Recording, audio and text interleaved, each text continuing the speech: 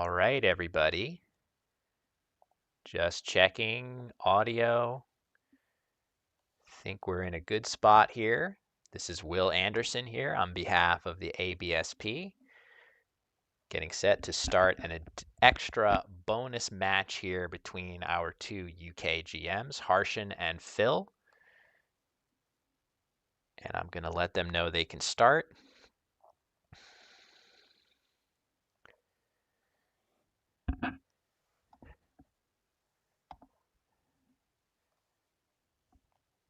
And as they do, I'm going to get set and intro everything for you all. They're going to have a nice handshake there. And the two of them are playing on tablet computers. There we go. Nope, there. Looks like Phil lost a second as they got started. But if you're out there, welcome. This is a bit of a different setup. We've been doing some virtual matches in the ABSP over the last couple of weeks, but this is actually the first day of the Easter Matchplay tournament.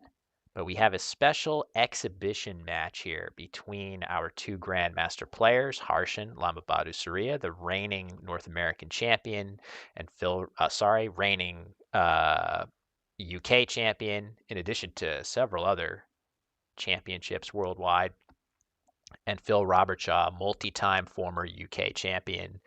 They're going to be playing a best of 10 match right here. I think I probably should be changing the match header. It's not technically the Easter Matchplay yet, but this is a best of 10 exhibition. And yeah, it's the first event of its type that I'm aware of. They are playing on tablet computers using the new Scrabble app. And hopefully it's going to be even easier for them than the matches that we've been playing over the last week. Looks crisp to me. We've been setting up all morning. I see the tiles are not correct, the remaining tiles. Let me get that squared away as we get started.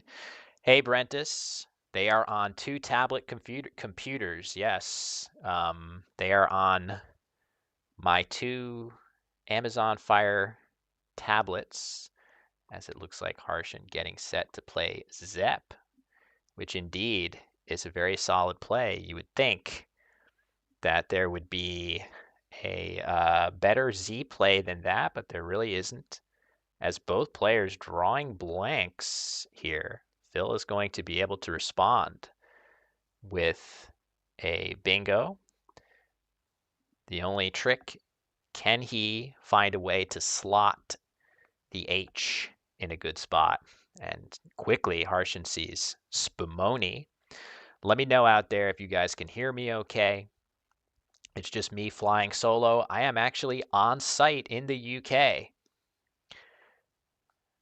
sequestered off in a commentary room all by my lonesome here. I actually have the ability, we didn't show this to start, but I'm actually here. Let me see how this screen looks as Phil continues to look. Hey, everybody. I'm off in a commentary room just a few feet away from the players. But we'll potentially be able to talk to the players at some point. But yeah, it's a best of 10. We've got more great Scrabble play coming for the rest of the day. I better be ready. I've got some water here. And it's very exciting. We're going to be, of course, transitioning back into the over-the-board Scrabble. I know we're seeing a lot of this new app lately, and it looks like Harness, that is the best available play there for Phil. The only play that slots the H in that really good spot to get the triple word score. So nicely done by him. Of course, it is going to open up the board quite a bit. Back to Harshen, who's going to have some amount of tiles to look through and see if he can come up with something. The players are sitting opposite one another for sure. They are in sort of a isolation booth type situation, and they are sitting with two tablets on tablet stands. And yeah, it's actually pretty, all the cords required to get the setup working are off to the side, and they just get to sit at the table and play some Scrabble. And of course, have their scores calculated for them, but if they miss out on the tactile feel of the tiles and shuffling the racks and things of that nature. So we don't want to suggest our beloved over the board Scrabble is, you know, does not have the allure that we all, are drawn in by. We all love to play OTB. But I think it's going to be cool. I think there's a lot of potential in this format.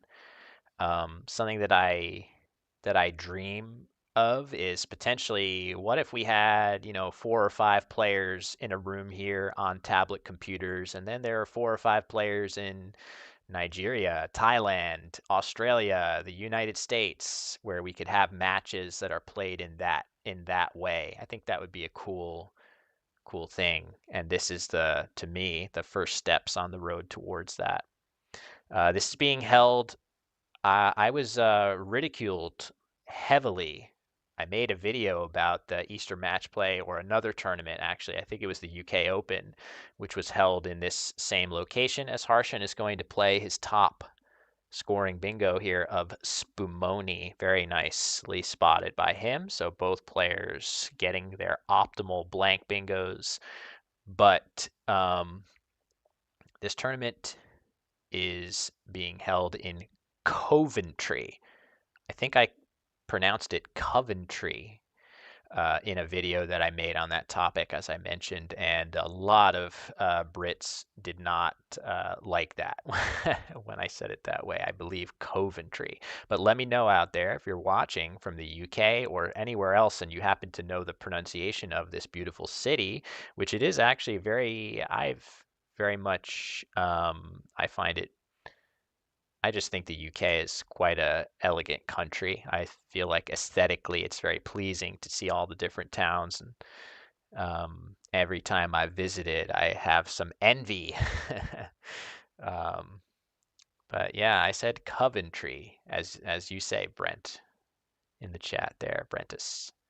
So Harshan with reloaned on his rack. You might think he's hoping for a D for reloaded, but he actually can play down from the N of harness if he is able to have that spot remain open. But Phil has a very tricky decision on his hands with all those vowels. It seems unlikely that he's going to be able to score very well. What he'll play is unclear. Something with AZO seems like it could be a good idea. Ah, okay. So perhaps the Australians among us would say Coventry. Hello, Van and Only, backing me up on my pronunciation. So Phil looks like he's getting set to play Aura here for a solid score. Oh, he's playing Ore. He's going to go even harder to get 4 vowels off his rack at a cost of also getting rid of his R. Seems like a very solid play. Another option there could have been just playing AUA in the same spot, keeping both of his consonants, but this scores a little bit better. Does not affect the N of harness, and Harshan is very quickly going to jump out ahead with another big bingo. So Spumoni and reloaned back to back. You're not going to see very many missed bingos from the players here today. Just two excellent players. Very, very good word knowledge. And yeah, it should be really fun to watch these two do battle. Again, a lot of Scrabble coming up. Got to make sure I'm hydrating. because they are playing a best of 10 match here. So I think how we're going to make sure that we're paying attention to the point spreads. But this is just game one. And I will be updating as best I can with the match score and record between each game, but they are going to be basically there is nothing stopping these two players from continuing on and starting their next game. So hopefully the action should be pretty consistent here with minimal breaks. How the various fields are populated, that is a really good question. So the remaining tiles on screen there is coming in the exact same way that it would be coming in through and over the board game. That is to say, one not played on tablets, but played with physical board and tiles. And it's coming in via a little Python script that's been originally developed by some talented coders from within the Scrabble community that basically takes a Scrabble game file and pulls the relevant information from it. And anytime that file changes, it sort of re-pings that file to overwrite the new information, such as what was the previous play. You see that scrolling beneath the board area, the remaining tiles. And the score usually is part of that, but we have the score coming in directly from the app rather than from that same script. The score is coming from the game, the racks, of course, the board, and the timers are coming from a phone that is being screen mirrored with our one of our producers' computers. So we've come a long way in this regard, I feel, over the last decade. I think our streams are looking increasingly quite nice. As Phil has a tricky decision on his hands here. No bingo. Has to figure out how to score. He's now in arrears by a solid amount. It seems like there's no great leave that you can aspire to keep. There are ways to score well. You can potentially play something overlapping Spumoni. You could play Tiny, forming My. Oh, you know what I should do? I should try to get my my script that lets me draw on the screen. Let's see if I can do that. That would be kind of cool. And there we go. So we are going to potentially see, all right, so it's just Nigh rather than Tiny, scoring well, drawing the Q, which is not ideal. And yeah, looks like very quickly Harshen with a very nice play. Oxic for 42. This looks like it's going to hit very hard. Keep the J for a subsequent turn, which should allow him to follow up with another good score. So that was a very clever play, quickly spotted by Harshan, and almost certainly, unquestionably the best play. So well spotted to him. And back to Phil, who I feel like during Phil's own match with Brian Poe over the course of, we had, so this, you could be forgiven for wondering, is this event part of the one that you've been maybe watching over the last week plus? Not exactly. This one is that event wrapped up with Brian Poe defeating Harshen in the finals. And this is just an exhibition match that is sort of attached to the first day here. These two players are playing their match alongside the early bird event, which is the Scrabble events will often have these extra things that you can play, which we call the early bird. You get here a day early, you get to play a little more Scrabble. As Phil playing Cade, one of our favorite Scrabble words to get rid of that Q. That was a very solid looking play. Just try to dump that Q and hope for better things in the future. Seems pretty uncontroversial as a play. And yeah, good point about the T hook toxic. That could definitely come into play. Um, we'll see. With Phil having two T's, he's almost certainly looking there. But it is over to Harshan now with that J still on the rack that he's looking to deploy. He has jab currently set up on his rack. Not sure if he wants to play that alongside the A of Ore, but he can also play jib under the Q that was just placed for a lot of points at a cost of potentially bigger overlaps. Harshan's now going to look at his tile tracking, and as you can see, he's seeing there are 3 N's and 2 S's, and he's assessing that risk.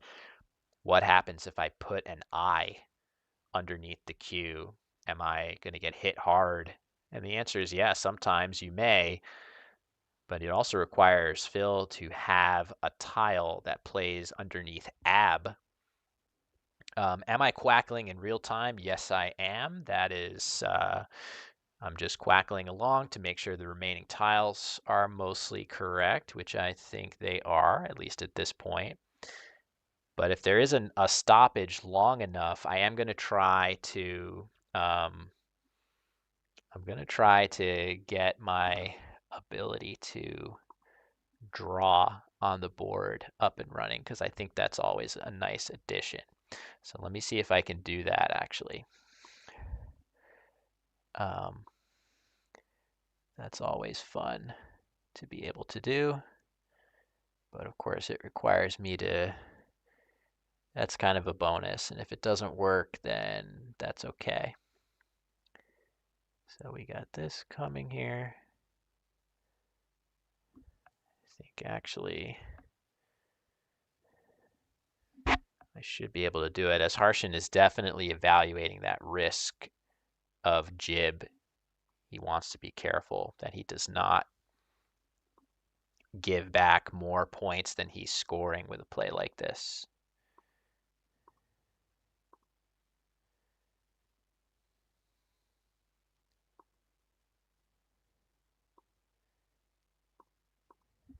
And he's going to go ahead and make that play. I think there's just nothing else on offer that gets rid of the J and scores nearly as well as that. So it makes a lot of sense from that perspective. And wouldn't you know it, Harshan draws an N. So if he wants, he can potentially play something starting with NA on the next turn, but maybe there isn't anything great to use right there.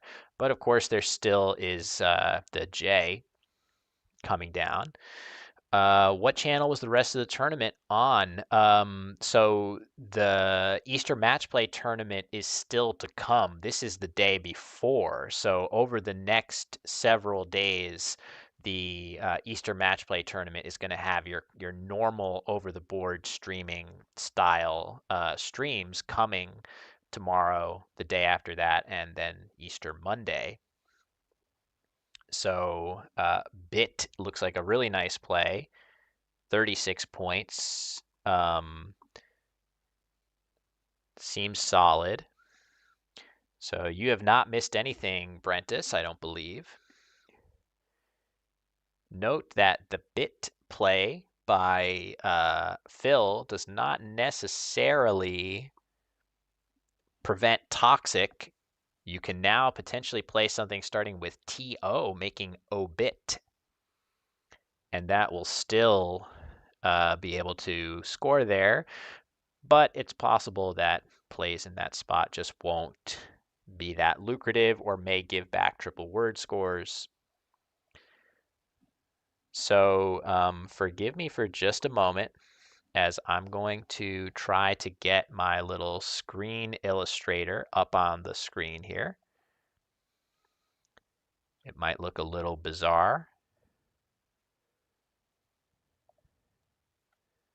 Harshan is going to play Faded for 36. Very nice overlap. This looks like a really good play, continuing to score well and blocking a little bit more of the board. It doesn't give much back. It's going to be very difficult to overlap that. And now I feel like Harshan can play something underneath jib making abs, if he just plays ONS there, for example, that is going to give back very little and score fantastically well. So Harshan up over 100 with a very high scoring play on offer. So things are looking very, very good for him right now. So again, pardon me for just a second here, as we're going to try to hide this until we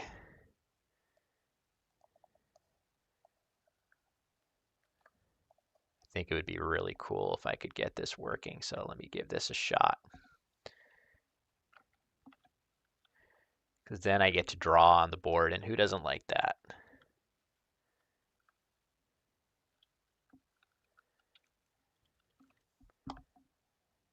Let's see. All right, that seems to be working. I know you guys can't see it yet, but that's okay. We're getting there. So Phil with a majorly uphill battle.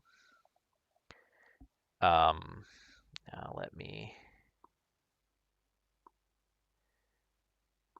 I think I need to go get my mouse in order for this to really work. But we can do that in a moment.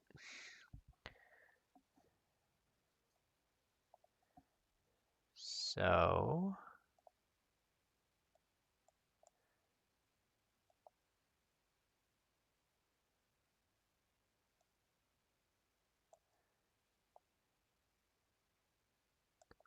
right, let me see. I'm going to size this as best I can here. And Phil's just going to play Jot in the lower corner. Seems reasonable.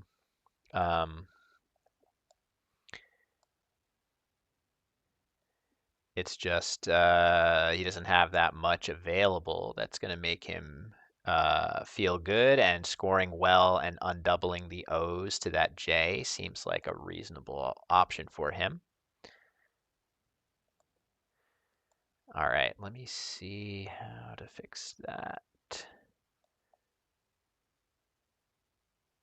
It's not quite right now.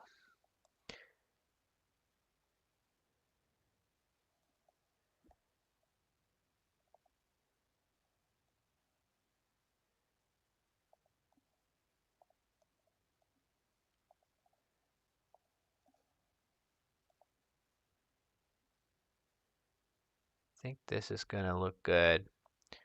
Wow, nice, interesting play from Harshan there to simply dump off one tile. Oops. I think I'm almost somewhat having fixed this. Okay, let's try this now. See if I can draw. So Phil going for the dump. A Vower here. I am a little behind. Yeah, you're right. It is day 0. That's a good point. It might be easier to refer to it in that way, because day 1 is now a clever one tile play, which left him with very good tiles to respond with. So nicely done by him. I think Phil played Jot, Harshan played his S, Vower, and then Mongo's. I should be back. I think this is up to date now, and it looks like Harshan is spotted. If an A were to come out in space, he would be able to play D Legacy. Not sure if that's available. All right, we're going to test drawing here. It's going to be really, really tough to do with my, I'm going to get my mouse back after this game, but you can see a Weeto would potentially play here. Wow, this is some of the worst drawing I've ever done. But it's in the correct spot, and that's all I'm after. So we'll be able to do that. So this first game is definitely going in Harshan's favor through very little fault of Phil's, but that is why we're playing a great, nice long match here. so that we can get lots of good action here. And again, we're in early days here, trying a different setup.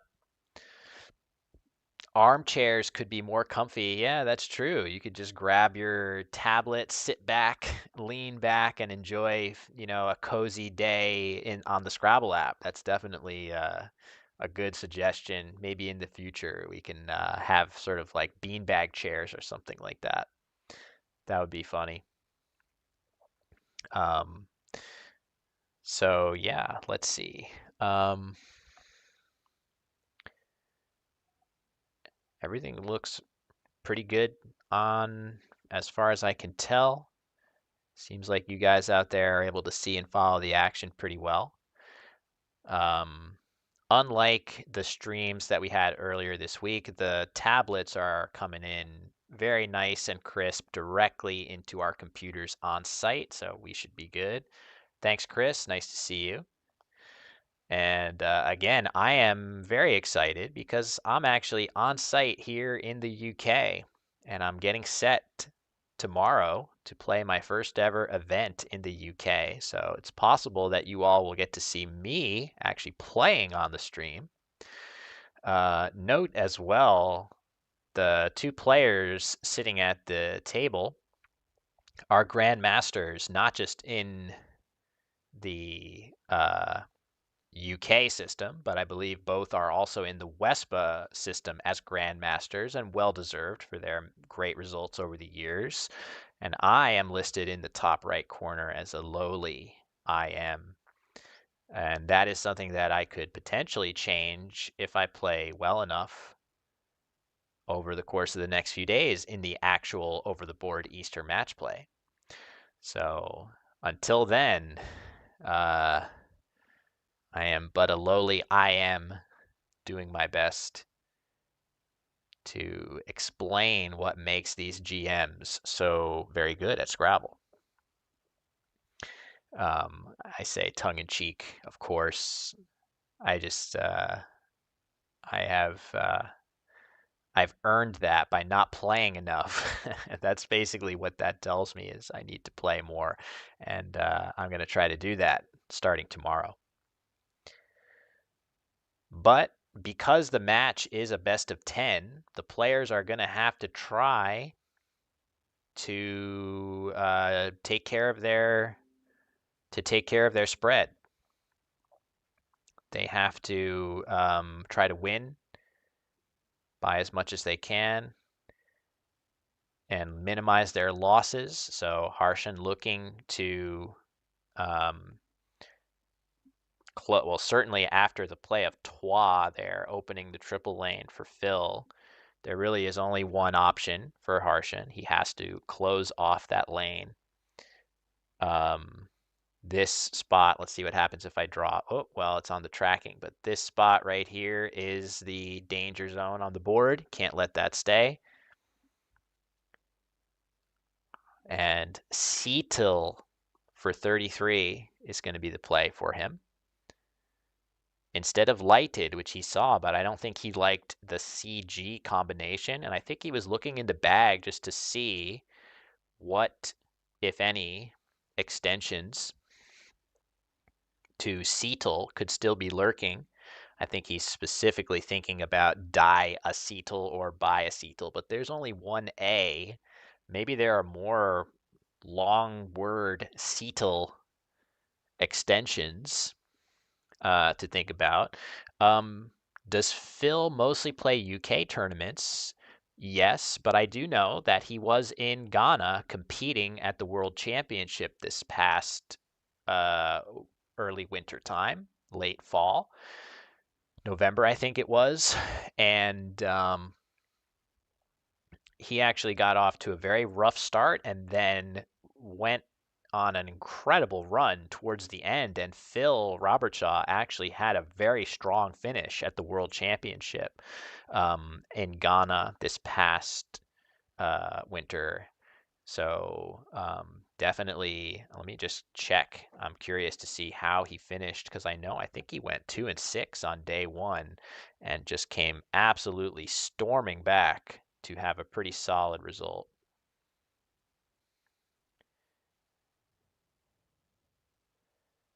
Gonna try to check that. If I can find the Wesper rating. Should be here. Right now, unfortunately for him, he's got a very tough game situation, tough rack as well. Harshan is all over this one. Just taking a look for Phil Robertshaw on the rating list here. I think I skipped over him. And he plays Frati, and he does draw Orature. The only question is that going to actually fit anywhere on the board? There were really no great options for Phil, and nothing that's going to make him feel great about this game. But again, the nice thing is that it's early going in this series, and he can shake it off and continue the next game with a clean slate. And he'll probably get set to do that relatively quickly.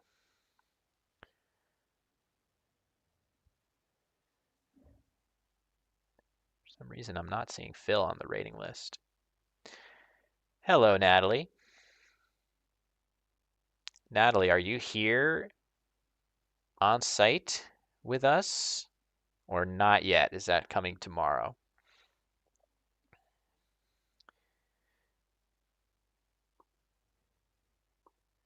Click the wrong button here.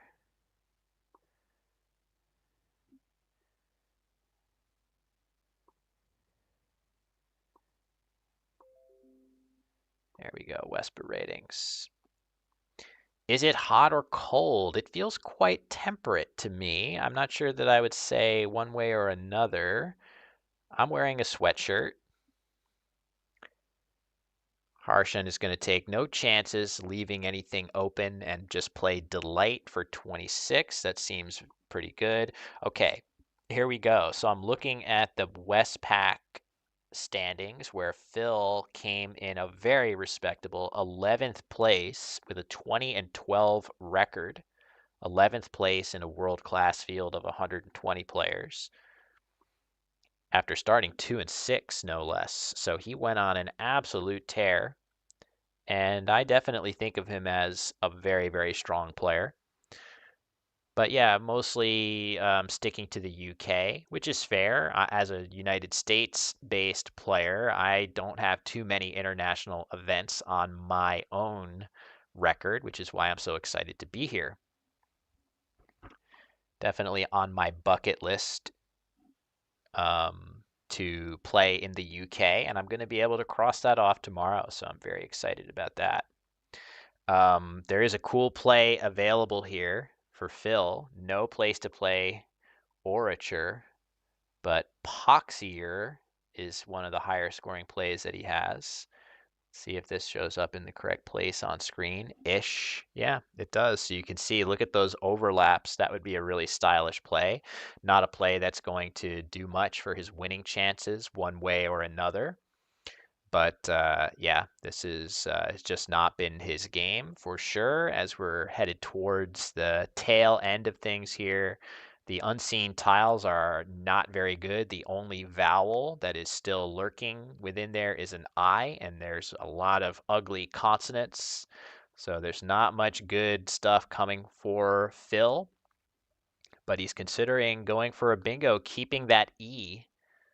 He's going to set up his T hook here. So his T actually plays right here. So he's making a play that if Harshan does not have the K, which is also a hook for this word, he's going to be in not the best shape to hook this word on his own, but he is going to be able to make a very, very nice blocking play that's going to take a lot of the sting out of this spot. And vaulting, leaving just an N, is just what the doctor ordered, which is, as I'm saying that, I'm realizing, no pun intended, as I believe Harshan is a pediatric doctor. So I should definitely be using the what the doctor ordered phrase for his plays more often going forward. or maybe not, as the audience demands. If you want me to go light on the puns, but I feel like the Scrabble audience usually wants you to kick up the puns. This is a very pun-friendly community as a whole, which you could understand, being that punning is often a form of wordplay. And what is it that we're doing here, after all? So, with not too much time left on his clock, Phil is going to play. Oh, he's thinking about playing toque because that is actually a past tense of mistake, is mistook. So, why would toque not be valid? But apparently it's not. And he makes his highest scoring play, which is also his optimal endgame play, of uke at the top of the board. And that's going to bring things over to Harshen. I'm just going to tell they can launch.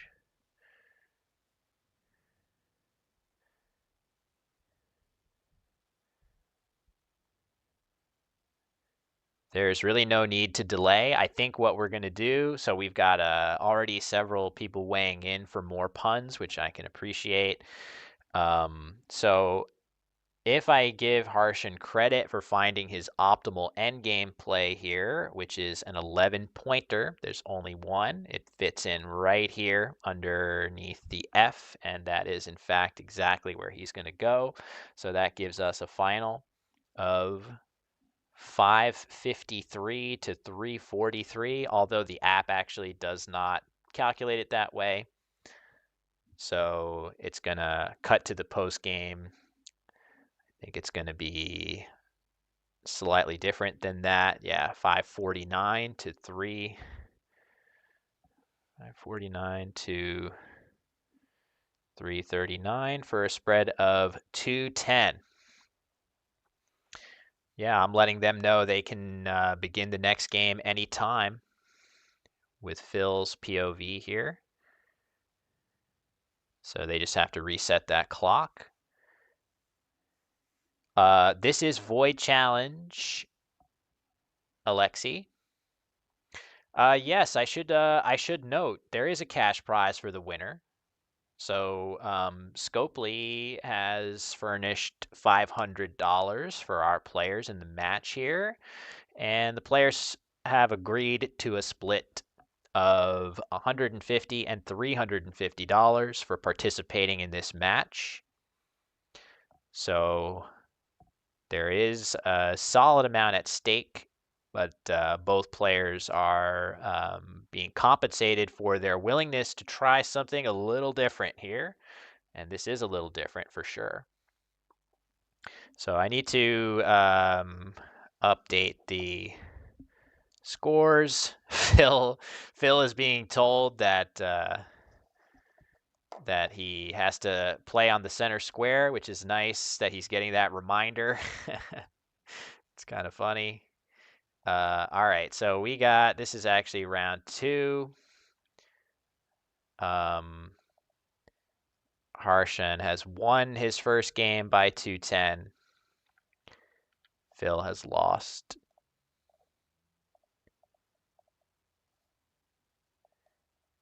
His first game by the same margin.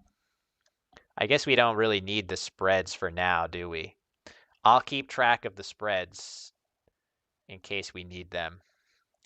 But in all likelihood, we won't. And we'll try to make sure that this is centered up.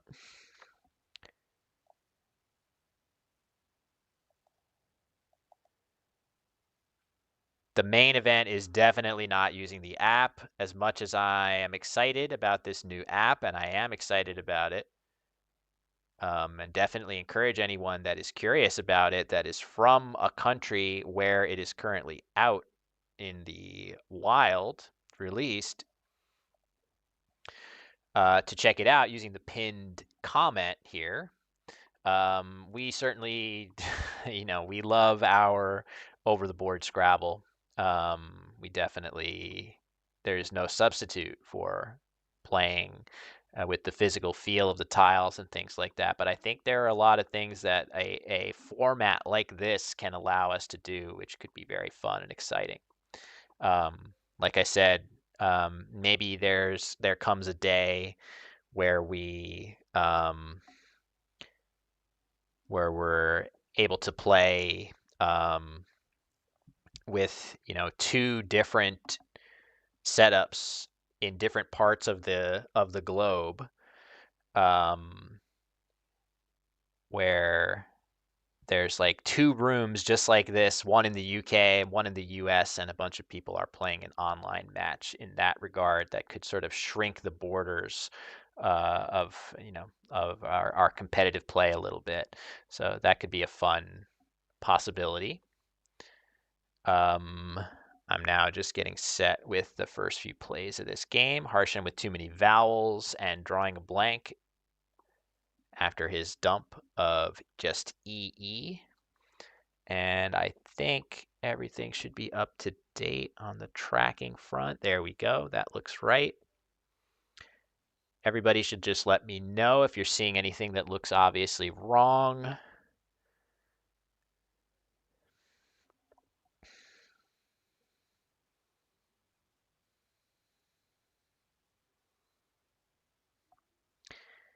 So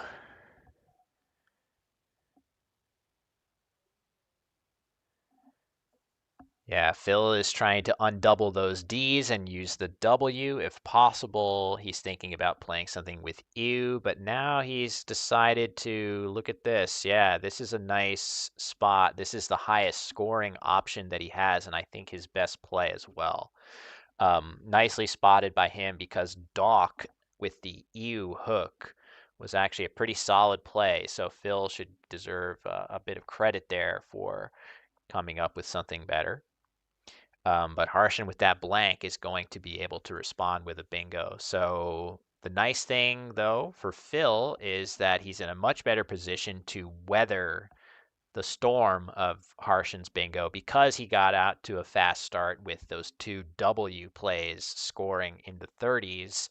Even when Harshen bingos, he's not going to be up by all that much here. So it's could be trending towards a closer game in this game 2. And correct. Harshen cannot see. They are looking at their own iPad screen. They can't see what there's no shadow or anything on the board that shows you where they're attempting to put tiles. Everything is hidden from the opponent until the move is committed. Of course, they can see you, you know, using your finger on the screen, but they can't really tell too much about that. Um, and is there a release date for the app in other countries? Great question. I would say nothing that is set in stone just yet, but I'm pretty sure that we are looking at a late summertime, early fall release date for a worldwide launch for this app. And I have very high hopes for it. I think it's going to satisfy a lot of people who maybe there are certain elements of Scrabble Go that they would like to be slightly different, maybe more of a focus on just core classic Scrabble gameplay, very minimal bells and whistles, a nice clean look and feel. But there are some other things that I'm quite happy with, such as every day I have a Scrabble puzzle that I make by hand that I put into the game. So I think those are a lot of fun. Some people have told me they really enjoy those, which I get a great kick out of that. As we see, Bifaces is the play there for Harshen. The only thing that could have been better, and maybe it's not even better, a similar scoring play would have been to play Theseals here. And again, I need to go get my mouse after this because you guys are gonna leave the stream if you have to see my drawing on this touchpad. But Kif and Ide would have allowed a spot there. But of course, that puts an S out in wide open space that maybe you don't want in after your opponent has dumped off a couple of good bingo tiles, or maybe you just as a rule of thumb that you don't want. So back over to Phil, and he has very quickly spotted his highest scoring play, 100%. the right play, covering up all that open stuff in the upper left corner, scoring 44 and drawing into in folds, which does fit on this board as it is currently constituted. It's not a great bingo board, especially with the S hook not particularly strong, with uking just being a verb form. But in folds would still play alongside the G of uking right here. So that's, you know what I should do? I should be doing arrows. Can't go wrong with an arrow. So in folds would play right there. So yes, Harrah's, yes, this is a match that is being played on the new Scopely app. There is going to be regular old coverage of over-the-board Scrabble of the Easter Matchplay starting tomorrow. Everybody here, Harshan, Phil, and myself included, we are all going to play over the board just like usual. And yeah, you can see Phil trying in folds here as we cut over to his board camera just to see, and he sees it. So he has that spotted, but it is still Harshan on turn here, getting set to come up with something with the J on the rack. We'll see what he comes up with. It feels like a very, after Apod from Phil, this is a really, really difficult board to navigate in terms of where are you going to score points? Where are you even going to play that J for a good score?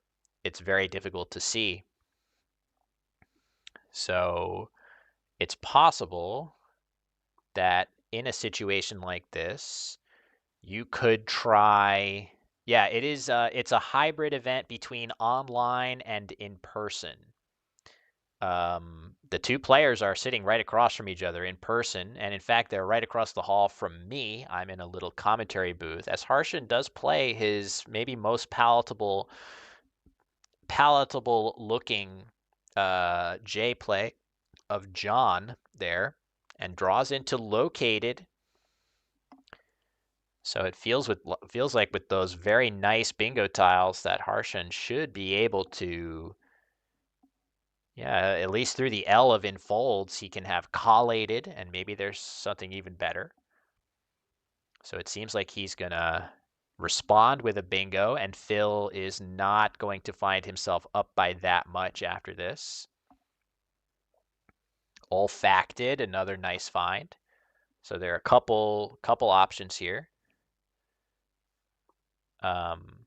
Whether Harshan wants to play collated or olfacted, he is going to be bingoing here. And you know what? He saw he actually has a viable alternative play as well of cajoled through the J of John, which he had set up on the rack. So he was getting set to play cajoled for 68.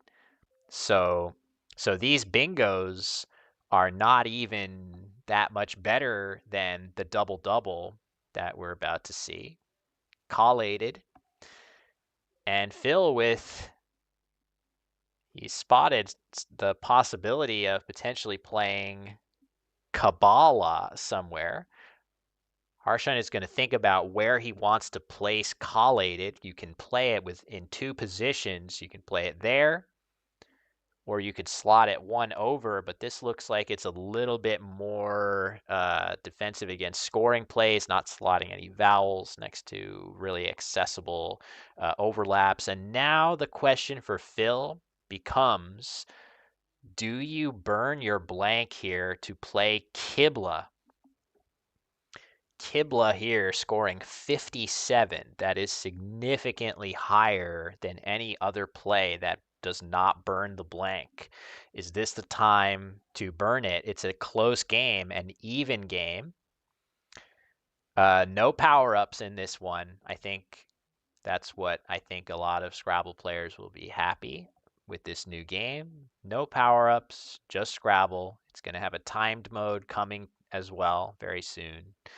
So I think it should suit our needs as tournament players a little bit better than stuff that's out there now. So I don't want to dump too much on good old Scrabble Go, which I still feel like has a lot to recommend it. But yeah, we're very excited to have this one in the marketplace in just a few more months while we continue to polish and get it ready for worldwide launch. But again, if you are based out of the UK, Australia, New Zealand, or the Philippines, you can get your hands on it right now and see what all the fuss is about. So yeah, this hurts.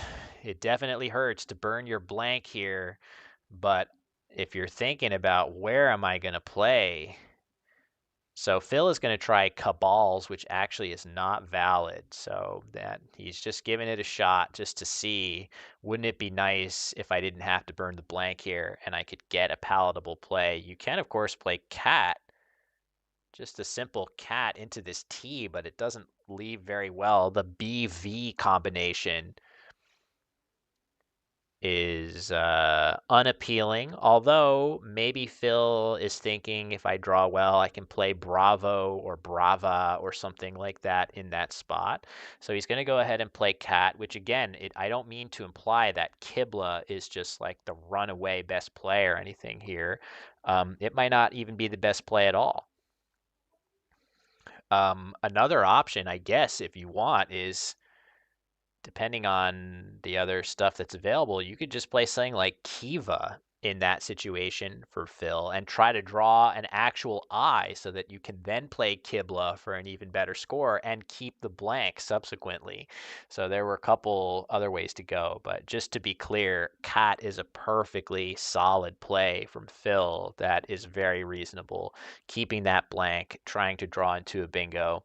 Of course, the BU draw is not what he would have wanted there. So it's going to take very likely one more turn for Phil to unwind some of those clunky letters and get closer to a bingo. But meanwhile, it is back over to Harshan, and he has way too many vowels, and he is going to try to balance the rack. He's thinking about just playing Vo, setting up his E hook. If he can draw some consonants, he will be very happy. And look at that, for the second straight turn, Orature finds its way onto one of the players' racks, and potentially for the second straight game. I think I said turn. That is a unlikely occurrence, but this time it's going to play. It's currently plays in just the one spot. So, if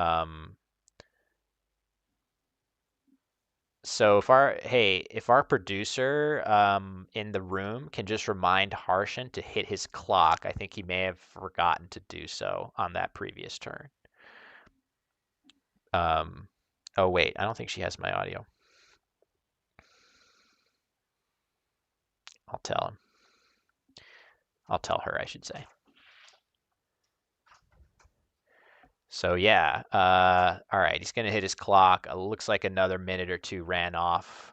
And it's a little, this is why the players are earning the big bucks in there, because this is a very different setup. Again, at some point there's going to be a timed mode where they won't have to worry about that anymore. But for the time being, they're operating a little clock as well. So, oh man, so Phil is going to go for a play here that this looks like it blocks the only spot for Harshan to bingo. And that turns a 70-point play into a much more difficult decision. So this play does give back a little bit in the form of that triple on the bottom row of the board, but it did burn through tiles quite well. In this case, there were other possible plays that could have been solid for Phil, something like our acronym or our shortening portmanteau for bullet journal, Bujo, right here, would have scored 26 and left solid tiles. But in this case, Bubals is going to work out significantly better.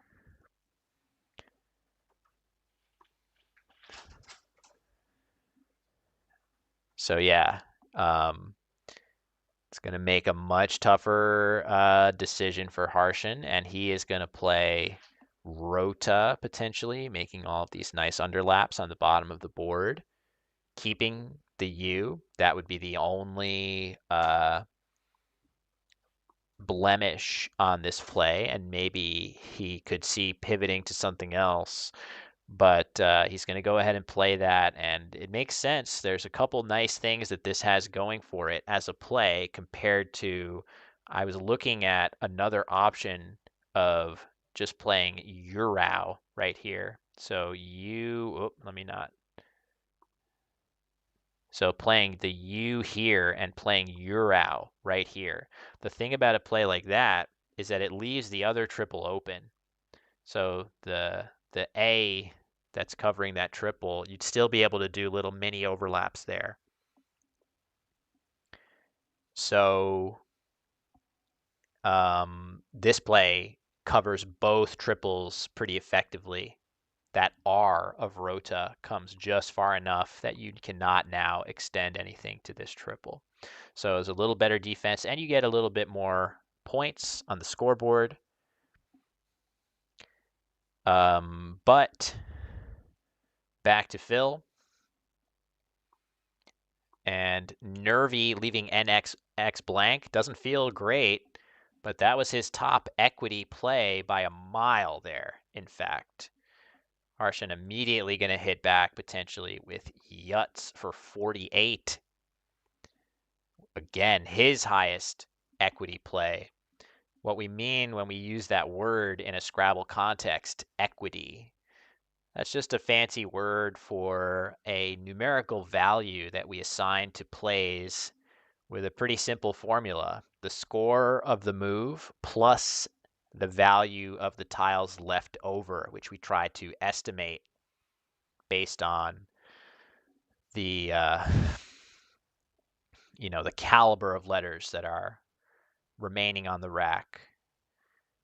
And yeah, Phil would love to play Rusking. There's no real reason for him not to at least give that a go. Put that on the board and see if it's valid. Something like that would be great for him here. Will the main launch of the game include challenge mode? It is possible that we will have challenge mode in the synchronous timed queue. I think that may be a feature that comes later, but certainly as tournament players, we know that the challenge mode is something that we're accustomed to. So it's definitely on the radar, and I fully anticipate it being in the game at some point.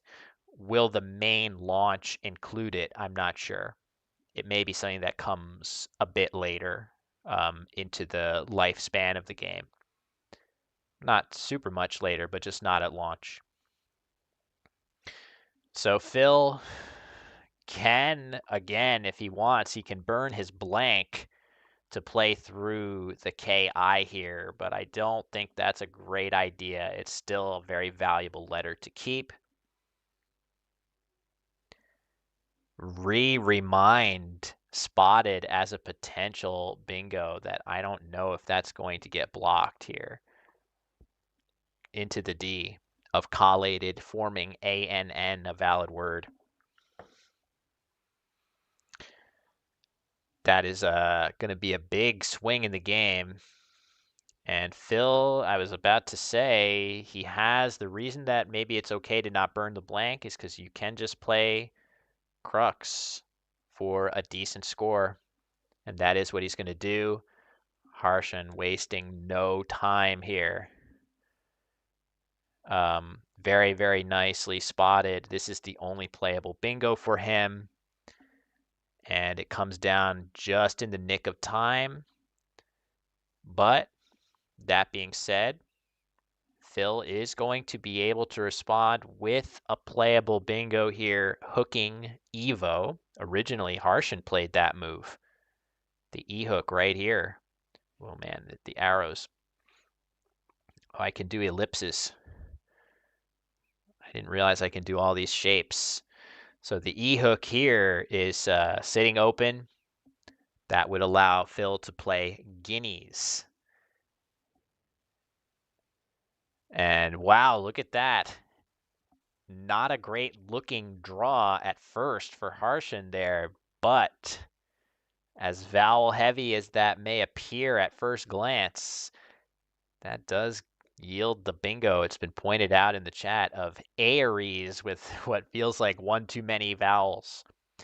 It only plays in one spot though, and that spot is the same one that Phil is potentially going to be using. So this is a big, big test for Phil. He has to find guineas. I think right now he is almost certainly going to be looking for plays that overlap here. Oh, it still plays. That's hilarious. Yeah, so guineas on the board is going to make, yeah, good point. It's going to make EAS right here. One. Wow, this is really painstaking. I can't wait till I go get my mouse back. EAS. I'm getting there, everybody. But that is going to allow Aries to play right alongside with overlaps. Rigged draws. I can tell you there's no rigging going on. I feel like it's a rite of passage for every Scrabble platform to be accused of draw rigging at some point or another. Certainly, we've all heard the tales of Woogles.io and HastyBot and BestBot drawing so well, but I feel like there has to be something to the idea that the bot that accurately evaluates leave values and optimizes them every single turn is seemingly getting lucky more often than most. I think there's some correlation there, right? The bot that flawlessly evaluates leave values on every turn somehow draws more bingos than most. There's something to that. So, all right, Guinea's originally blocking Aries, but I'm pretty sure Harshan is going to realize that it still fits. And if he doesn't, it's a huge swing too, because you're just not going to score very well with all of those low pointers. So I'm pretty confident that he is going to see that he can still bingo if he had spotted his 7. That being said, I don't want to tell on myself too much here, but I didn't immediately look at Harshan's rack and say, oh yeah, he's got a bingo. It took me looking into the chat to see that. So hopefully I don't bring that weak, missing high prob bingo energy into the actual over the board tournament tomorrow. Yes, agreed. It takes so much more effort to program a rigged draw than a fair one. 100%. There's a logic there that I think it's seductive to think that there's some mysterious drawing conspiracy, but it's definitely more. It's way simpler to do a non-rigged one. So. Phil seeing that if he had an open E, he would be able to play I point, and maybe there's some reason for him to be optimistic. Maybe every so often you might get an open E when your opponent plays certain words here. Maybe that tile that's on this square right here, if you could just luck into getting an E right there, maybe you're still going to come up with a bingo. But this is a surprise. So I think this is a situation where if you told Harshan, hey, you got a bingo on your rack, he would have found it in moments, or I just don't think he saw it. I don't think it's that dangerous of a play that he wouldn't have played that. So that is a surprising one. Harshen's still in good position here, but that is a surprise for sure. Again, I didn't see it that quickly. I feel like it's one of those things where you might look at that rack, and unless you've studied that word in semi-recent history, you look at that rack and you're just thinking, there's no way I have a bingo with this. I'm going to have to balance my tiles. But then, of course, when you get the news that there is a bingo, it's going to be instantaneous that you spot it from there. So, yeah, surprising miss for sure. He's not going to be happy when he discovers that. And Phil has a tough decision to make here. He's thinking about all different things. I think he was thinking about playing a word. Yeah, he's keeping the P. So this is a really, really cool idea. Phil blocking off that triple, blocking off some other stuff. Keeping the P so that he can play psi, right? That's the point of this, is the P is actually very lucrative in this spot right here. He's thinking about playing pony. That scores a little bit better. You could even add your I to this if you want. You could play Peony in that same spot for 45 points, which is very solid. Or I was thinking also, what about just playing something through this E, keeping the P for next turn? That's another idea. So there's all kinds of options here for Phil. I think I do favor playing here first and keeping the P, just because that spot is so much weighted in your favor. Holding the P, how is Harshen going to play in that spot at all? I think you want to keep it here. The question is, do you play through the E of re-remind, or do you play something like Tony, which I think this play has a lot to recommend it here. I think this is a very reasonable play for Phil to make. The thing that I worry about is that you could potentially run into some issues with overlaps alongside this play, or maybe endgame timing. So Phil taking a narrow lead. I don't know if that play from Phil blocked anything good from Harshen's POV. But the tricky thing now is, does Phil even have a play, a 5-letter play from the psi hook going down? I guess that could be an argument for, instead of Tony, which looks very solid, I think maybe playing something like Yeti here, keeping additional vowels on the rack, an additional flexibility on the rack. Maybe a play like that, yeah, you do give up bingos sometimes through that letter out in space, but you stand a much better chance of playing in this spot right here if you do that. So tricky, very, very tricky. Phil's still going to have overlapping plays there, but I don't think they're going to score what he needs to outrun Harshen in this endgame.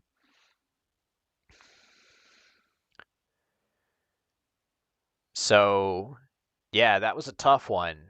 I like a lot of, I mean, we could be sitting here, yeah, I think the issue with it is twofold. The issue with Tony is potentially twofold. It's endgame timing, having only 6 tiles, and then maybe running into some issues where, because you only have 6 tiles, if you don't draw well enough, you're going to struggle to have 5-letter plays going down with psi.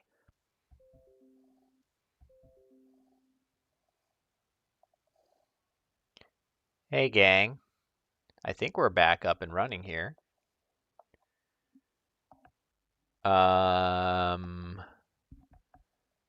Can you all see and hear me out there? I'm seeing green bars again where there had been red. So, okay, very good. Sorry, folks. I was just sort of staring at the board, and then all of a sudden, error messages started coming up relating to internet. But fortunately for us, we have not seen any plays hitting the board. So, Harshan obliging us. Thanks, everybody. Appreciate you all. So it looks like Harshan has his winningest endgame play on the board right here in Loge, leaving the very flexible ITS for next turn. That's going to go out in any number of places.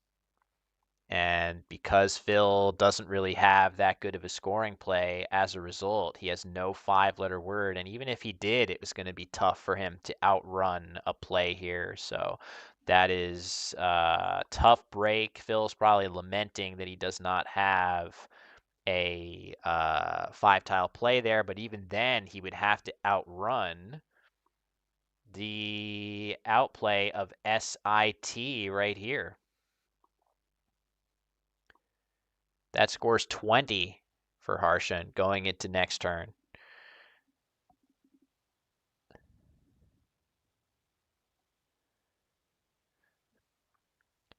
So certainly looks like after Phil's next move, if he's going to play something with the Psy hook, it's going to score well. It's going to give him a temporary, very small lead, which Harshan will then simply be able to go out and win handily.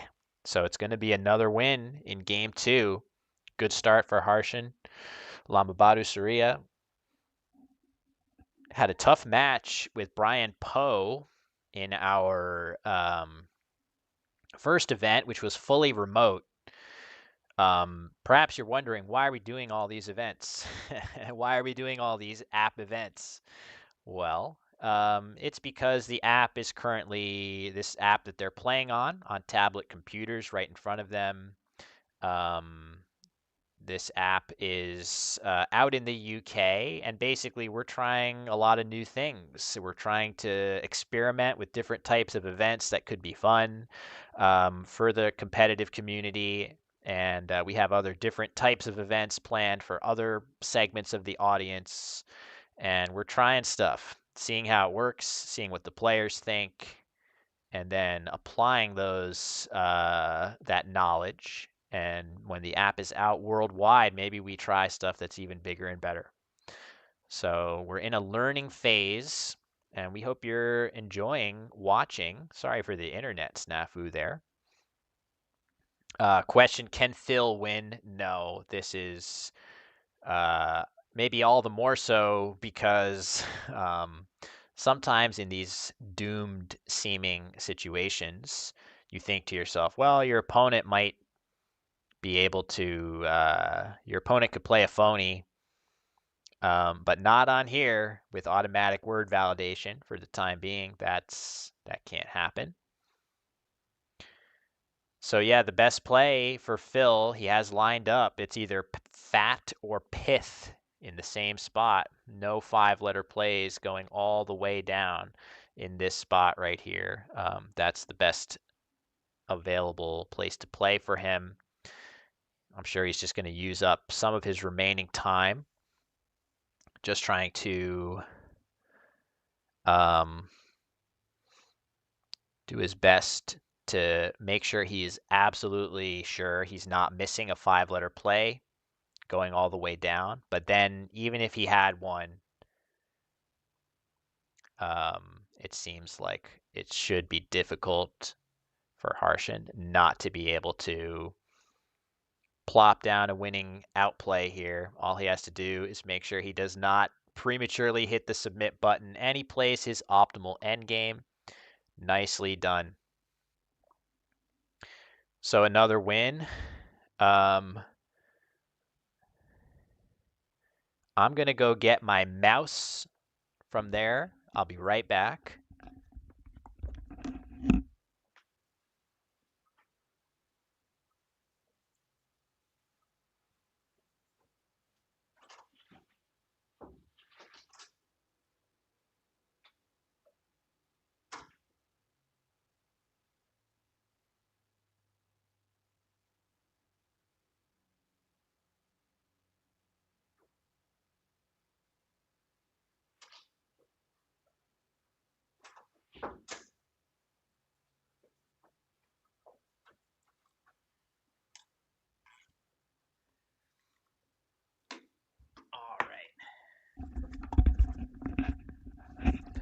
Okay. Now, you guys thought my chicken scratch was unbearable? Well, guess what? I'm about to have fewer excuses than ever before for it being similarly unbearable. Just have to get my mouse connected here. But fortunately, the arrows of the drawing tool help me a lot. So Harshan with another win. We are going to be, this is going to be round 3. Again, this is a additional event. You're going to get to see the usual over the board Scrabble streaming gameplay very soon, tomorrow and the 2 days after that. And who knows, you might even see me. You might even see me on the stream.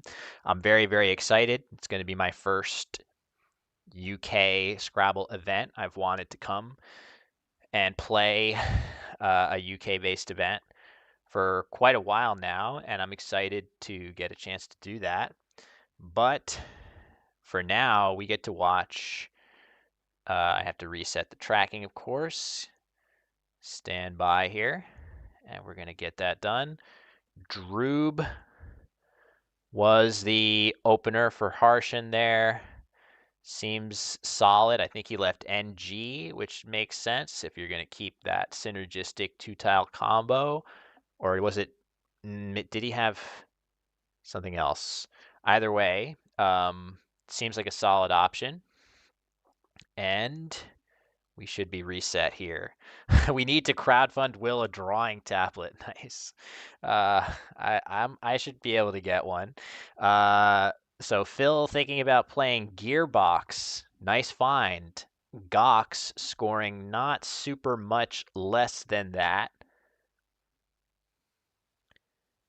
Leaving significantly better is also a very, very reasonable play. Droob leaving GT. Okay, thank you very much. That was the play, just for posterity. Let me make sure. So yeah, Droob looks solid. Maybe Borgo was another option there if that was the rack. So Phil's going to play Gox leaving AERS and draw the blank. Of course, we're always happy to draw that tile. Well, in most situations. There are actually very rare situations in Scrabble where you don't want to draw a blank. Sometimes when you already have one, drawing the other one is not something you particularly want because you're already going to bingo very, very often when you're holding one blank. Sometimes drawing the other blank does little but reduce the eventual score of the bingo you're going to get. Other times in the end game, potentially you would want a tile that scores more points than 0. If you have mostly low point tiles, you might prefer to have a high scorer than a blank. But almost always, you're happy to see that tile make its way onto the rack. Harshan getting set to play Wagon. This is going to be a great, great score. However, this is going to give back very, very big plays.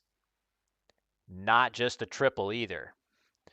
So not only does this give back hooks on the bottom row, but now you've got double doubles with Sago here. And that is not going to be that tricky for Phil to spot plays like that. So not only are you getting triple letter score plays, you are also getting quadruple letter score plays that are going to hit extremely hard. And it's very important that Phil realize that, and he does realize it. The reason I say that is that Barrites is on the rack for Harshan, and he can potentially play in that same spot. But now, after this word is played of Archites, I don't think that Harshan is going to have anything hooking wagons at the bottom of the board. If I'm not mistaken, all of those bingos do not have the S in the correct spot. There are many, many bingos in Harshan's rack here. And I don't believe any of them play on the bottom row. So Phil has done well.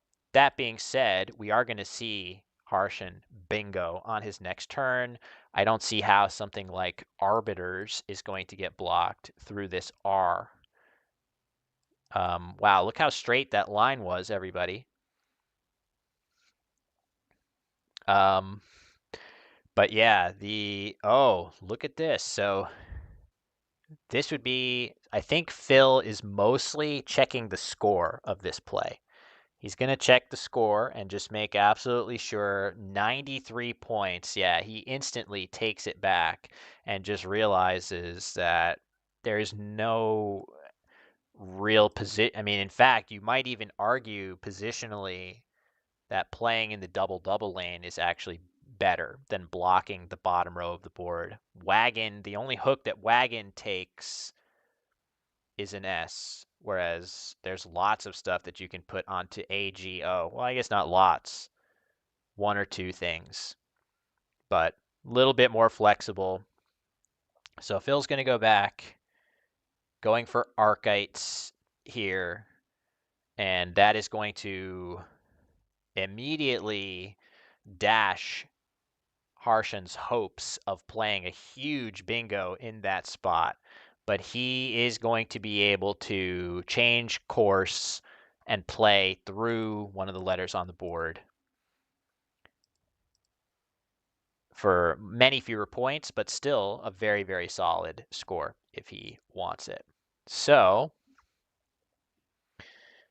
it's 2-0 right now in Harshan's favor, but Phil has the early advantage here after that huge, huge bingo, 105 pointer double-double. So you might be saying, was Wagon a mistake? Not really. I mean, it scored way higher than anything else. It's potentially, maybe you could look at Phil's play of Gox and say, well, do I want to make such a big lane after this? But I don't think there's great reason to be that scared. That's just a play that he would make from a variety of racks. But there we go. Arbiters comes down, and we do have ourselves quite the close game.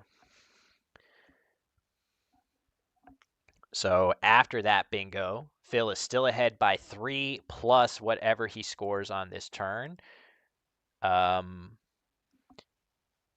And there are a lot of nice scoring tiles on his rack. I am going to share with you guys that there is one play here that stands out from the rest from a scoring perspective, and it is not an easy play. Big credit to anybody who comes up with this one. What is the top scoring play for Phil here? Don't want to spoil it, but it's a toughie, I will say. Apart from that play, which if he spots that, I give him a ton of credit, there are plenty of other plays such as Foy, or maybe something like Fike through the K of Archites right here. This could be okay. No pun intended. Playing through the K. But yeah, there's a standout play, which I will try not to. I mean, it's a nice play. I'm not going to say I'm going to scream if Phil plays it, but I will squeal gleefully. I can promise that. All right, he's going to play Foy. A solid looking play to be sure, dumping his weakest bingo tiles and keeping a relatively balanced leave. The play in question that Phil had was this. Oh God, my drawing. I wish it.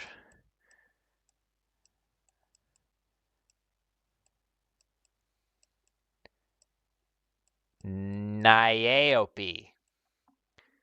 Oh, that is so horrible to look at. I'm so sorry, folks. Nyaope through the A of Arbiters. That would have scored 47 points and been absolutely crazy. Beautiful play. Harshan playing Jawed for 26 with only one vowel. He wants to use that J and use up some consonants. Definitely a very solid play. Looks like the best one from his perspective. And he draws all consonants in his replenishment draw as well.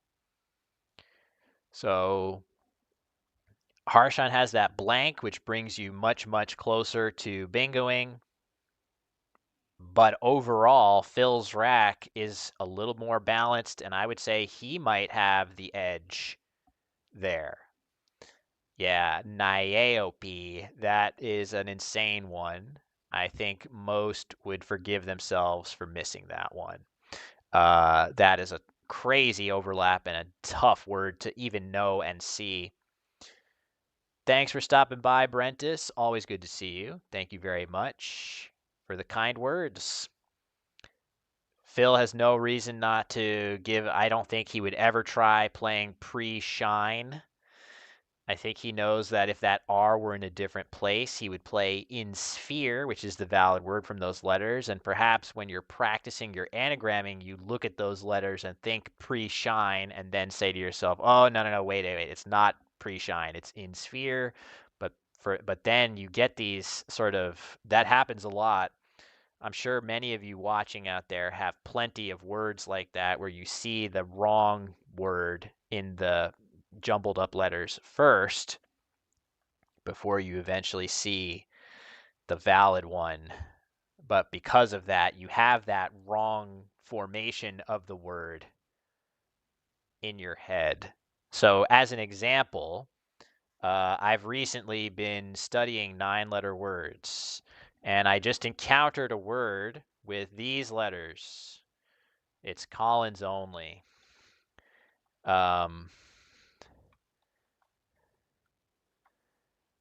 So here, this is the word that I get quizzed on, and I always see outplayer. I always see outplayer first, as in one who outplays, as Phil plays Hep. And the answer to that word is auto reply. Auto reply, not outplayer. So I should definitely not gloss over the fact that Harshan just burnt his blank and was 100% correct to do so. 81 points for Ditzy. That is a very, very wise decision. Yeah, of course you want to save your blank for a bingo, but if you can get 81 points for it, you basically have accomplished that with that play. And Phil immediately responding with handiest through the open A of Jawed and retaking the lead. So we got ourselves a ball game here. So yeah, I always see outplayer first, and the answer is auto reply. So I hope if I'm in a game and somebody plays outplay, am I going to extend it to outplayer because I just have that in my head?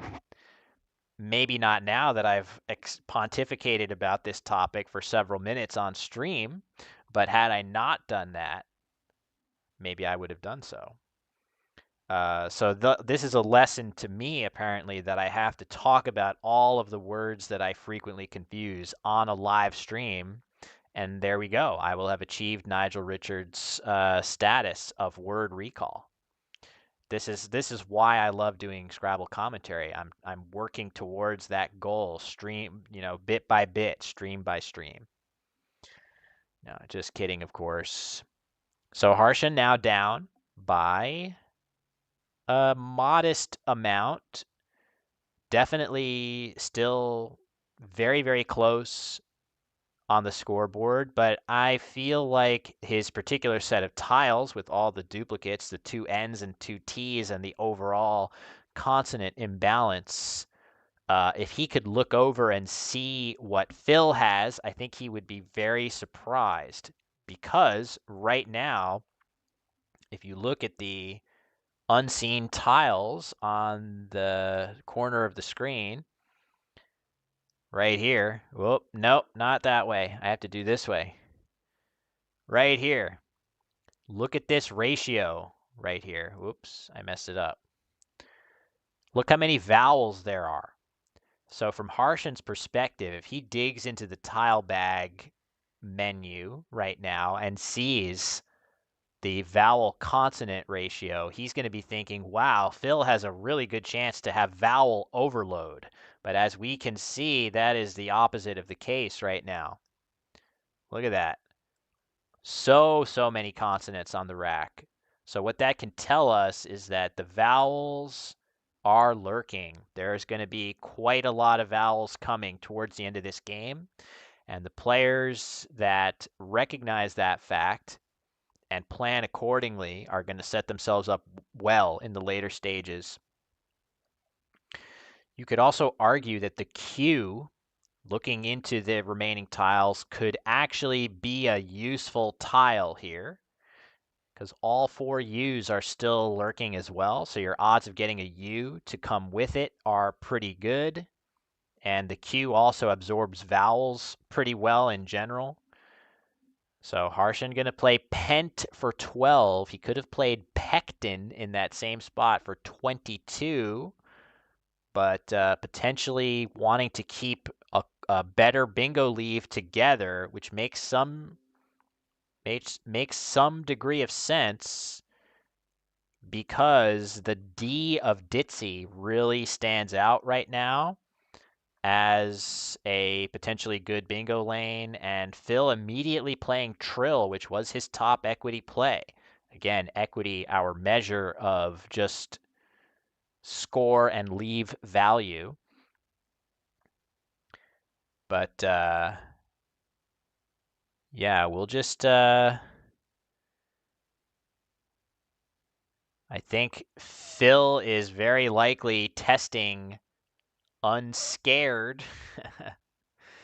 um, which is, yeah, a very plausible looking and sounding word, but not valid. But I wonder whether, yeah, he probably sees, yeah, okay. Phil has spotted surances and sun cares off of this S. So he does not have a bingo to the D. Unscared is a very, very reasonable try there. But nice play here. Harshan playing through HI on the board, but look for that EIN leave. That's a little scary, but he's drawn okay. He's drawn okay. He drew another consonant, he drew the Q, and he has a place to play it on top of Ditzy, so he's going to respond relatively well to this.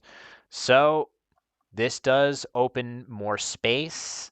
Phil can play through the O of Gothic if he so chooses. But I think the game is close enough. There's nothing that high scoring through this O. You're getting 64 points playing here and 70 for playing off of the S. So 6 additional points in such a close game is nothing to sneeze at. Definitely, it is worth thinking about, am I blocking more bingos? Am I blocking ING bingos? You know, right here, am I potentially blocking stuff that would not play otherwise? Maybe sometimes that happens, but I don't think it's so pronounced that you would turn 6 extra points down, and that is going to be Phil's choice here, and I agree with that decision. So back over to Harshan. He has very little to do with this Q. He pretty much just has to hammer that down and hope for something good here from the bag. And he gets AU. So as predicted, both players, you can see, Phil at least has 2 consonants on his rack here. He's got the R and the V. And we got ourselves an interesting second half of the game for sure here. I just feel like it doesn't seem like Phil is up that much, right? 354 to 327, 27-point lead.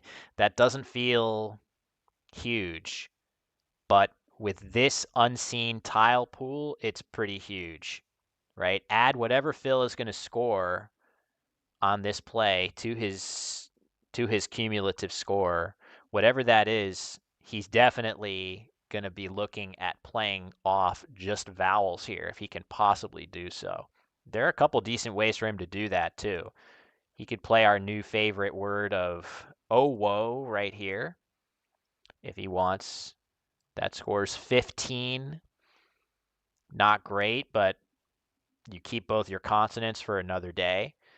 You could play oneer right here for a couple extra points. You just have to make absolutely sure that you're not giving up anything big here. For example, if there was a Z still unseen, you wouldn't want to do that, setting up zoner, but in this situation, the worst that can happen is the M, I suppose.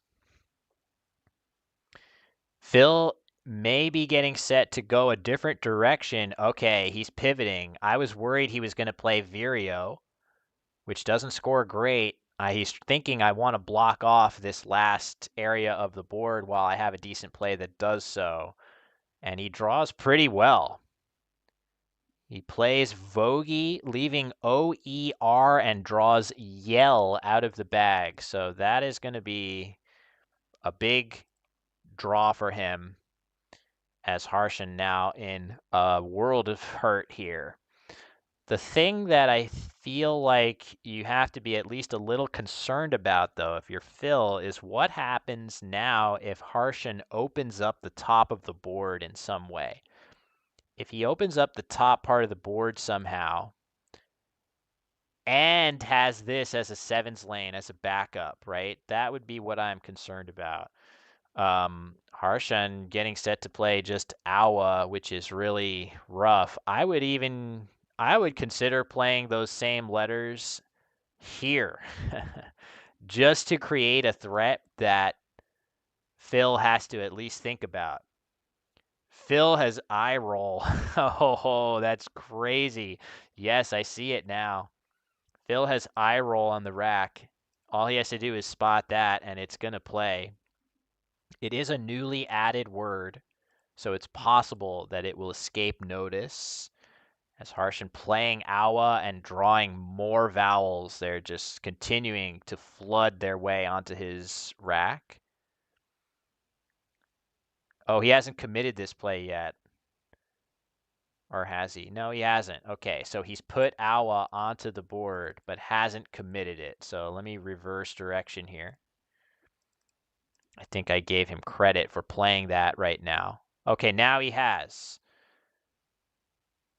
And I think the early suggestion is that Phil has not spotted eye roll. Again, a newish word. He's using all of his vowels in recognition that there are many more vowels coming. Using his EEY, he's only leaving an O. All right, he picks it up. He still has a chance to see it. But now maybe pivoting here. I mean, this is pretty blocky too. This is going to make it very difficult to play sevens off of Trill. the one time he didn't check. Yeah, I think it's just more that he hasn't spotted it, I think.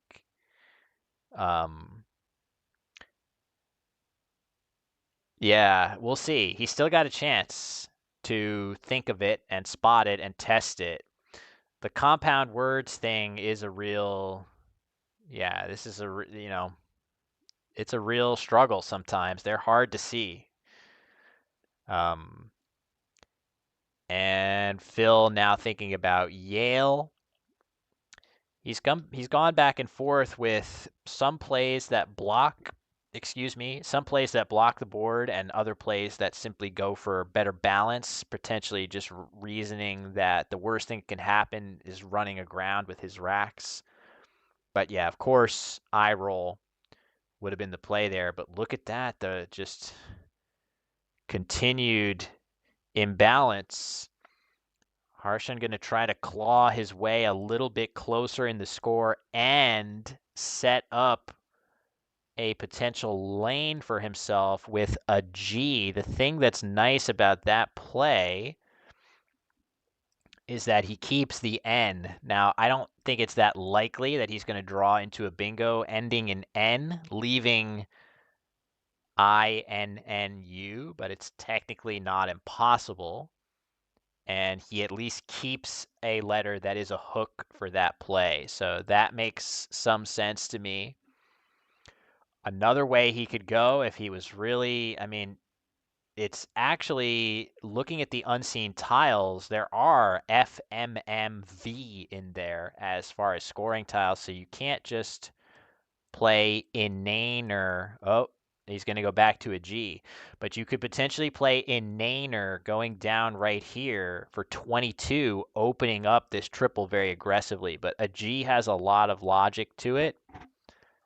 And he draws the V and another U. So this is just a brutal couple of draws here for, well, both players really. But Phil, with the lead, is in a very good position to withstand these difficult draws.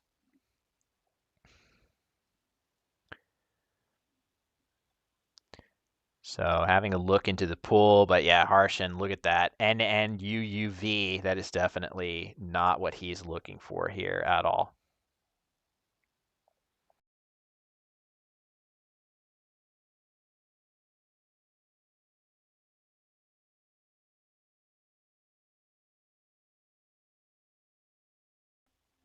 Oh, had to drink some water there.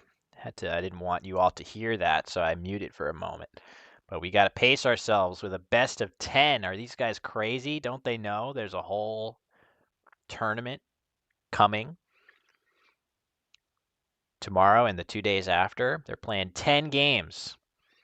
We're certainly all getting our money's worth from that perspective.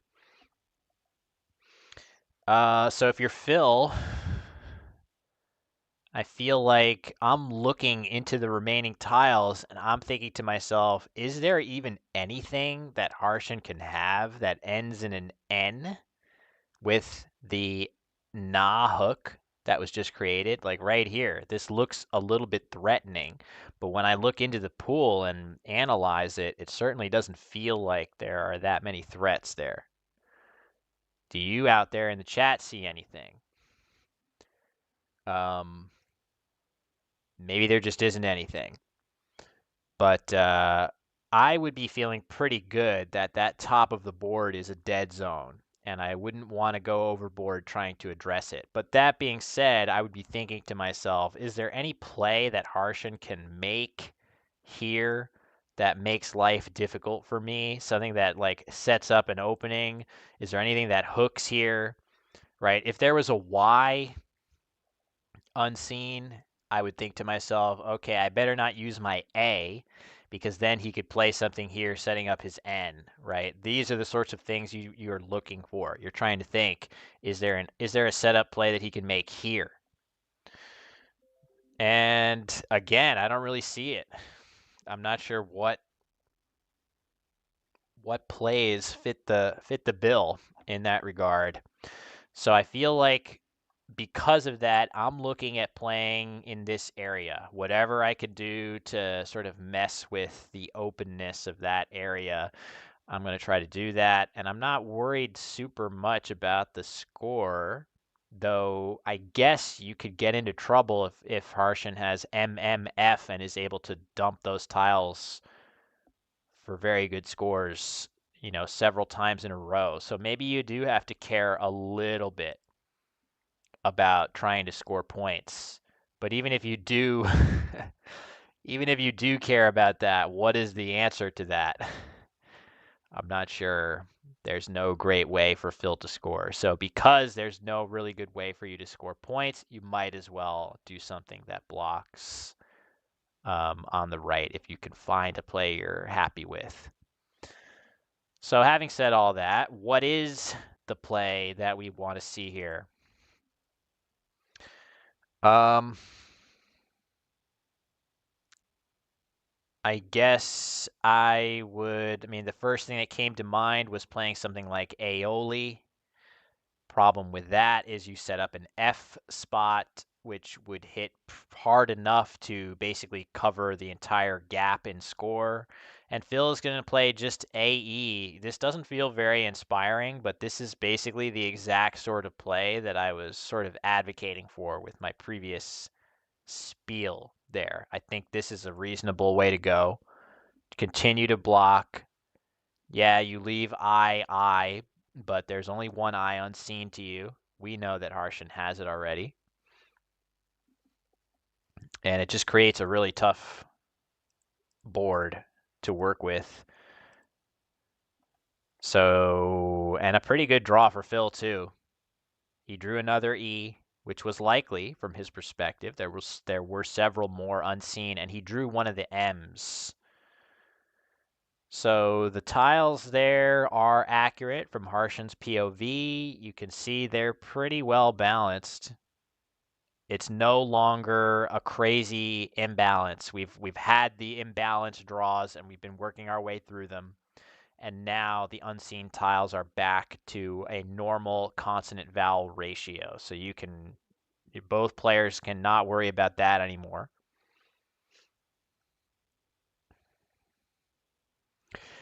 But all that being said, what the heck is Harshan supposed to do? I guess he has to play fun and nah, which he has set up on his rack. If he just plays that here, at least he sets up a lane that maybe he can draw something that fits there. I'm not even sure what that is, he still would leave VU on his rack after that. So I don't even know exactly what he's supposed to draw, but you also got to score some points here if you want to have a shot at this.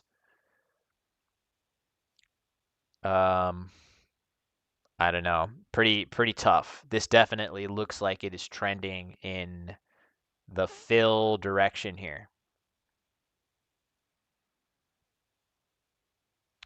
Fishing for funnier. That's you know what? That's pretty reasonable.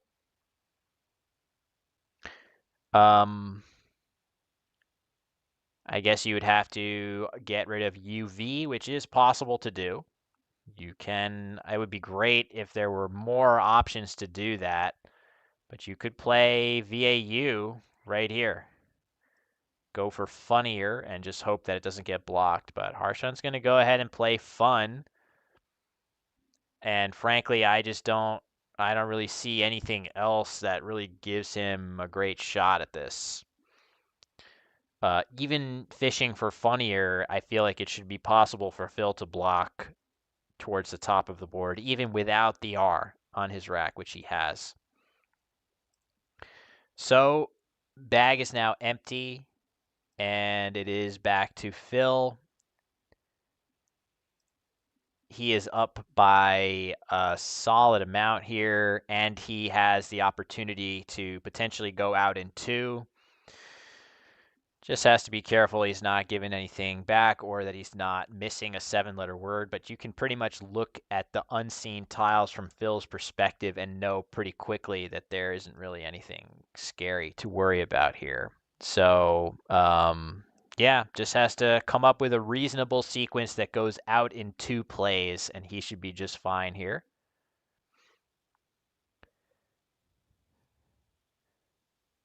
He's evaluating Moyle. Not sure if he's going to play that alongside Surances. Bottom of the board there. I feel like you don't have to open a triple here, so there's no real need to do so. But he would still win after a play like that without much incident if he were to play Moyle right here. Wow. Wait a second. I think this is a touchscreen. Oh, my laptop is a touchscreen. Whoa, that's crazy. I forgot. My laptop is a touchscreen. Folks, this is incredible. I can't believe I've never thought that I could do this. Wow, look at this. I can just like trace the bottom of the board. I can go so fast. Okay. Sorry, got to be professional. That is pretty cool though. I'm very excited. But yeah, how can Phil even lose this? I don't really know. I think he's going to be just fine. It looks like he is getting set to play. Okay. Yep, that should get the job done. Doesn't score great, but it should be enough. 13 points, goes up solidly. It's not much that Harshan can do. He can just play Vum underneath it, I suppose, but that's not enough. I do not have a stylus. No, it's not that I just found out that I have a touchscreen. I've never used my laptop, this laptop, in stream production of any type before, so I just sort of forgot that I have that ability. Phil, I do feel like Phil should make a play, whatever that is, relatively quickly. That's going to get the job done. Yeah, limo, this will be fine. Harshan has a tricky play that is by far his best play in the end game here. I don't think it's going to be that good for me to draw letters on the touchscreen. I think it's going to be too little, but maybe I can. Musive. Yeah, that's similarly terrible. So there's no hope. I mean, this is going to make it easier for me to draw quickly, but not accurately, unfortunately. It's just a little laptop screen, so something for me to think about. But it's nice to have the drawing at all. So the best play, as I said there, drew on the screen, musive through the S. That's a tricky 6-letter word to know. I think likelier we're going to see something else because that's a really tough one to generate. But there is no winning play here for Harshan. He is going to come up just short in this one. While I'm thinking about it, I'll just start to change. Well, I think we're going to. So, our plan was to take a quick break in between after each group of 3 rounds. So, we are about to conclude round 3. And I think we're going to let the players get up, stretch their legs. I'm going to use the restroom, get some water, maybe a bite to a snack, not a full lunch. And then we will resume round 4 in just a couple minutes after this game concludes. So expect a very short break, but then we dive right back in with a whole bunch more games. And Phil having clawed 1 win back here to move to. I think I actually will adjust the records at least right now because we are very confident that Phil is going to come up with the win in this one. And look at that. Nicely done, Harshan. He spots his best play. That's impressive. That is not an easy one. And gets the game pretty close. But of course, Phil already has the lead, so he should be fine just to play any valid word and finish this game off.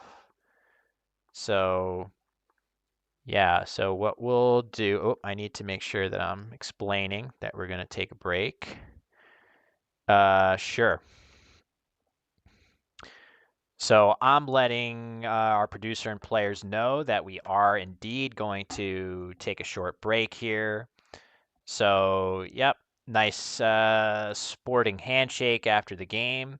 So yeah, I've been here the whole time. Hey everybody, I'm not sure if this messes with the audio or whatever, but I'm in our streaming room offset here. But yeah, so 3 games in, Harshan up 2-1, and we're gonna take a quick break and be back with round 4 in just a couple minutes. See you shortly.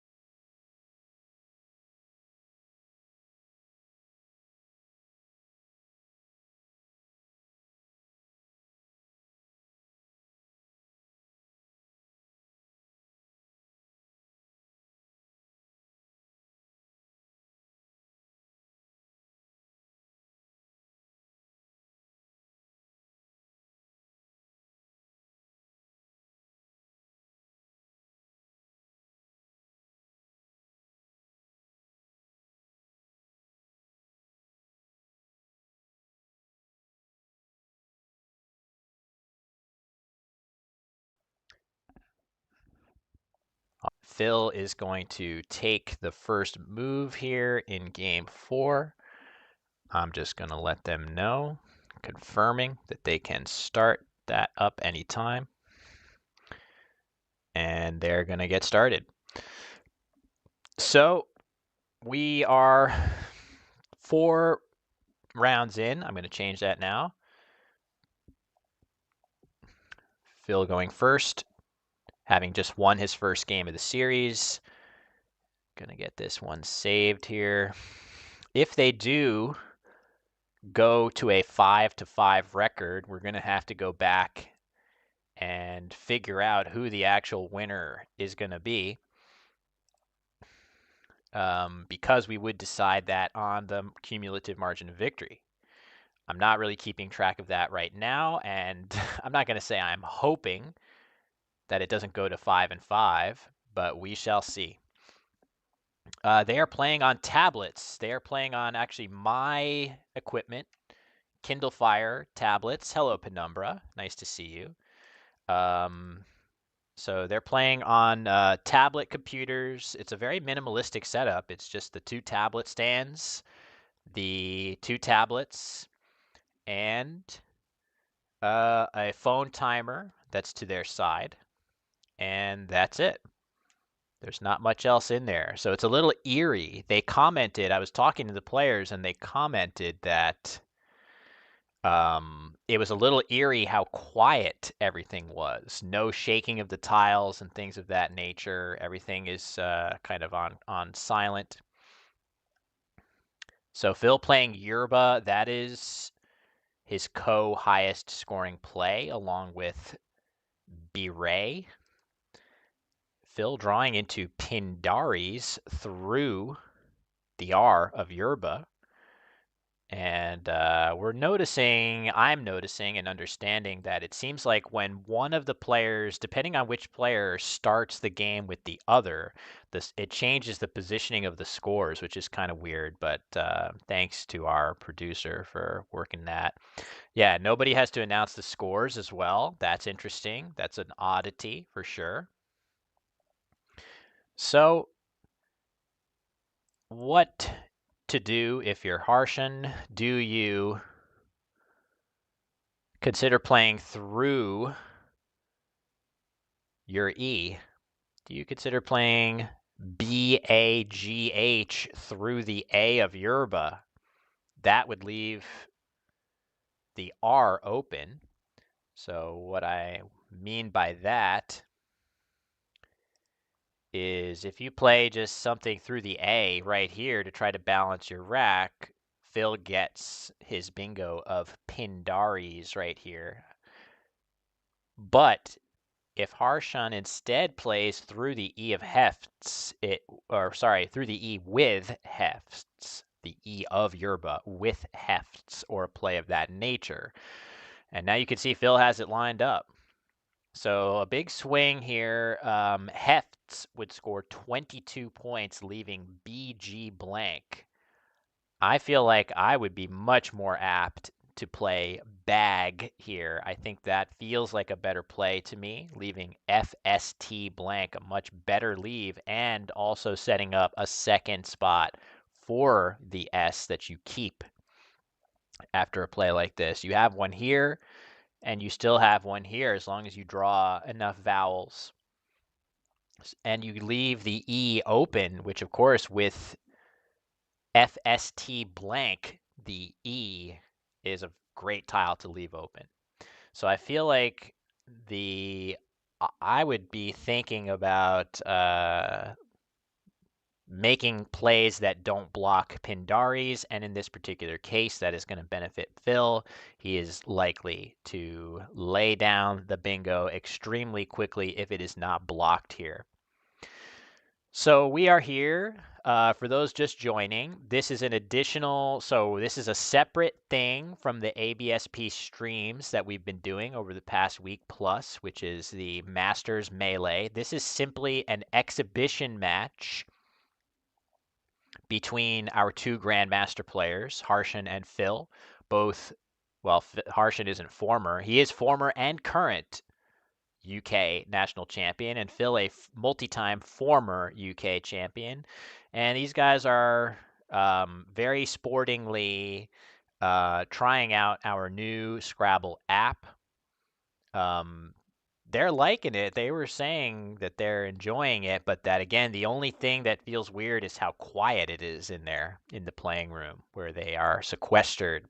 The rest of the players here at Easter Matchplay are playing normal over the board Scrabble in the early bird.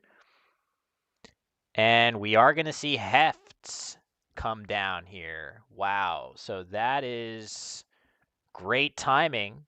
I think this is a very reasonable play as well, but it comes at a tough moment for Phil, who was really hoping that R stay open, and now he is going to have to improvise a bit and come up with a non-bingo play. So, of course, if you're Phil looking at this play of hefts hit the board, you can basically know for sure one of two things. Either Harshan has another S, which in fact he does because he drew one, or he is really struggling with consonants and needed to play his S in order to reach the double word score and have another crack at drawing a vowel. So, what can you do with that knowledge? Not a ton, but it's always good to be thinking about what your opponent's previous play can tell you about their holdings at this level. That is a critical factor to be thinking about on a turn in, turn out basis to make those subtle little adjustments. In the early going, it can be a little more difficult to incorporate the remaining tiles. There's so many tiles left that it's hard to draw too many conclusions, but that also becomes a big deal. As Phil plays peer for 16, he could have tacked on AI for peeri in the same spot for 13 more points at a cost of leave balance. His leave would have had only consonants in it. That being said, 13 extra points is a lot more. So back to Harshan. He has a vowel now in the form of the E, but he also has G, H, and V. Not very good. I think Phil is trying spading. Yep, he's getting the good news that that is a valid word. Just cutting to his board. Thank you very much to our producer all over it. I'm not even needing to call it out. He's playing spading. Or rather, he is checking spading to make sure it's valid. He's probably also checking spadings from the S of hefts. And now here's the play that we were potentially envisioning on the previous move, but he's playing it now, is Harshan, bag for 10, leaving SEV blank. And all of a sudden, the vowel issues are a thing of the past, as now he's drawn EEI. So very a tale of two draws here for Harshan. But this is going to, it's going to be okay because at least the Yerba's spot will allow him to play something like Viris that will at a minimum play. I'm sure he's going to at least take a look and see whether spadings is a valid word or not. I expect him to go down there and check that. Oh, I have the scores reversed. Or I have the names reversed. Hold on. Let me fix this. Sorry, gang. I think I can fix it. Actually, I just need to Yerba, Hefts, Peer, Bag, Spading. You know what I'm going to do? No, I'll just do this.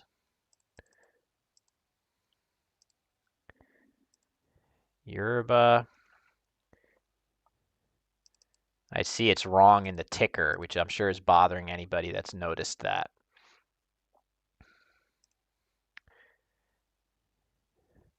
Hefts.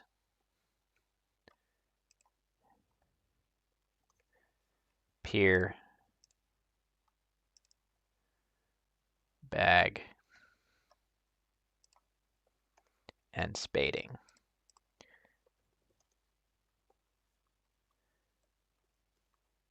There, I think I fixed it. Let's see that ticker. Yes, okay. Problem solved. Harshan still has not played. That's surprising. I think he's just, with the blank, he's just making sure that he's evaluating all the open spots and making absolutely sure he's not missing anything important. Makes sense. The blank is the most time-consuming tile to use. You have to consider more possibilities with it than any other tile. But I do fully expect that Harshan is going to cut into his early deficit quite a bit here. And I'm impressed that he is not, maybe he did and I didn't notice it, but no thought to putting an S on spading, even with no penalty for checking. I'm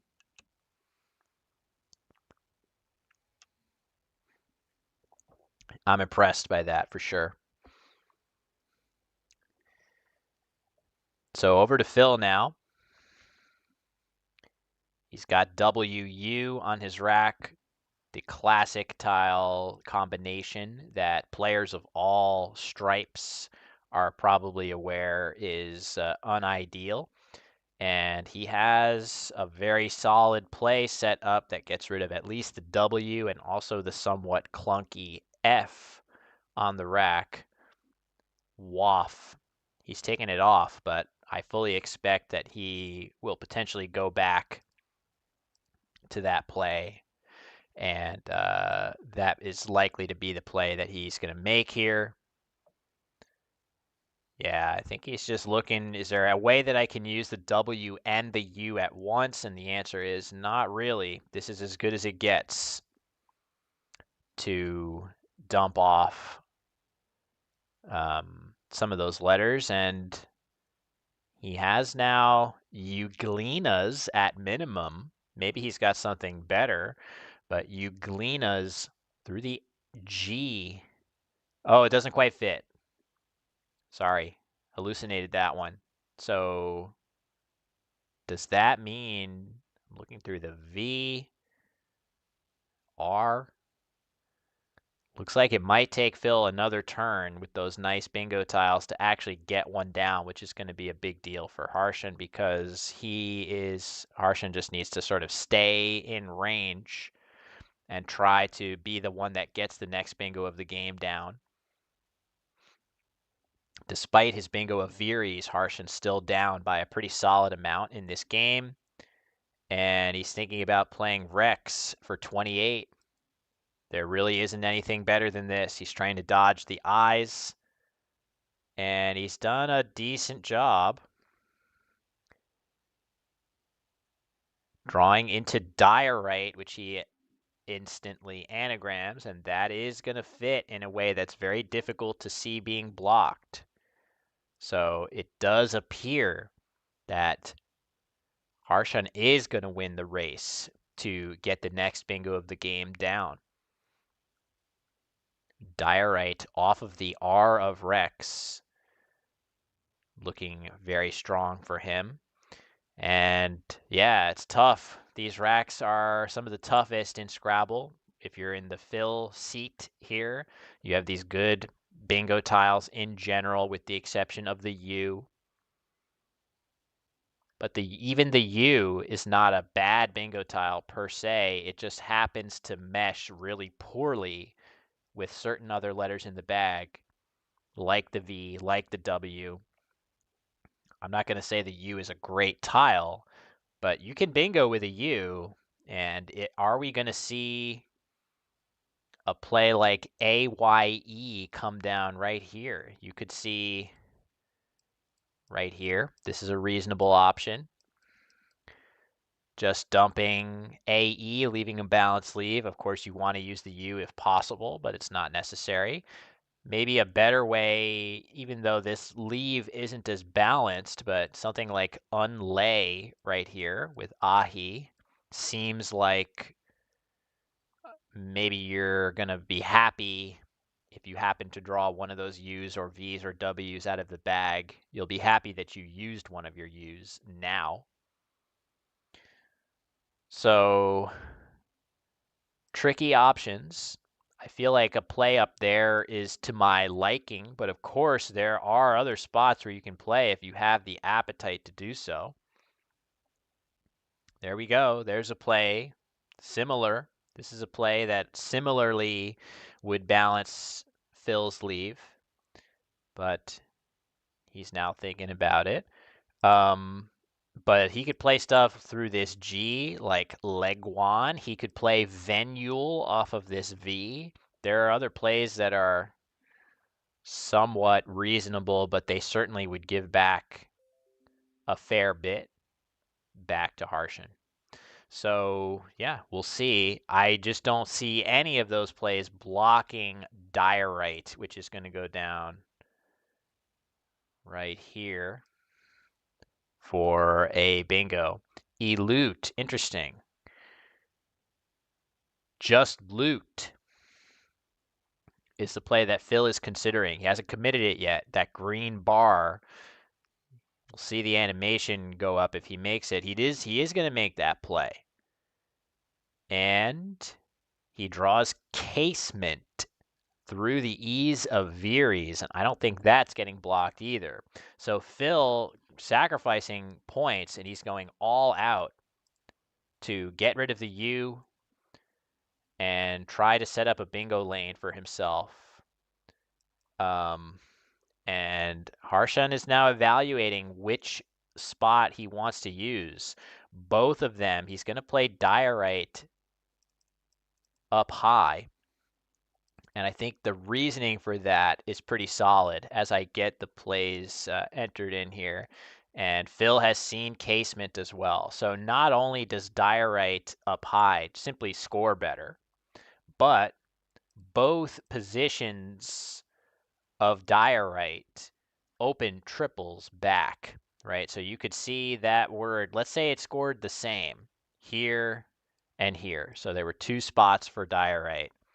The hook of Elute is so much more flexible than this lane here that you would probably want to take that one out just because it's a more flexible one for Phil to use, whereas the hook alongside Rex, much more specific. So Harshan making the right play, and Phil making a very good play as well of Casement for 76. And very close game here. Harshan drawing the J and Q, and he's got a ton of stuff that he can do at the top of the board. Wow, he's got a crazy 1-2 punch possible here. He can play Jawed right here, which I'm sure he's going to see. He actually played that last game too, so we've seen multiple Oratures, multiple Jawed.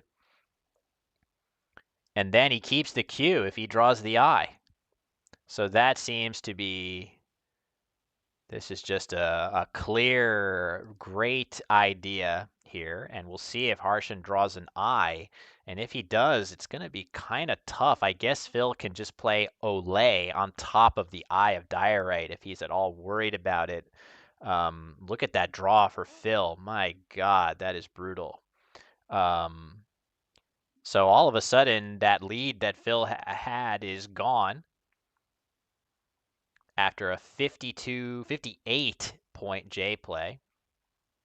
Yeah, true, Evil Budgie. That you would, I did a thought experiment there of if the two placements of Diorite scored the same, I would still prefer the one that Harshan picked probably. But now you're also getting a bunch of extra points. So, after a play like Loot, I wouldn't worry so much about the high scoring overlaps after either one. I would be worried about blocking bingos.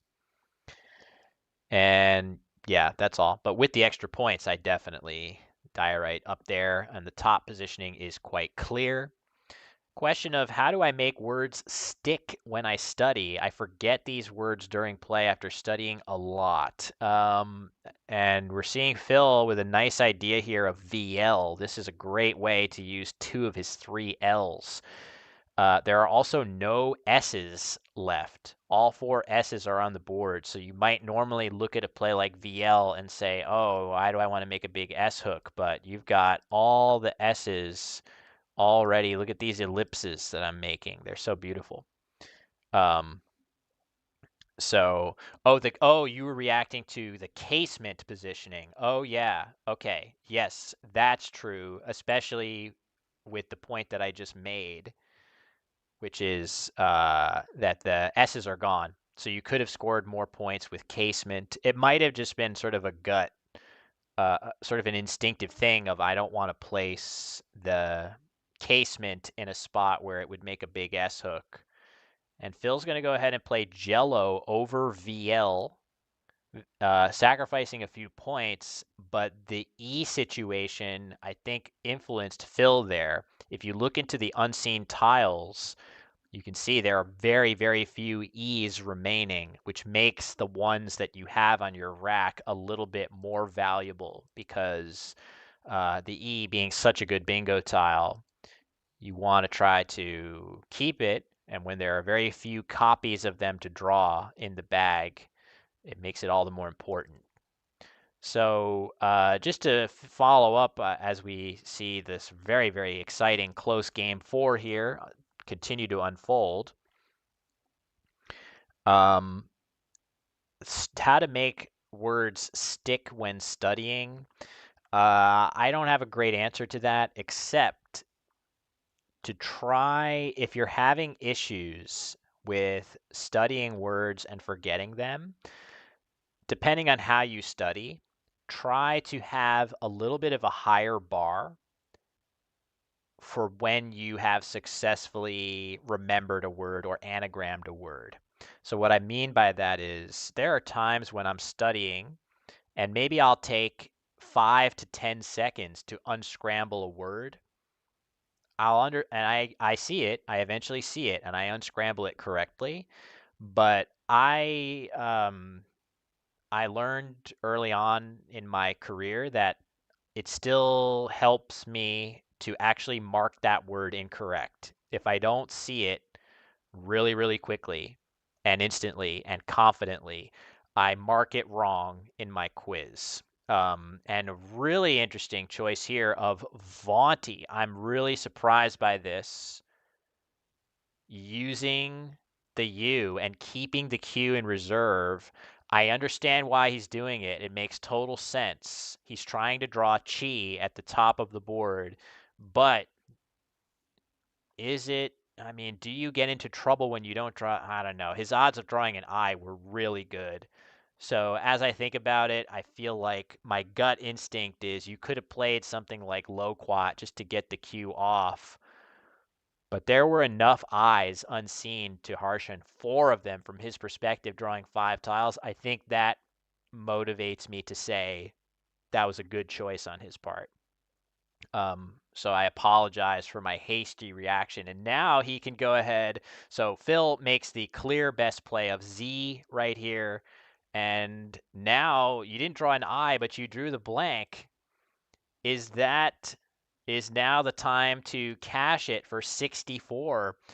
Harshan's going to go ahead and do it. You could just save it and play just the Q for 33, but I think the price is right here to use that blank, get all those extra points because this board is so weak for bingoing that, of course, the blank is a great tile for getting bingos down, but on this board, it's not a guarantee, especially because there are no E's. We were just talking about how few E's there are.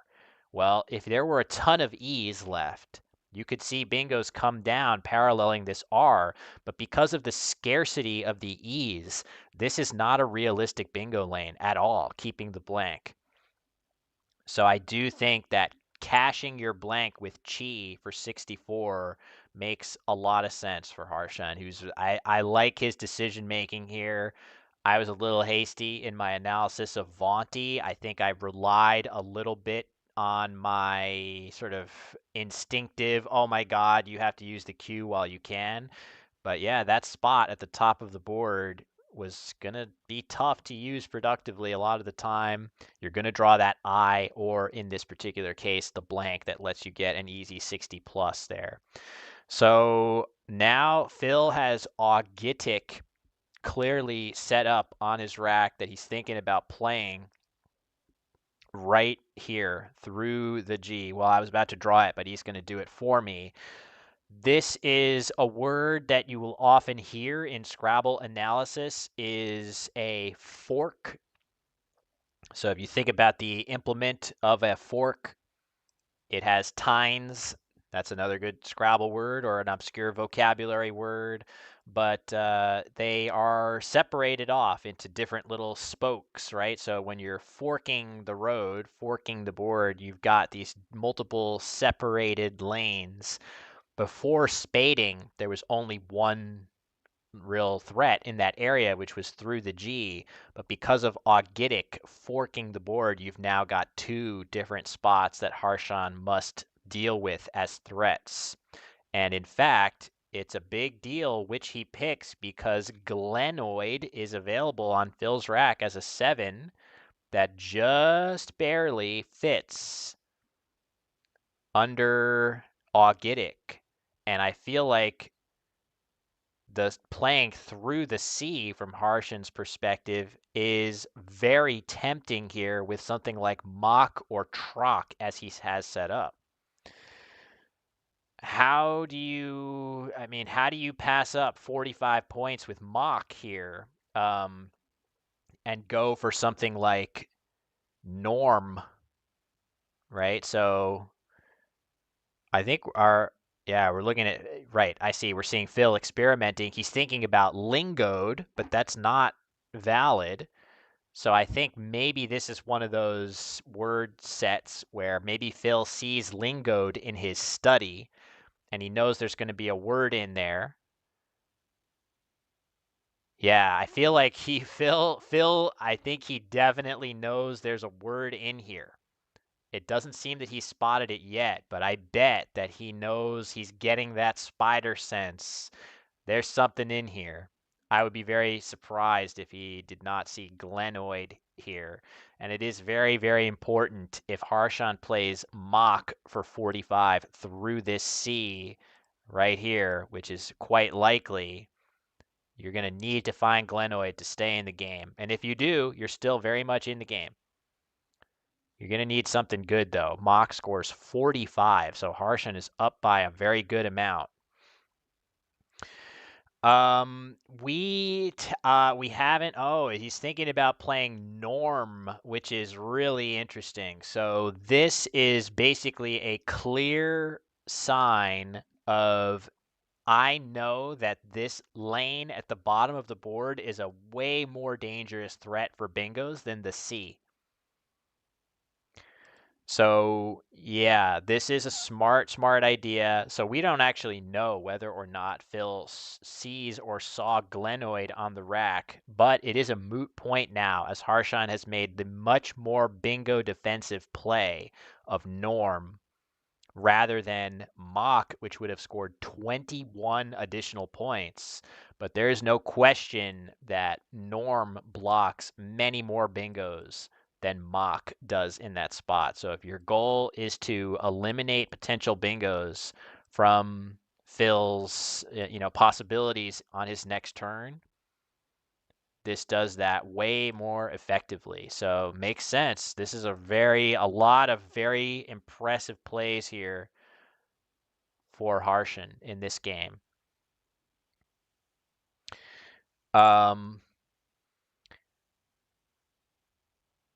Complexity says, started to quiz for probability 0, found many low probability 8s that you don't even see. For 7s, I missed the anagrams of multi-anagram words. Yeah, for sure. That's definitely a common issue. I would say if you are starting out from a lesser level of word knowledge, it can be nice to focus a little more heavily on single anagram 7s and 8s, but certainly 7s.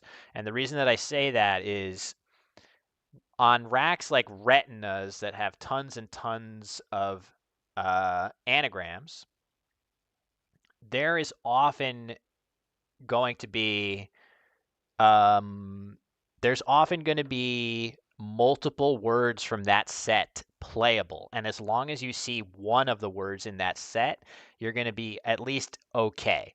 Sometimes you're going to maybe miss the one word in the set that scores extra high or something like that.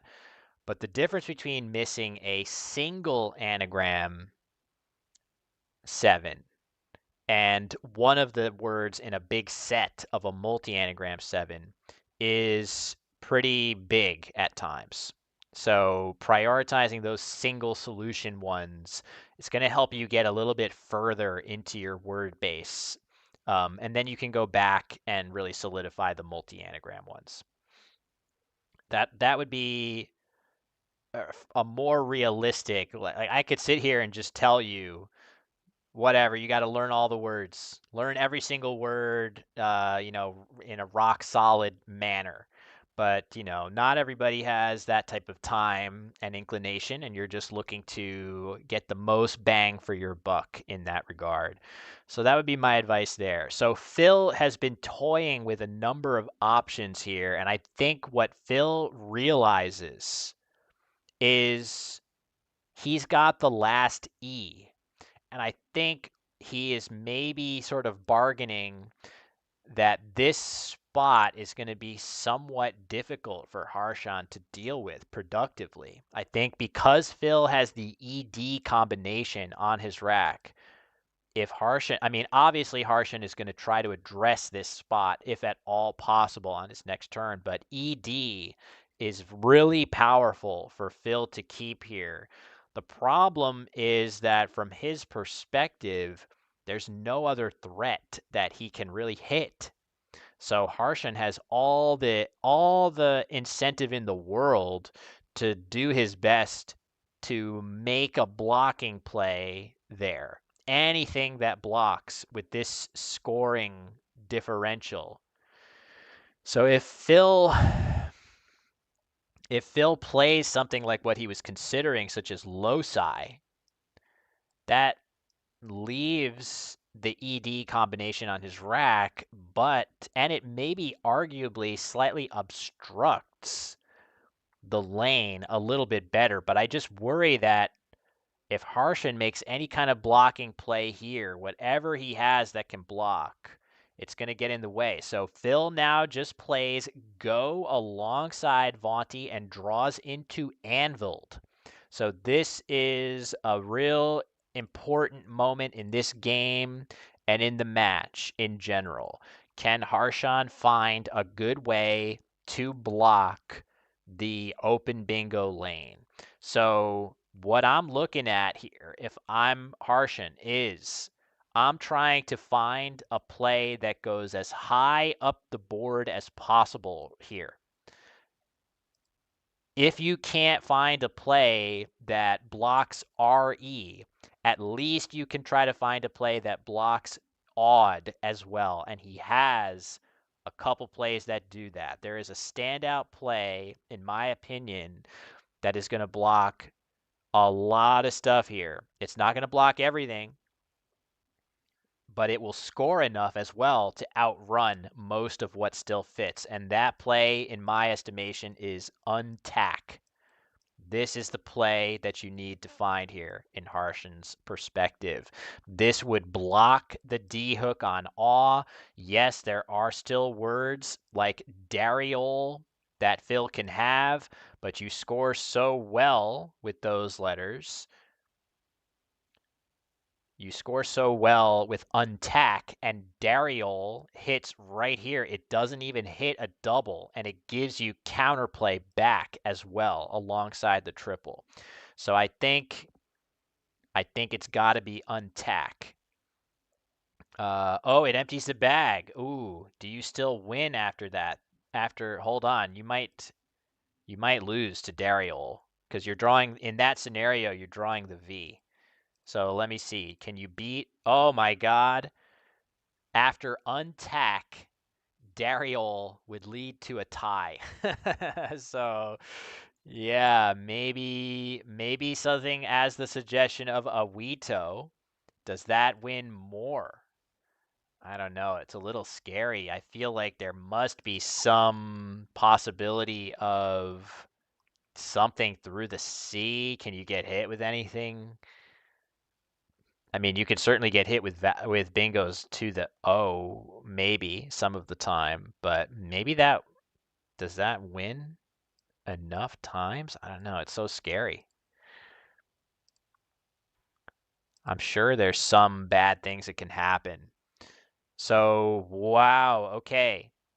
So this is gonna be interesting. I think Harshan should still be okay given the situation here, but Tuck is going to allow the bingo of Anvil to go down, and the tiles that are left over after this are pretty bad. So there's going to be 2 tiles in the bag. Those 2 tiles are OR. Harshan's letters are very bad. Phil is going to go up by a few points after this, and he plays it. He has to. With 2 minutes on the clock, there you can't not play this. And I think, given the score differential here, oh yeah, I forgot. Anvil has an anagram that still plays. Oh man, I forgot about that. That's crazy. I didn't remember the anagram there. So wow, what happens after untack?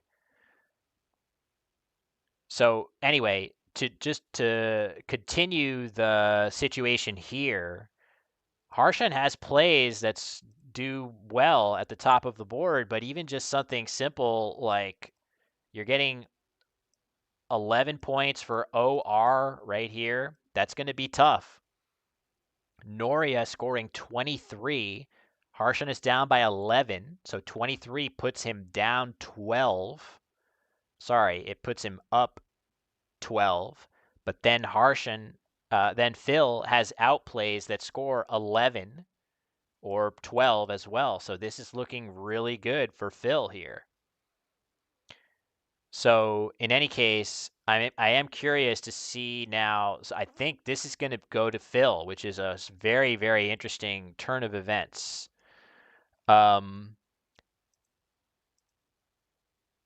After untack, the anagram of Anvil, that's funny that we were talking about single versus multi-anagram, and I totally forgot the multi-anagram.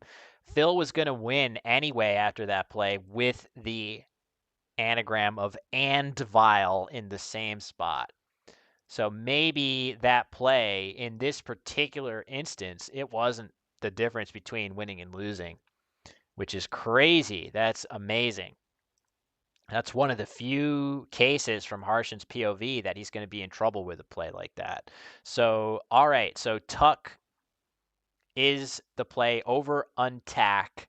We think that maybe in general, untack might have been slightly better, but in this particular case, Phil would have had a bingo anyway. And now all he has to do is score a decent number of points. He's going to get 4 points from Harshan's tiles here. So he's got to score, looks like 9 or more, 8 or more. 8 to tie, 9 to win.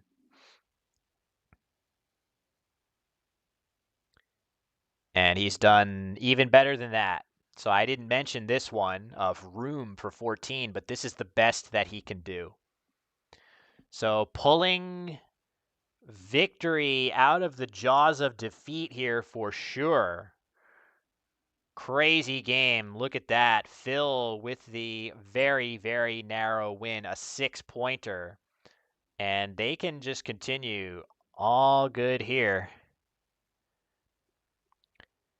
So they can continue on. That was a really, really great game and a great win for Phil, which could really change the trajectory of the series here. To come away with a win in this one was huge for him. Was huge. Unica instead of Tuck. Ooh, that's an interesting one. So that leaves the K and doesn't empty the bag. it still doesn't go quite high enough to block the bingos, but keeping the K really helps you to get that high scoring move afterwards. So that is an interesting idea.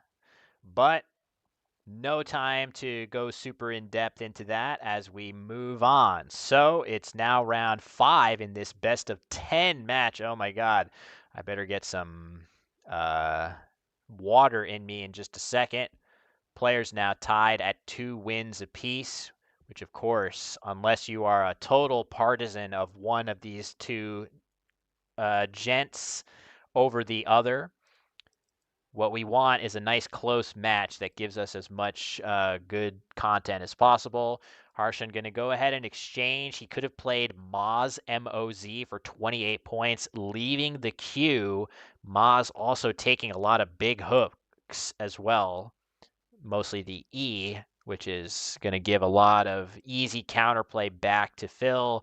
Definitely don't have an issue with Harshan exchanging to open this one. So yeah, just for anybody joining more recently, this is an exhibition match the day before the Easter Matchplay major tournament here in Coventry. Please, Brits, help me. I got roasted very hard on one of my YouTube videos about a British major event where I said it wrong. I think I said Coventry, but apparently that is incorrect, and you're supposed to say Coventry. Help me, folks.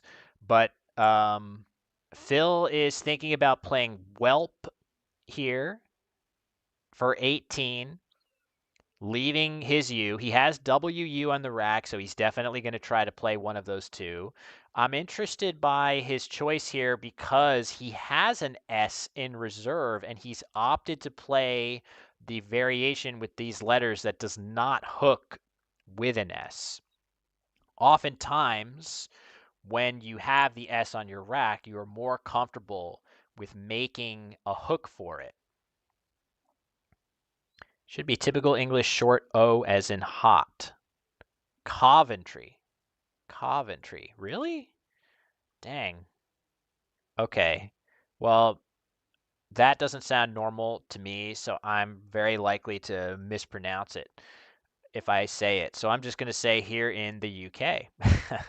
No, just kidding. I'm going to try my best to learn. But yeah, we've got this exhibition match. We have our two grandmasters, Harshan and Phil, playing on tablet computers using the not yet released worldwide, but somewhat newly released app. It's just called Scrabble. As in how UK people say hot. Okay, it's just confusing me. All right, Harshan playing Throb, leaving KZ on the rack. That's interesting. He's trying to turn as many consonants over as possible. He had some shorter options that kept much more consonant-heavy leaves. But either way, those choices don't change too much. There are going to be bingos for Phil. I think the biggest question is, does he know a throb? A throb is a valid word, and of course, that would be one where it would take a little bit of creativity to even think about putting an A in front of throb, but it is valid. You can put an A right here. So that would allow the 7-letter word of guises.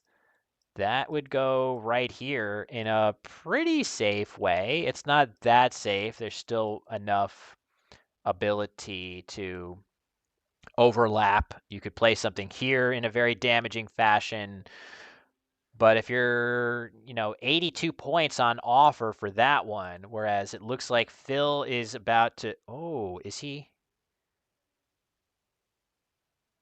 I'm very curious. He's paused for a minute.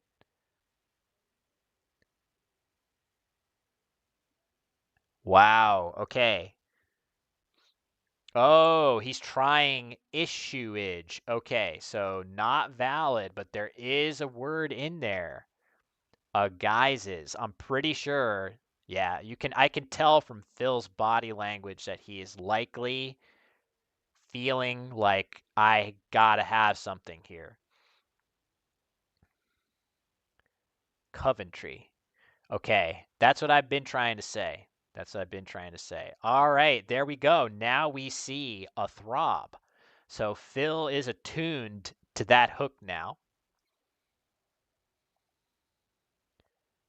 Will he see the 7 on his rack? Yes, it is a void game. That is interesting. Um, so yeah, I wonder. All right, are we seeing? It looks like there we go. I think it's there. He has AGU. Oh my God, he's gone away from it. Wow.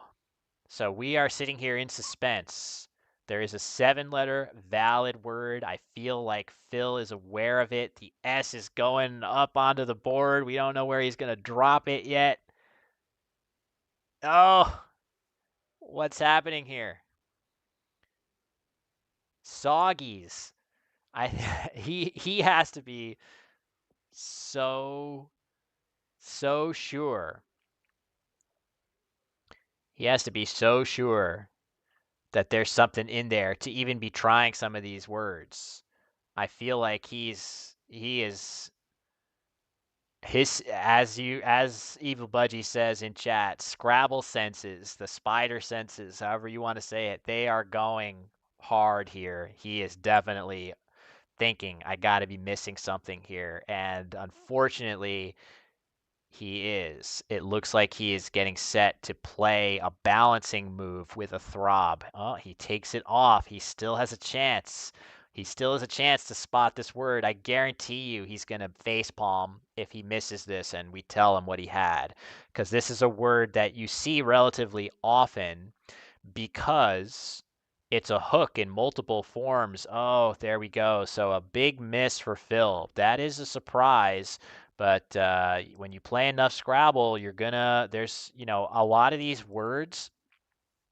The one way I like to describe it is that a lot of these words, you can get to that point where you will see the anagram 99% of the time, right? You're gonna see these words 99% of the time when they come up.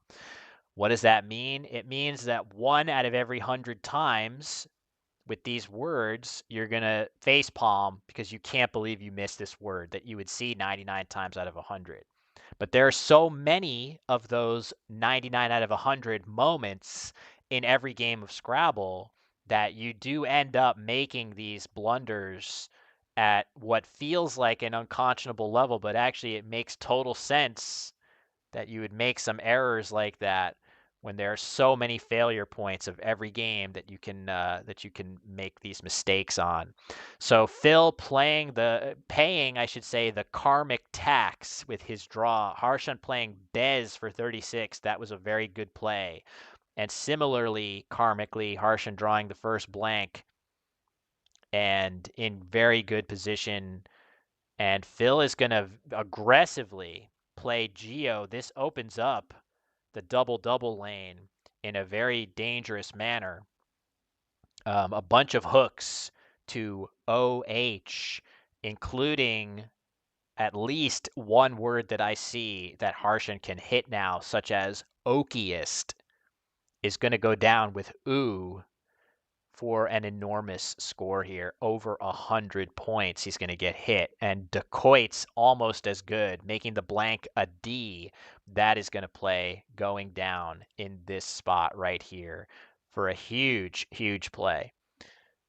Oh, and he has spotted the even better version. So Dacoit's lined up on the rack, but Harshan basically saying if I could find a word with a real tile and not the blank, I would be able to play this, and down comes Okiest.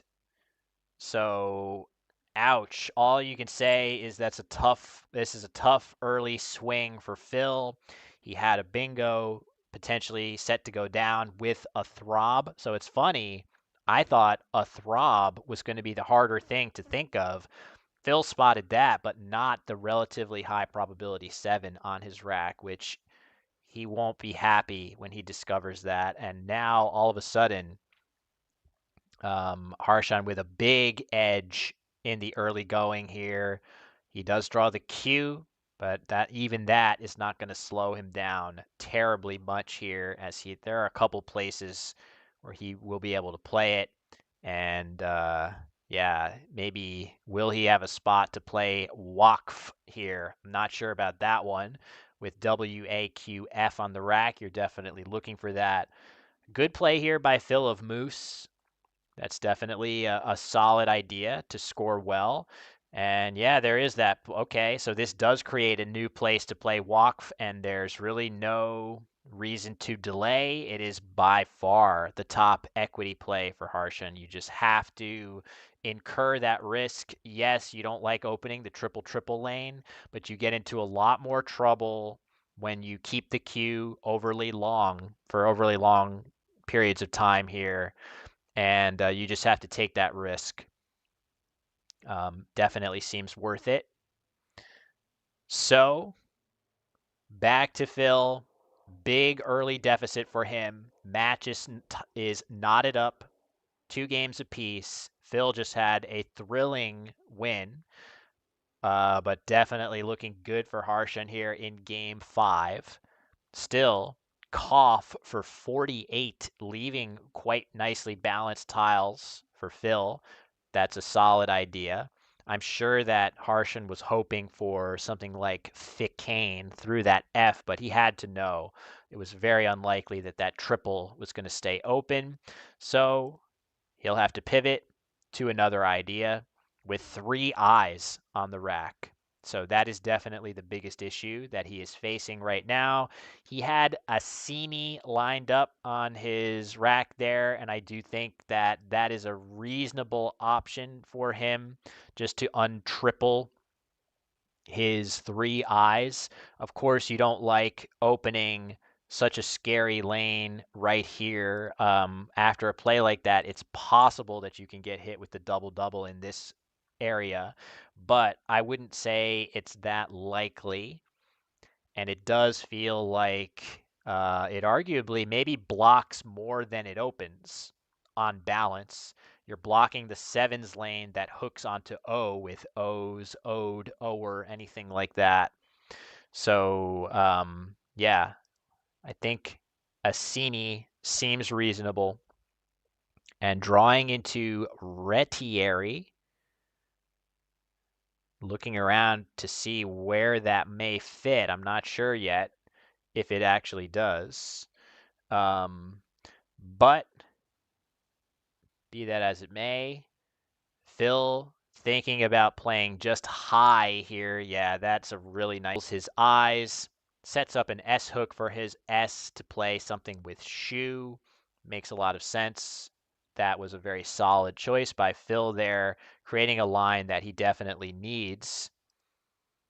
And it's back to Harshan looking to protect his lead with an unplayable Retieri on the rack. No Moosies. Yes, Poker for Muppets. No, that would be fun. A little fun word to refer to cute moose, I suppose. Little moosies. Or who knows? It could mean something entirely different, knowing the Scrabble dictionary. There's not that much rhyme or reason to it. So, milders is not a word. Milders, however you would say that. That rack for Phil looks great, but it's not as good as it appears, in that there's no 7 in there. So, Harshan with the agonizing feeling that I was saying, we are all sort of used to this feeling of having words on your rack that do not fit on the board. So he's having a look, trying to see what's in the tile bag. He might be thinking about any number of things here. So there are a couple different ways you could go from Harshan's perspective here. I would think that maybe if the scores were reversed here, I would be considering playing Ryu right here. Ryu. The reason for that being you've got 2 R's and you can undouble them, and you're setting up a spot with a good tile to end 8-letter words. The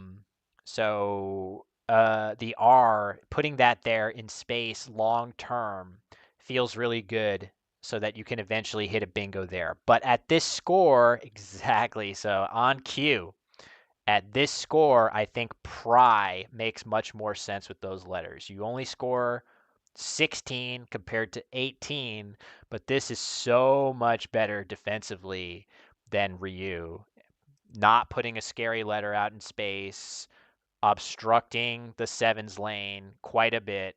It's worth noting that, just for the record, pry in the CSW lexicon, which I don't even need to say because this is the British Scrabble Players channel and we don't have to worry about lexicon stuff here. The S is still a hook. That could sometimes come into play. But Phil doesn't really have a good play in that regard right here, and he's going to go ahead and play mild for 16, opening the triple a little bit, not really in that dangerous of a manner. However, I just wonder wow, okay, hold on, folks. We got something crazy potentially happening. If Harshan makes his highest scoring play of D air right here, putting an R out in space, Phil might be able to respond with an absolutely gargantuan bingo that I bet he knows of, Skierer with a J in the absolute crazy spot. So D air here is very tempting. Harshan with very good bingo tiles. So he definitely is going to be thinking, how do I keep good bingo tiles together? But given that he has a lead and he just kind of needs to keep putting scoring pressure on, I could easily see him play D air, and that is what he has lined up right now. And Phil already has Skierer lined up. He is hoping for it here. He is hoping for it. Oh my God. They're not even that far away. Oh, look at this. We're going to see a totally, this is just so good. Sensing that threat at this score, Harshan basically is saying, I have no reason to risk putting such a good letter out in space, and he's going to sacrifice points to play tardied here potentially, or maybe he's going to go back. Oh, is he going to play D-Rat? Oh my God. This is like manna from heaven for Phil. Oh my God. So this is crazy. D air for 30. Phil is going to waste no time. He already has the word. He's identified it, and he just got the letter out in open space. It's going to score absolutely gargantuan points here. 116 points.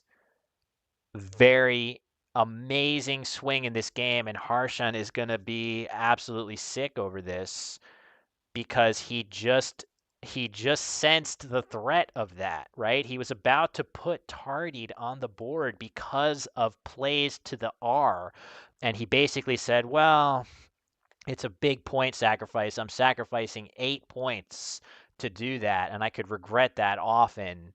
And this was an absolute worst case scenario here. Great find, by the way, by Phil Robertshaw here of Skierer with a blank K. Are you kidding me?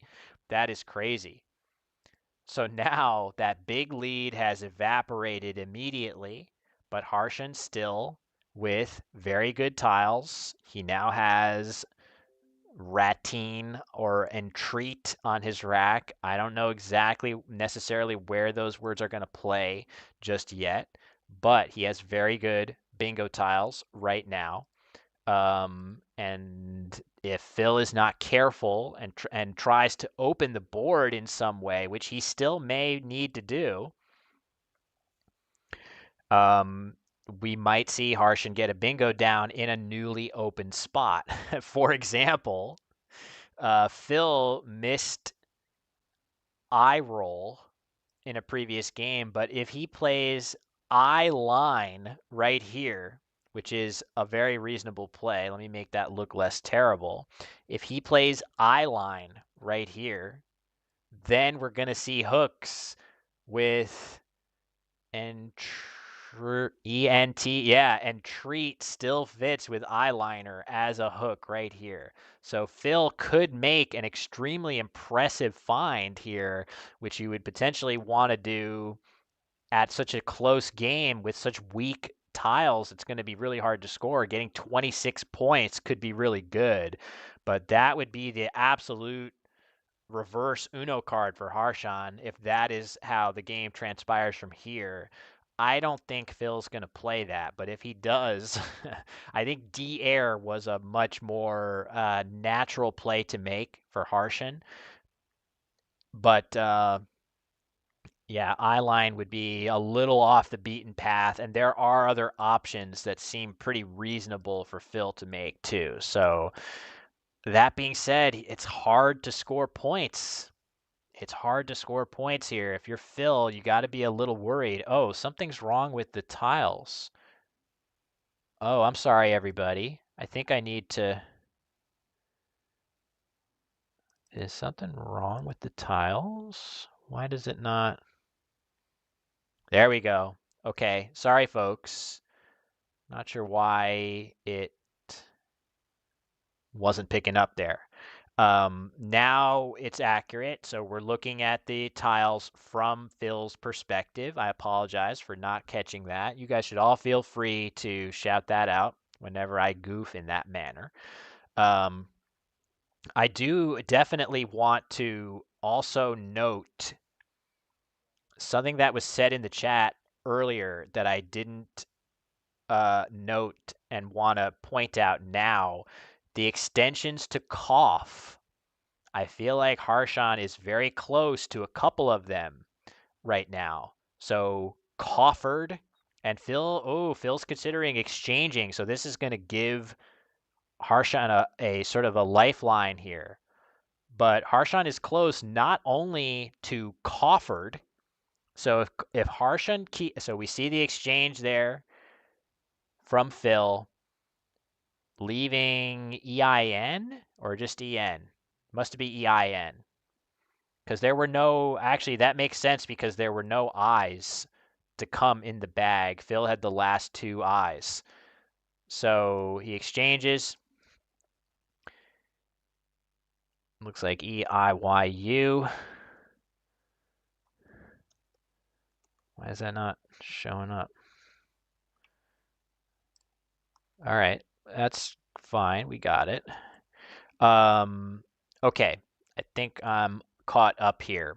So, after the exchange from Phil, Harshan now has a tricky decision to make because if he plays off one of his two E's here and doesn't draw another one and draws the D, he could regret that because keeping EER here allows you to threaten Crawford in this spot. That being said, there is also an S, and if you make a play leaving RET, which I think some of the more natural plays on this board do, and you draw the final S, you have a little bit more, both of those words are obscure, but you have the obscure Coffritz, which is going to score very, very well also there. And we are going to see multiple nets. This is a great play alongside there for another 21 points, leaving the very balanced AERT. That's definitely a solid play. And Harshan does not draw a D, so he doesn't have to regret that here at all. So after that exchange for Phil, I really feel like the last S is going to be a very big deal in this game. Not just because if Harshan draws it, he can get Coffritz, but mostly because of the shoe hook, this is really, really tough to obstruct this lane right now. Here, this lane with shoe is sort of the only good lane for 7-letter words on the board, but you have to have that last S to get it. So, Phil is going to go ahead and block it now with Vita. So Phil is the one who has a bit of a deficit here. Perhaps he's thinking if I can just draw something really good with my X, I need to block those potential spots down there, spots with shoe, and then try to draw into an X play. But from Phil's perspective, I would kind of maybe want to leave that open because I'm the one trailing, and I might need it as a threat going forward. But Phil has gone a little differently, maybe pinning his hopes on I'm the one that's got the X. I can just get close on the scoreboard and then leap ahead with a good X play at some point if he can find one. So that's an interesting choice. I don't really have a great play that I would have advocated for instead of Vita. I'm not sure what I even like there. Maybe just VAU to the U of Gao, but Harshan is getting set to maybe play Trapped and Pooh. Interesting idea. This seems like at least it grabs points. I wonder though about Powa and Ada through the U of Gao, which again leaves very nicely balanced letters, or if maybe he had something in mind with Trapped that he is specifically gunning for. But either way, 23 points is a lot on this board. So let's just see if Phil can find something, anything with that X to get close on the scoreboard here. So yeah, we'll see. Harsha needs EO for another cough option. Oh, coffee pot. Oh my God, coffee pot. That would be incredible. Had he somehow kept the letters together for that, that would have been insane. But yeah, that's phenomenal to even think of that. So, all right, tough situation here for Phil for sure. Um, what do you even do here? The X is surprisingly difficult to play for a productive score here. I'm not really seeing obvious places either to play it now or to even hope for a good spot. I guess the scary thing is it looks like Phil has spotted maybe one of the few. Oh, he was trying to play Ad Nexa with Moost. He just put Moost on the board. He was trying to play Ad Nexa right here. But you can still play that. So this word, my N doesn't look very good, but you can play that same word here. The only problem is that it takes an L hook, and there are two L's unseen that could really give Harshan big points in response if he has one of those two L's.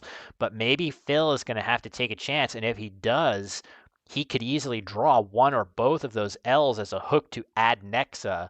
That is a plural of, I think, in and of itself. So, or is it? Actually, I can't think of what it's the plural of. Ad nexum isn't the word, so I don't know that. But yeah, what about X next to double word score? Oh yeah, that's definitely bad. Yeah, that's scary. That's going to give big overlapping plays. So Phil is probably realizing that this gives a ton back. Yeah, true. The X next to the double is even worse. So with that, it seems like Phil would like to play that, but it gives so much back that the problem is, what do you do if not that? There's not likely to be that much that feels good to play. So yeah, it's not clear what to do here. One idea it doesn't feel like it should be good, but it's surprisingly decently scoring here is to play Duan right here. This scores 18 points. That doesn't feel good, but given that Adnexa appears to be the highest scoring play here and it's only 28 points, 18 leaving the X is actually sneaky okay, especially because speaking of okay, if you draw the last O, you might have a decent place to play your X on the next turn. So is that the best way forward? Ugh, that does not feel good. That does not feel good. You set up X as well with that. So maybe that's the play. I would be dissatisfied with that and probably want something a little higher scoring, but that feels unsatisfying as a play, but maybe it's the best that Phil can do here.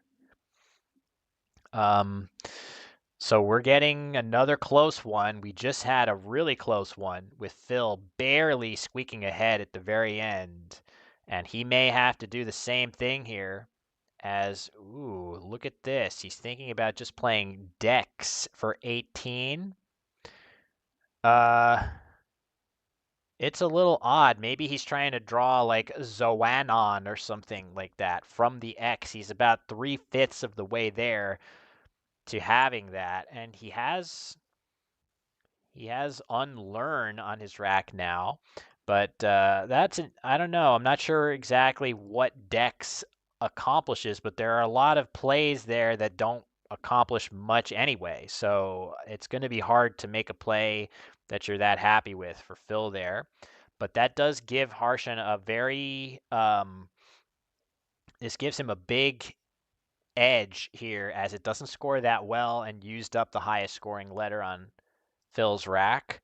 So God looks like the play here. This is a solid play, but let's see the draw. Okay, that didn't look like a great draw with VU on it, but it had 3 consonants on it. So that's actually the more important thing. So that was a big draw for Harshan to get some consonants holding those 3 vowels. And we continue on with the lead is looking more and more scary here for Phil.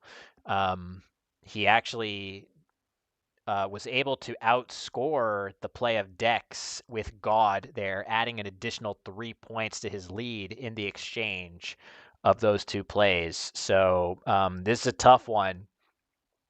If you're Phil, are you in a situation here where you have to open somehow?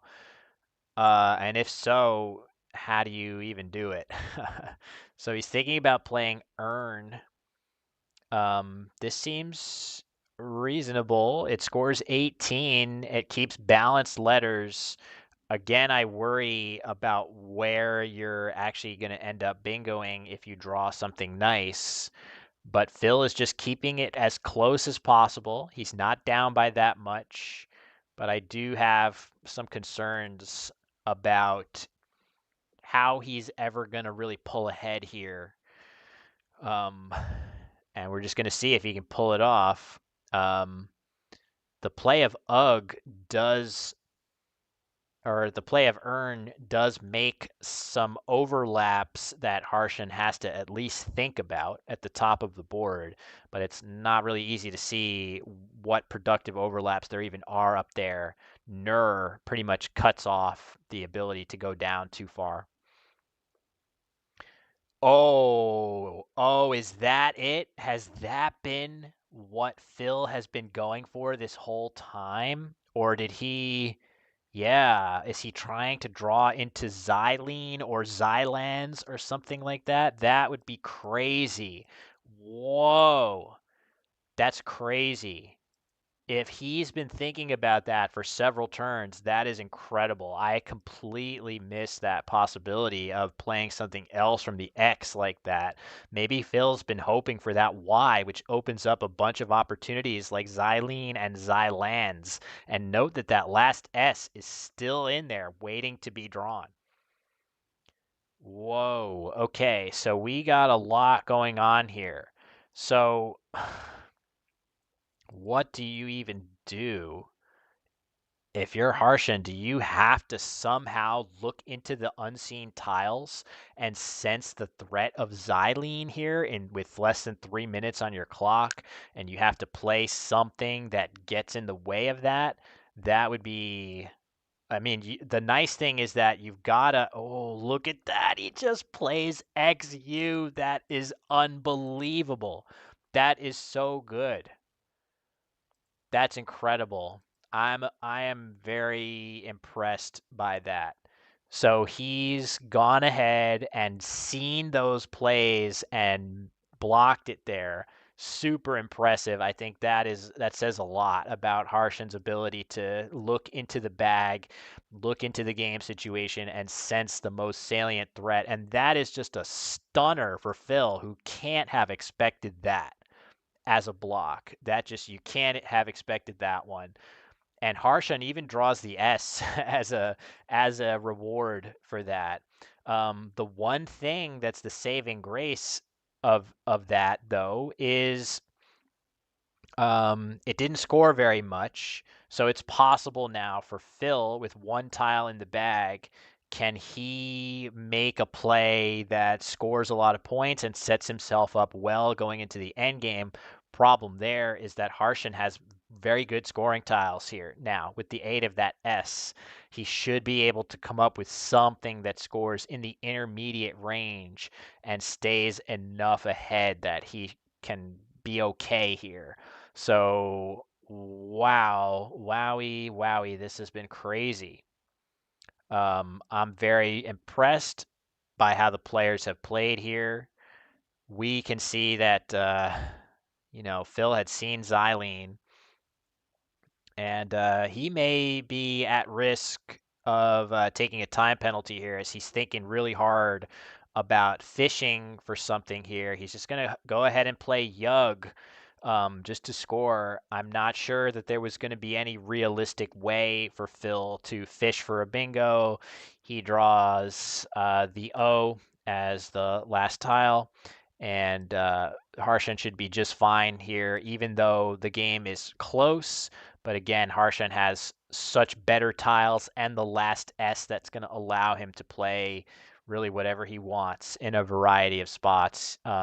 Just, I feel like simple plays like Vigs or VIS or something, um, should be okay. He's seen Geel here. I feel like this is likely to be good enough, setting up VIS at the top right of the board. I guess I worry a little bit about where his other out. Oh, he has coughs, VIS and coughs. This should be totally fine.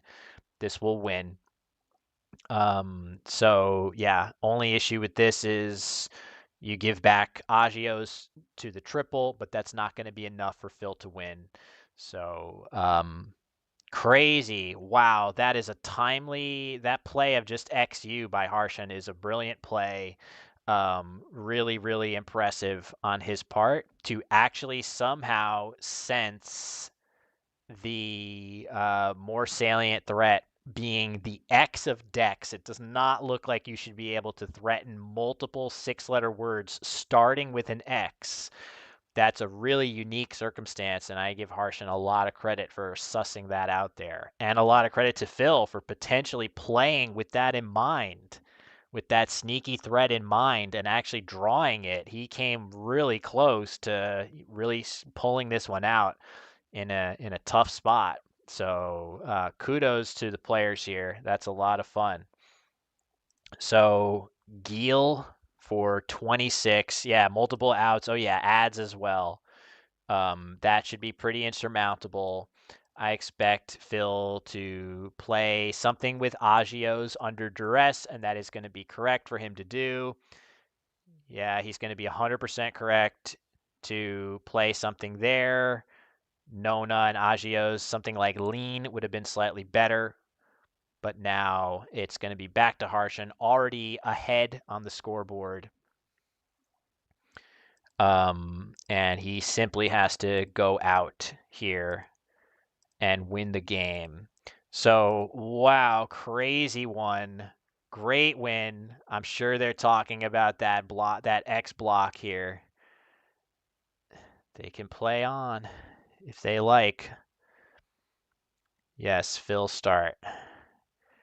So, what a game. Great win again for Harshan in game 5 as he takes command once again of the series. He is back up to a 3-game-to-2 lead. And they can go ahead and get started, and I think it looks like Harshan's getting a quick water break, which is, we can permit that. I'll have some water too.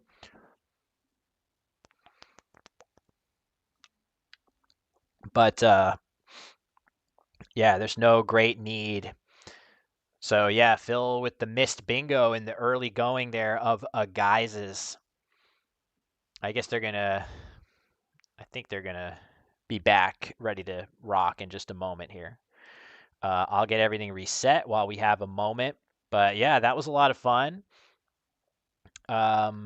Really good games so far between these two.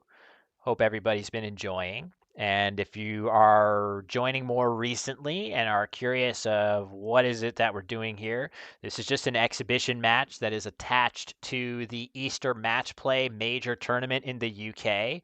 I'm actually here. Hold on. I actually have a scene. I haven't really been cutting to this scene at all. I'm here in the commentary booth. The players are across the hall from me in a separate sequestered area. But I'm excited to be here. This is my first UK Scrabble tournament that I've gotten to attend. And yeah, just excited to commentate the match with two such really strong players. And then on this very same channel, ABSP YouTube channel, tomorrow and the 2 days after that, Saturday, Sunday, Monday, is going to be the usual over the board coverage of the Easter Matchplay major tournament, and I am going to be one of the competitors alongside Harshan, Phil, Brian Poe, the winner of our previous online event that we just concluded earlier in the week. A whole bunch of other really strong players are here. David Webb is here. Paul Allen, I think, signed up as well. So it's going to be a strong field. I will have my work cut out for me against these players. And I'm really looking forward to that. So definitely continue to tune in here. I know there's a lot of Scrabble to go around this weekend. I think New Zealand is also streaming one of their big Masters tournaments. So more Scrabble than ever. Fact that it tells you about Miss Bingos, yeah. Yes, but I feel like these players are likely checking any rack that's like remotely close, right? They're going to be checking those. So I feel like I usually find out what bingos I missed relatively fast. So in any case, quick water break for Harshan. So this is going to be round 6 of our match here. And they win for Harshan there. Takes him to 3-2. And this is a best of 10, if you can believe it. So we're only just now at the halfway point of this match. And that's crazy to think that we've got 5 more games coming. Probably after round 6, we may do another quick break. I actually think we are trending a little behind for dinner break, so it's possible that we'll need to hurry things up or pray that we'll pray that Harshan wins a bunch of games from here on out so that the series can conclude. No offense to Phil, I'm just teasing. But yeah, I think the dinner break is only in about an hour and a half, so we gotta make sure we're hustling through to the finish line here. So Phil going first in game 6, thinking about playing what seems to be his clear best play of Entomb for 26, playing it in the vertical style as many are wont to do, not myself, but a seemingly ever-growing number. I think both of these players are actually vertical openers. And all right, so it goes to Harshan there, and Tomb is the opener for Phil. And oh my God, the B of Entomb.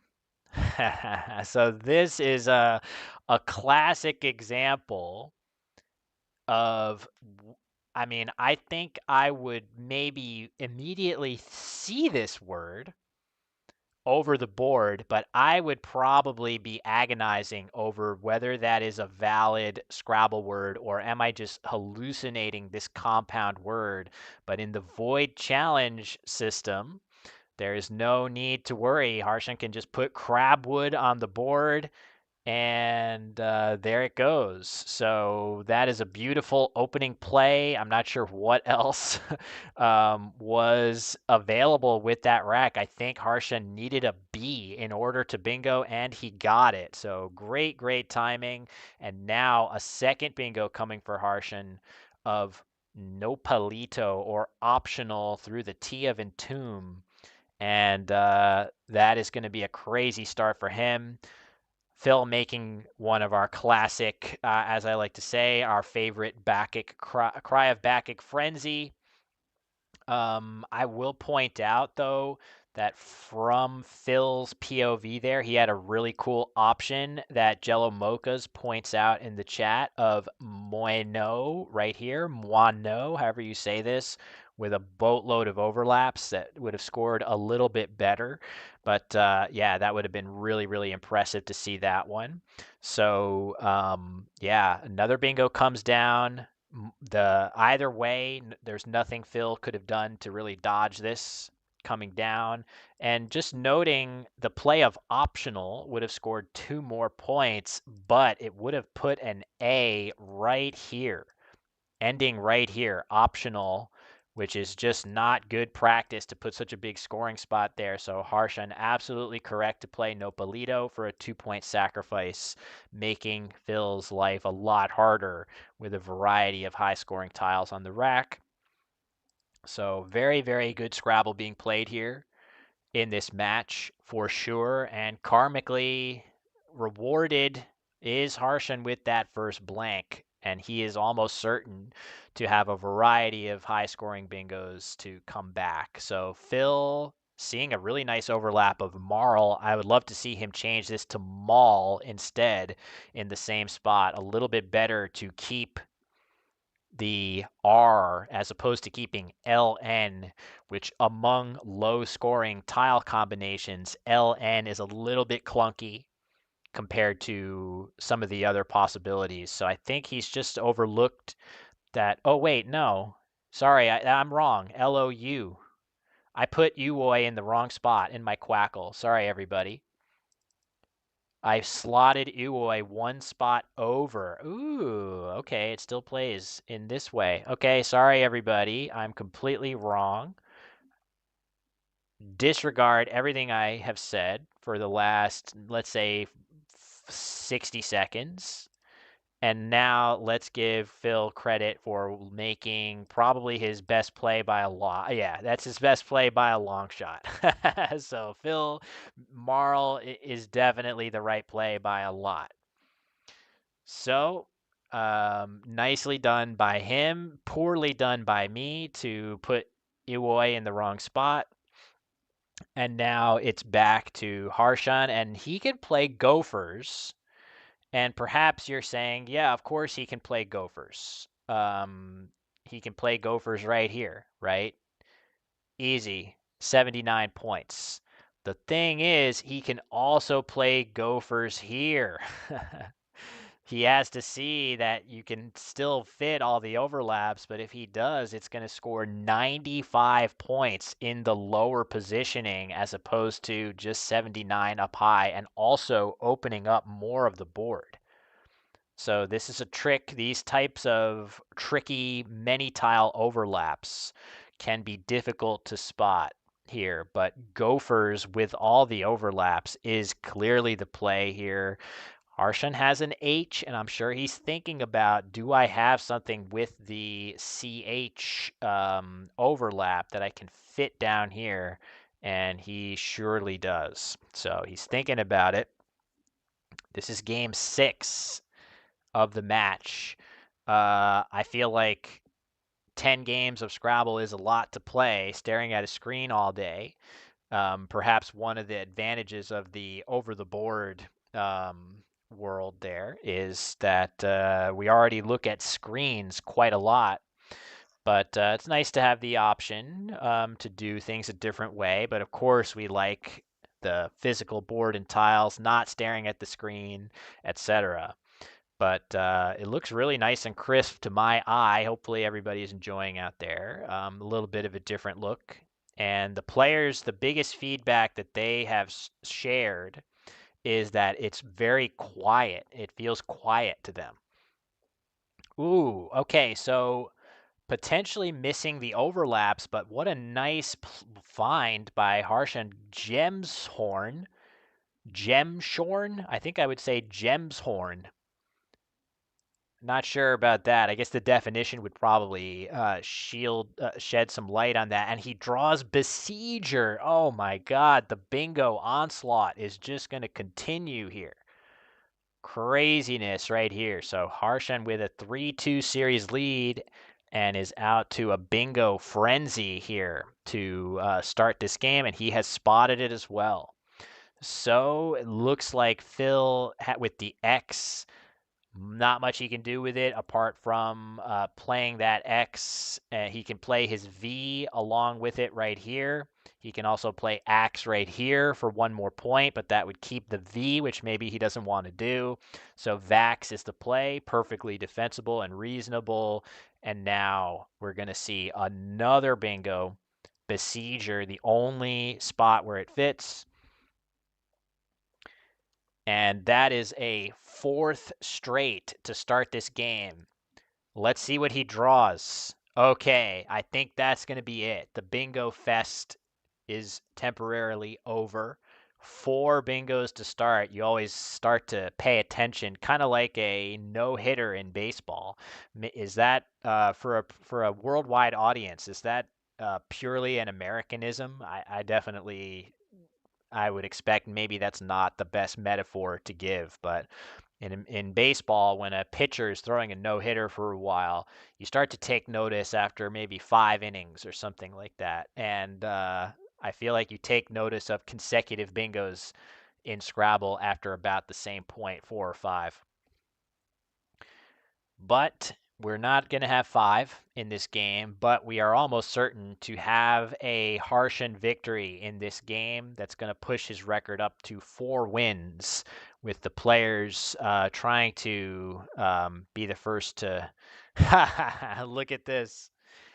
Nice play by Phil here. If you could just join the S to the V a little closer, he would be bingoing with Snivelier. That would be valid.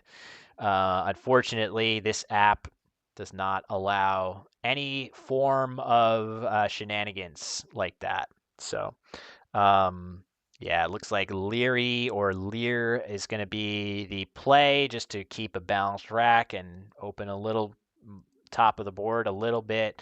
But yeah, tough one for Phil here. So, not really much to say about this one other than it's a shame that he drew a B and a good play of Entomb to start the game, because that was the exact letter that Harshan needed to start this bingo avalanche, which is going to end now, but it's done more than enough damage here in the game. So yeah, this one very likely to go in Harshan's favor, but once again, if you're watching out there and saying what are they doing? They're playing on tablets just as a sort of exhibition, something I don't think I've seen done on a live stream in Scrabble before. I think it's cool. It has potential to be extended even beyond just playing 2 people in person in one place. I feel like it would be really cool to have, 2 countries, maybe a bunch of UK grandmasters convene in a place like this on the same weekend that a US tournament is happening, and maybe you get a 5-on-5 match or something like that that's played from across the globe that doesn't require people to travel. There's a lot of cool possibilities, I think, for this format, and we'll see if there's any interest in it going forward as Harshan plays alongside Gemshorn to the triple. And Phil may be about to play Jin, which seems like it's just as good as it gets for him.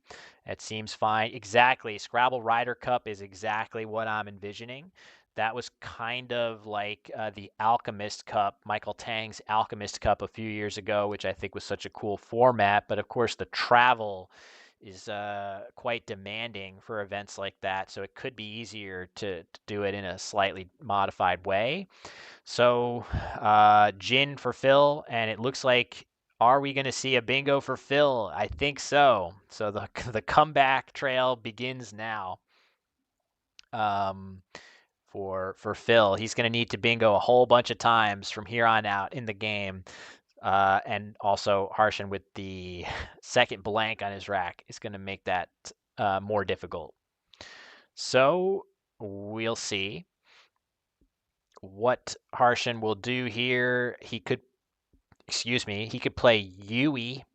That's a fun, really important word to be able to see. UEY. He could play that right here with Yex. That seems reasonable. But there's plenty of other plays. He could just play Fub in the upper corner right here. Something like Fub is totally fine. So there's good options that score decently. Phil is going to bingo, but he's down by 200. He's down by 197 plus the score of Harshen's next play. So we'll just have to see.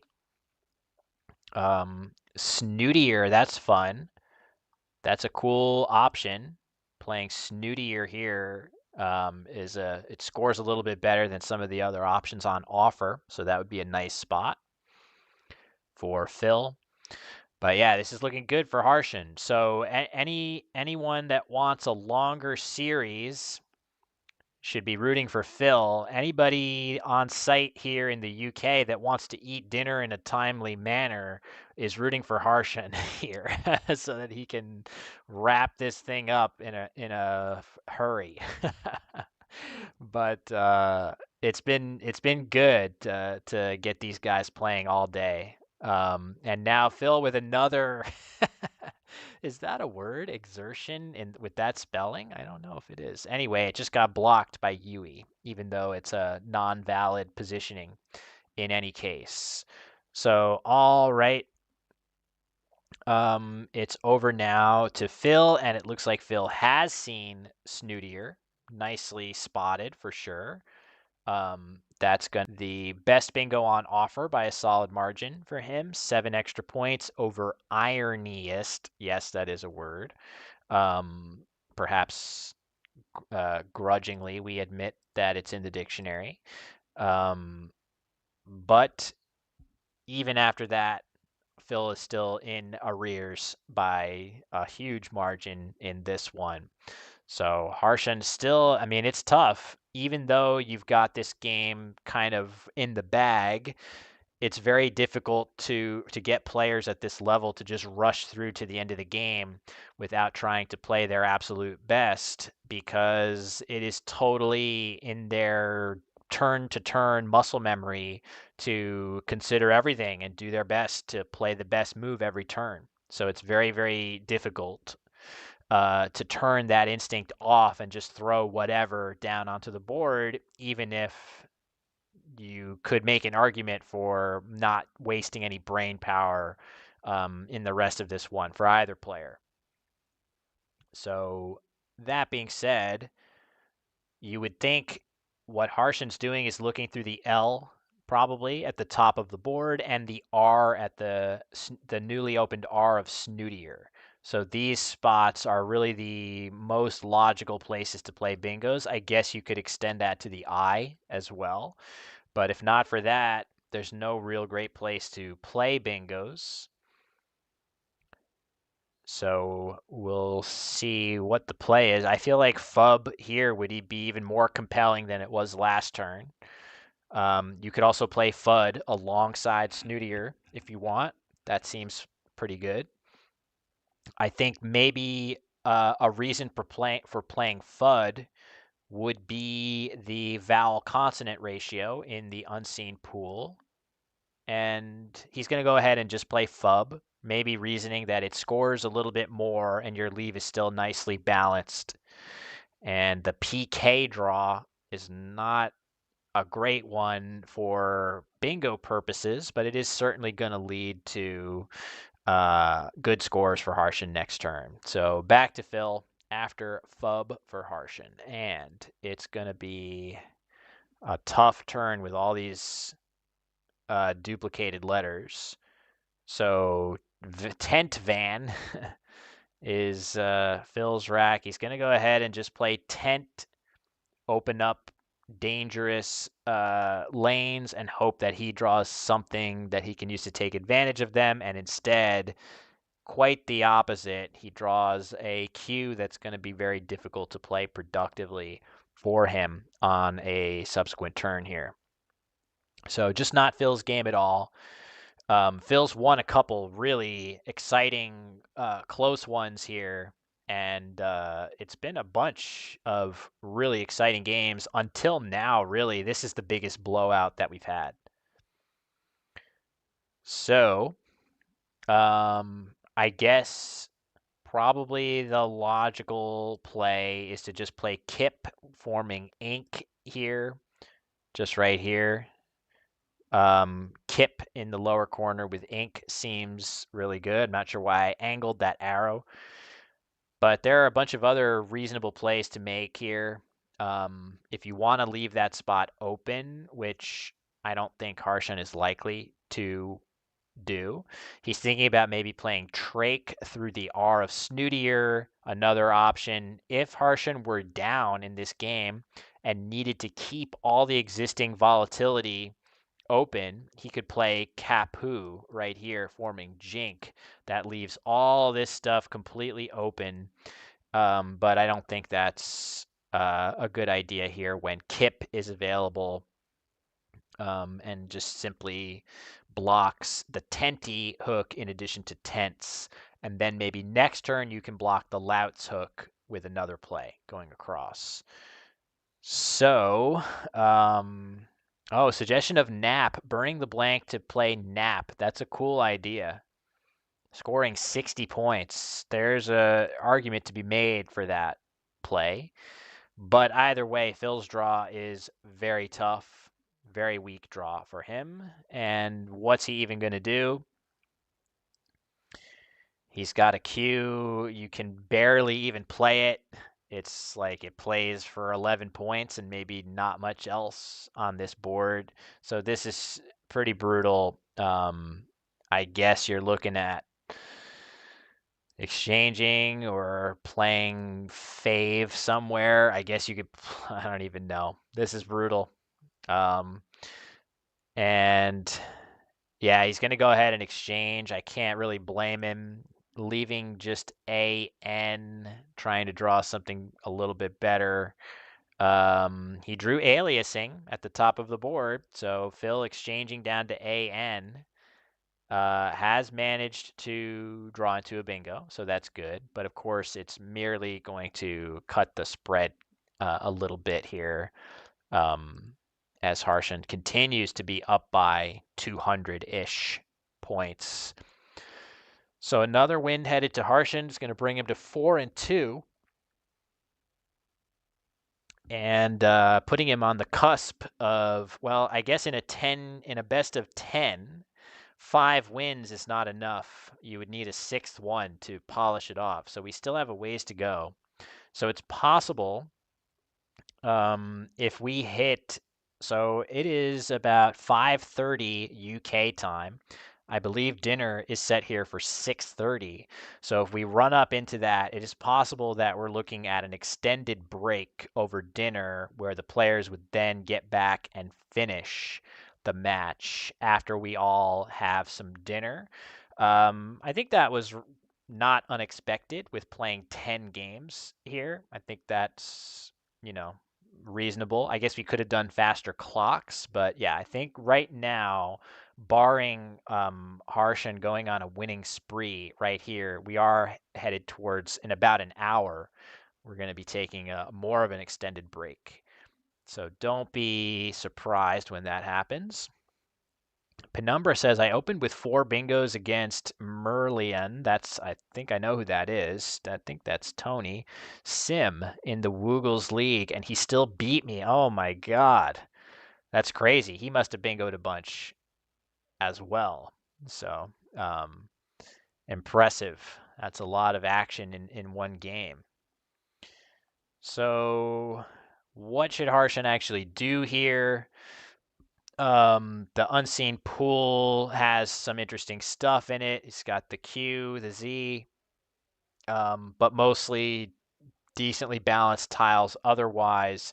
I guess my top priority would probably be, I don't know, playing the A just because there's three more. I guess you kind of want to play your I too, but maybe it's not possible to do both.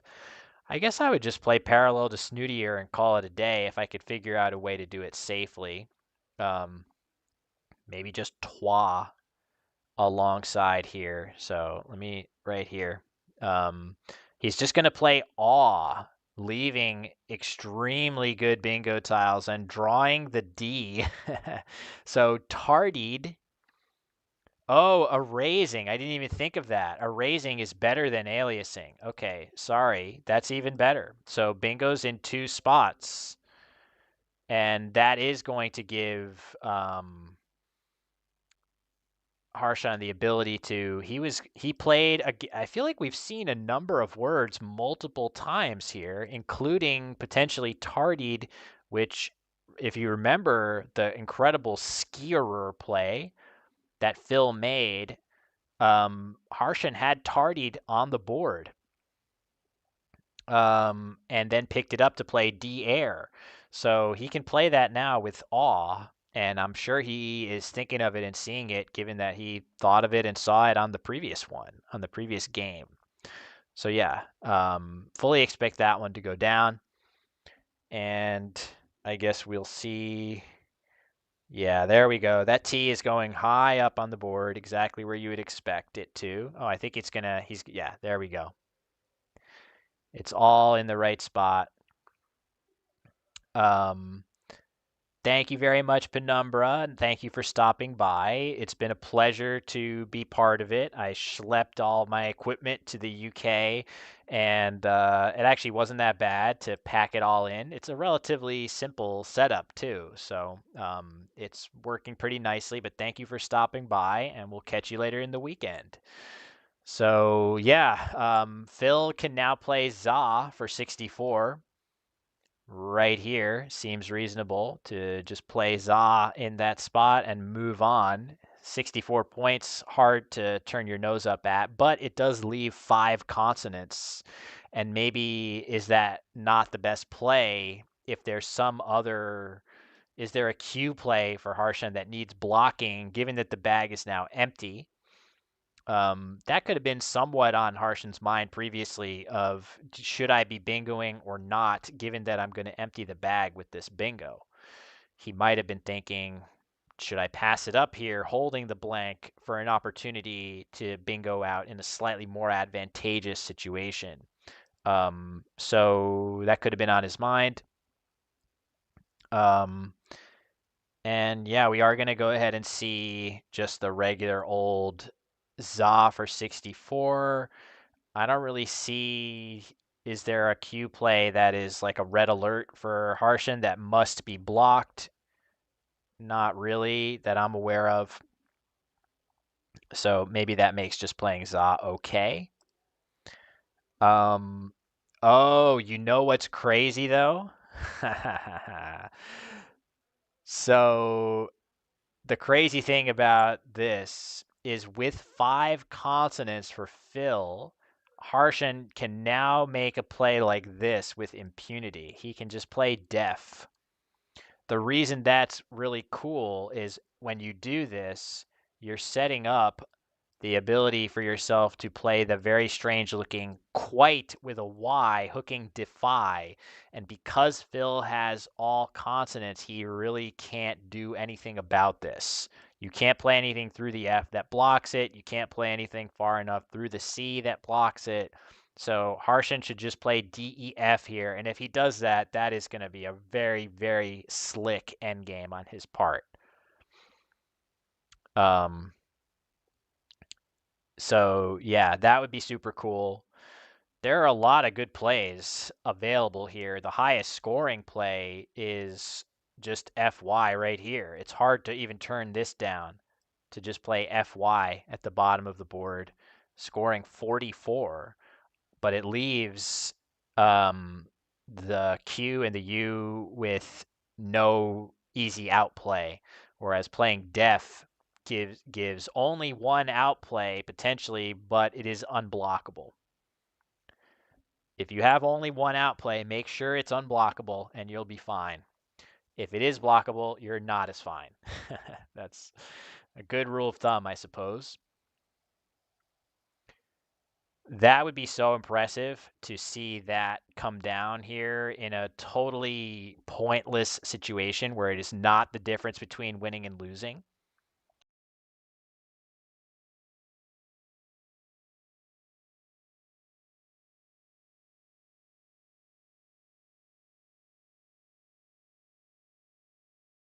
Got to remember to drink some water here. Hence the silences here. One moment.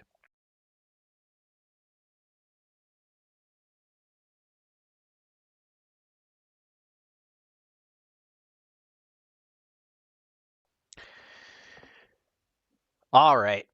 So it seems like Harshan is attuned to this 5-letter word with that Q. He has it set up on the rack. He's probably thinking, what happens if I just play def? Now, if he plays defy, that's not as good because Phil will play fly to the F. All right, Harshan's going to go ahead and play just FY for 44, leaving the Q over. There are enough places to play the Q that this should be okay.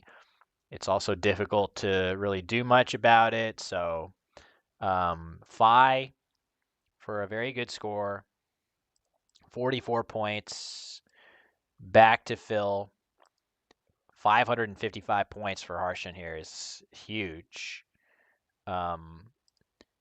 But I think it's possible that yeah, it looks like Phil is getting set to play Chav, and this looks like a really good idea, just blocking one of the easy areas where that Q would play and essentially forcing Harshan to play Chi alongside Snootier.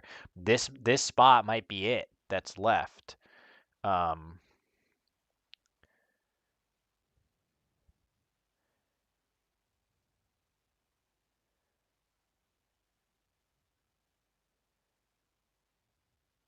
I'm just going to see if we can play straight through to dinner.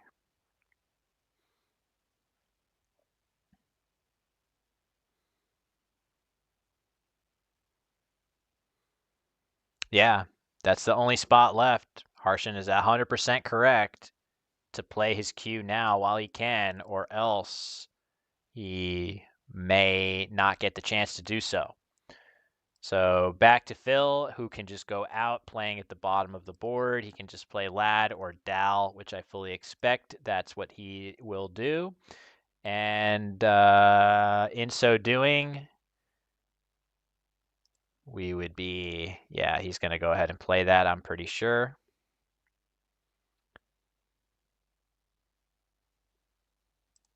And we're going to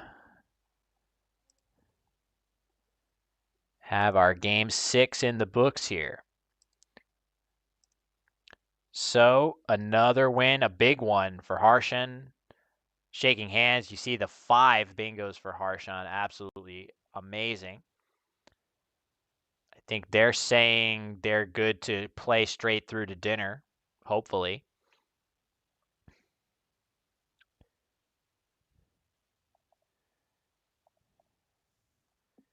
Okay, yeah, one sounds good.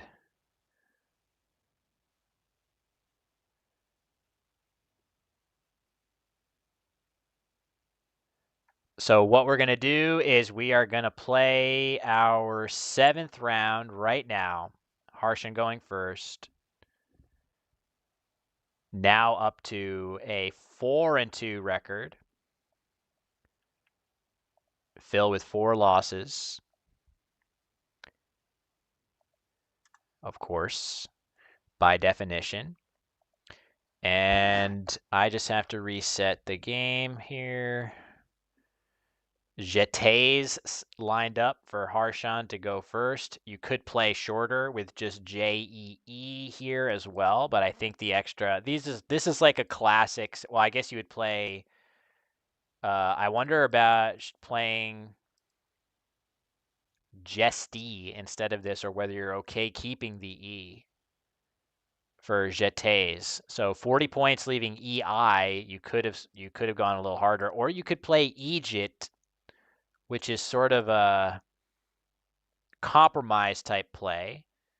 Interesting choice there, but either way, jetés is certainly a defensible option in that situation. But Phil with Datura blank, so he is definitely going to be playing a bingo here, but he's going to have to look pretty hard for his best one. Not that easy to spot the highest scoring bingo here, given the game situation. I see Jello Mocha's has it in typical quick fashion, but over the board, if you're not thinking, there's a lot to consider here. And if you don't see that you can make your blank a Q and play quadrats in very, very short order, it might be tough to think of that, especially when you're going through the alphabet and thinking about all the letters that could be. Um, that's a tough one.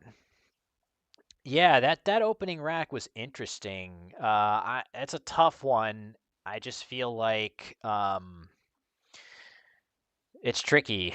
At least with Egypt, you keep ES, you score decently. I feel like it also the value of Egypt is that you are making a word that is really good to pluralize with your S. You're putting a really nice word that if you get a bingo ending in S, it's going to hit extra hard thanks to getting that J again. But look at this. Nice work, Phil.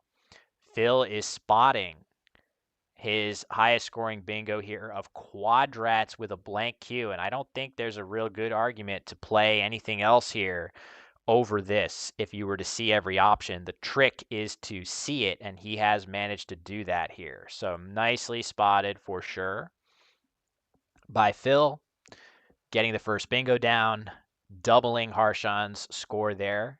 40 to 80, but it is Harshan to act, and Phil's draw not the best. Not the best draw for him. He's going to struggle to do well. Yeah, Jesty. I mean, jetés at least keeps an E. Of course, keeping EI is riskier with the two vowels, but in general, an E is a good tile to keep. You just get more points with Jesty. 2 more points and a less imbalanced leave, also known as a more balanced leave. Could do better to reduce my syllable usage there. Yeah, so tricky opener there for sure. Worth some analysis going beyond just gut instinct, trying to see what your bingo percentage is and what your expected average scores are and things of that nature. So, so what should Harshan do now, though? So he has some decent bingo tiles, but it's marred by the duplicated I's and the Y.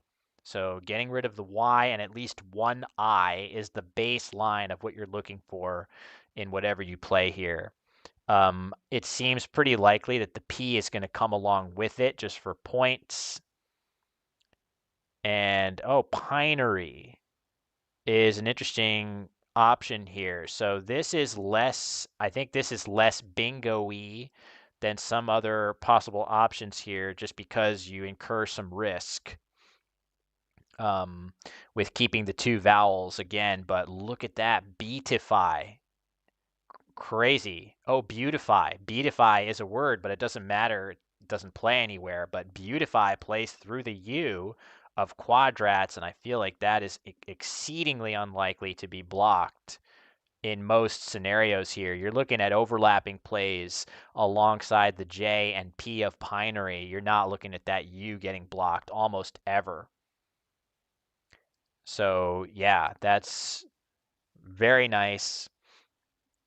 I think on Pinery, I probably would have preferred slightly piety through, ooh, that's very poorly drawn, through the T of quadrats right here. You could have played piety, leaving AIN, which is a little bit more balanced. Pinery, it scores 2 more points and keeps a better leave. So those are 2 things. However, it doesn't block the open lanes of the board as much. Maybe that's, if you're Harshen, maybe that's actually also a good thing for you because you're the one trailing. Why would you be that worried about blocking?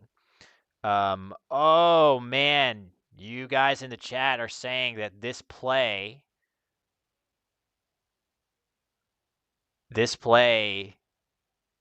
potentially, wait, this play? Is this the one that, oh, it sets up the B hook. Oh my God, that's crazy. Look at that. Unbelievable swing. This is quite the troll. So this is as rough for Phil potentially until he realizes that Beautify also played. This feels like a troll because you just played Oni setting up your opponent's massive B bingo. But we've had some moments like that, right? With like Crabwood and then Skierer before that. So yeah, it's a tough one. But a great find by Harshen. And Oni, for the record, is a really nice play that scores well and balances Phil's leave. That was that or Eon in the same spot were very, very similar plays, and playing one of those is definitely correct. So, yeah, that was a good play by Phil. That was just punished by the worst case outcome and a great find by Harshen, and that's just what's going to happen sometimes at this level. So back to Phil, who now has the Q to deal with, and Harshen with Gliadin set up on his rack, and that is going to play again with Tig and Eel. That fits right here. So yeah, that's going to be really good. So that's going to fit for a great, great score.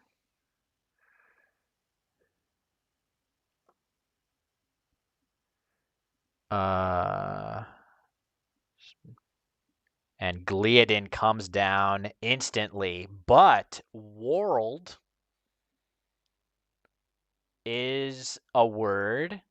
I actually should also note the play of Queen, which is an interesting one, given that Phil could have played Yawner off of the Y of Beatify, except it would have kept the Q on the rack. So Phil is realizing that he can play World here, and that is going to go a long way to cutting the deficit. Gliadin looks like a good play. I actually want to point out, though, given that we're seeing the big E hook get used very productively here, that I didn't see this, but on the turn of Gliadin, those same letters would have played off of the D for dadling. Dadling is a valid word and would fit here. I wonder, it gets a couple more points and it doesn't make the E hook, so potentially that could have been slightly better of an option, but that was a tough one to see. I certainly did not see it. So yeah, wow, check this out. Remover on the rack and gamified getting set to potentially be played. Gamified, there's no open E anywhere, and remover also does not currently fit on this board. So we're looking at non-bingo plays almost certainly coming up. I don't see how Harshen could open up a spot for Phil to play remover. Though there have been a lot of plays like that where one player opens up something amazing for the other inadvertently, just in the process of kind of scoring at their normal level, in their normal spots. So Phil maybe can be hoping that one of those instances occurs again on the next rack, but I don't see how that's likely to happen. Stuff to consider. Frig which Harshan puts down and plays. Makes a lot of sense. Another possibility for him would have been to, I'm not even going to say this word and spark the firestorm, but he could have played this word right here if he wanted for only one fewer point. And it looks pretty good from a defensive standpoint, too. It doesn't really open a ton back, so that could have been an option. Harshan with more good-looking tiles here. Not sure if anything fits for him yet. It's close, though. Many, many tiles that would potentially work nicely for his letters here. Doesn't seem like he has any bingo that fits. So we'll see if maybe it'll be Phil's turn to open something, but I think Phil is likely to play E-move right here, unless he really, really wants to use an R. E-move coming down this triple in the lower left looks, and he has it set up, and he's thinking about playing it. Seems solid. You don't love keeping RR. There are a couple more R's in the bag. You would hate to draw that. That's definitely what he's looking at there right now. He's trying to see.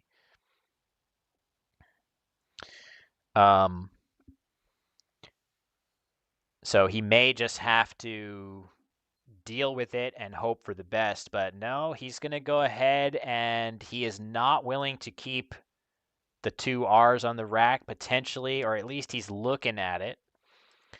I guess one option, it seems a little bit crazy. Well, this isn't that crazy. If you really want to go into next turn without keeping two R's, you could play mover right here.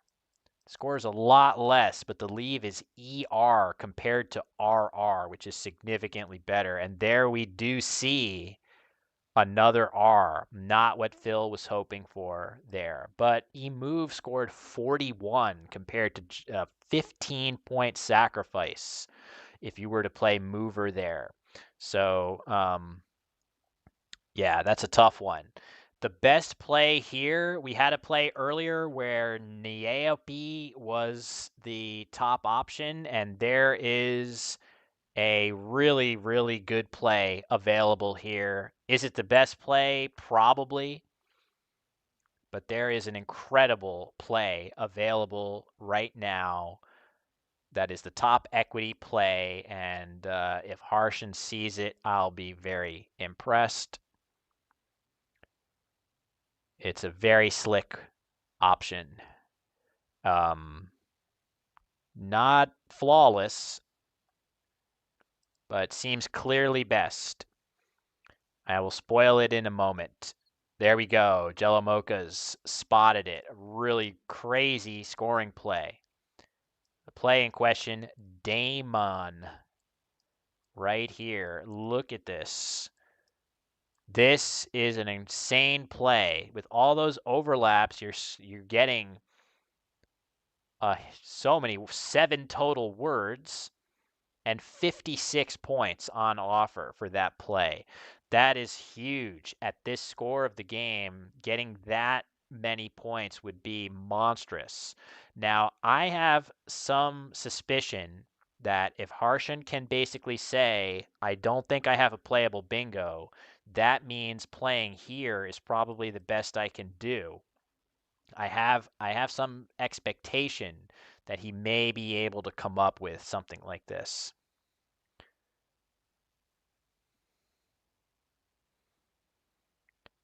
But that would be by far the highest scoring play.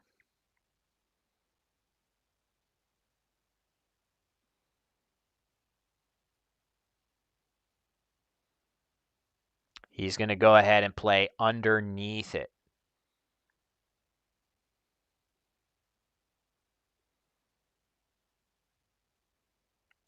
All right, so a miss of the absolutely insane play on top, but Darling finds its way onto the rack here. More saliently, though, rattling off of this D actually fits. rattling is going to fit on this relatively constricted board. In fact, it's not that easy at this point to actually fit a bingo anywhere. So figuring out a way to do that is a nice idea. Or I should say, of course, a nice idea, but I would say sorry, I'm just juggling other stuff. That was really stupid comment. But it is not a given that your good bingo racks will actually fit on the board. So actually getting one that fits is key and a nice break for Harshan. That's what I'm trying to say. All right, everything's all fixed over here. So it had been suggested jokingly. It had been suggested, Jello Mocha said Gore Crow for content. But is it possible that Phil's position is bad enough that this might be a realistic? Is this his most like aggressive and realistic pathway? Is playing something like this and hoping maybe for something exactly like what Harshan has, although he will then shift his positioning to, well, both positionings of rattling will block, but he could potentially shift it even further. Anyway, he's going to play something like arrow instead, which is way more standard, but and you have to assume that your opponent, after any kind of play that leaves tiles left over like Mona did, you have to assume that your opponent might have um, might have something there. So yeah, in any case, um, okay, Rye, another reasonable play. Scoring 27, this is way more rational and human of a play than going crazy. The game score is not that close, is not that far that you have to go crazy. So Harshan going ahead and trying and thinking about playing Dargling, but he has this backup play. Dargle is valid. So yeah, reasonable to give it a shot, but rattling the valid play. It's going to score 65. That is going to be a tough one for Phil to come back from here as Harshan goes up by another 100-ish points. So Phil getting off to the good start with that nice bingo of quadrats.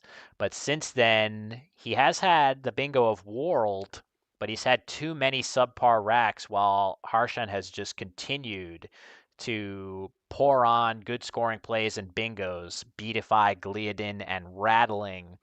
So all of that has Harshan up by another big margin here, and we could be going to dinner with Harshan up 5-2 in the match and needing just one more win to polish this thing off. So it's possible that the break time may be longer than the game time after if Harshan wins the next game after this.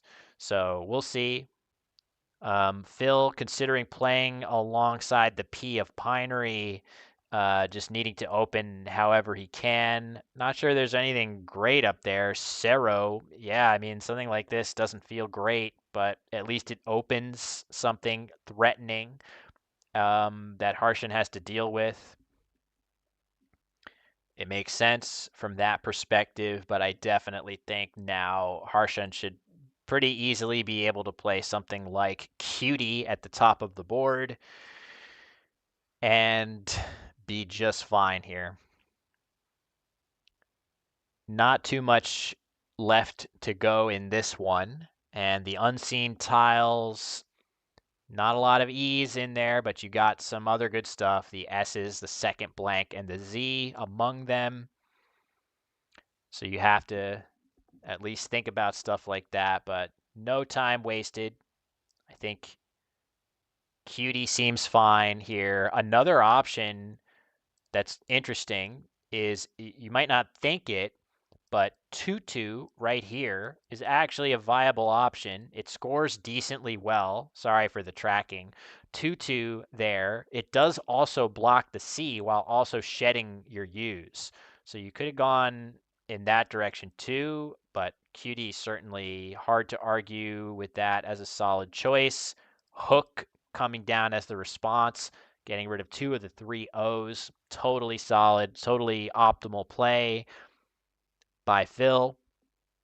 He draws the X, which feels like he's got other pretty good tiles along with it. I feel like he's kind of close to bingoing with it, but maybe not quite there.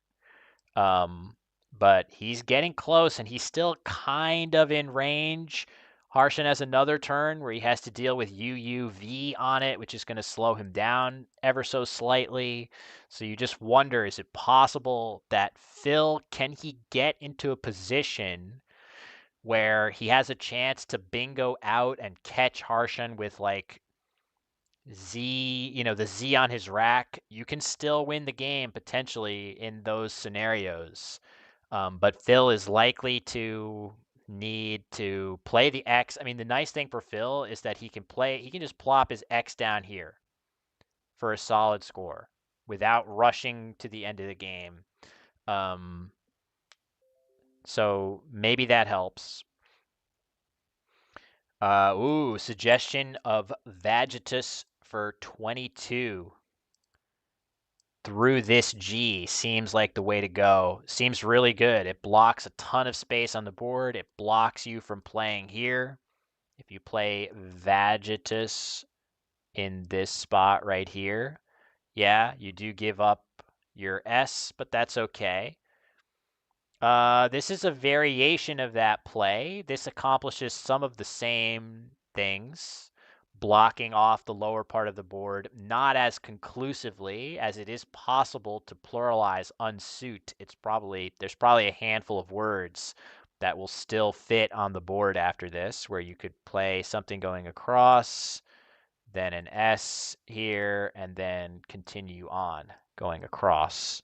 So Vagitus a little bit better from that perspective, and getting rid of the V, scoring more points.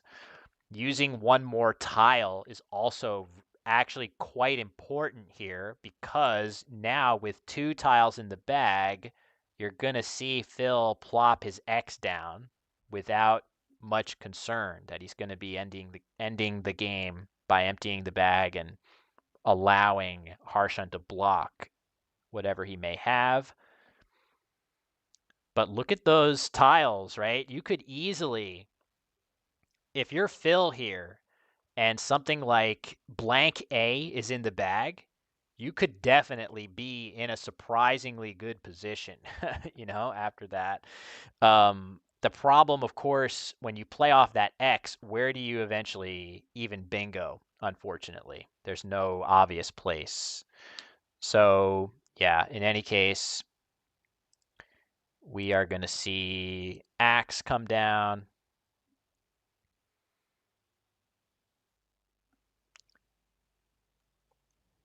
And now, with Sap Probe on Phil's rack, no obvious place where that's going to fit. And I just feel like, hold on. I think my Quackle could be on the verge of having trouble here. Hopefully it sticks with us just for the duration of this game. I think, yeah, everything is looking good.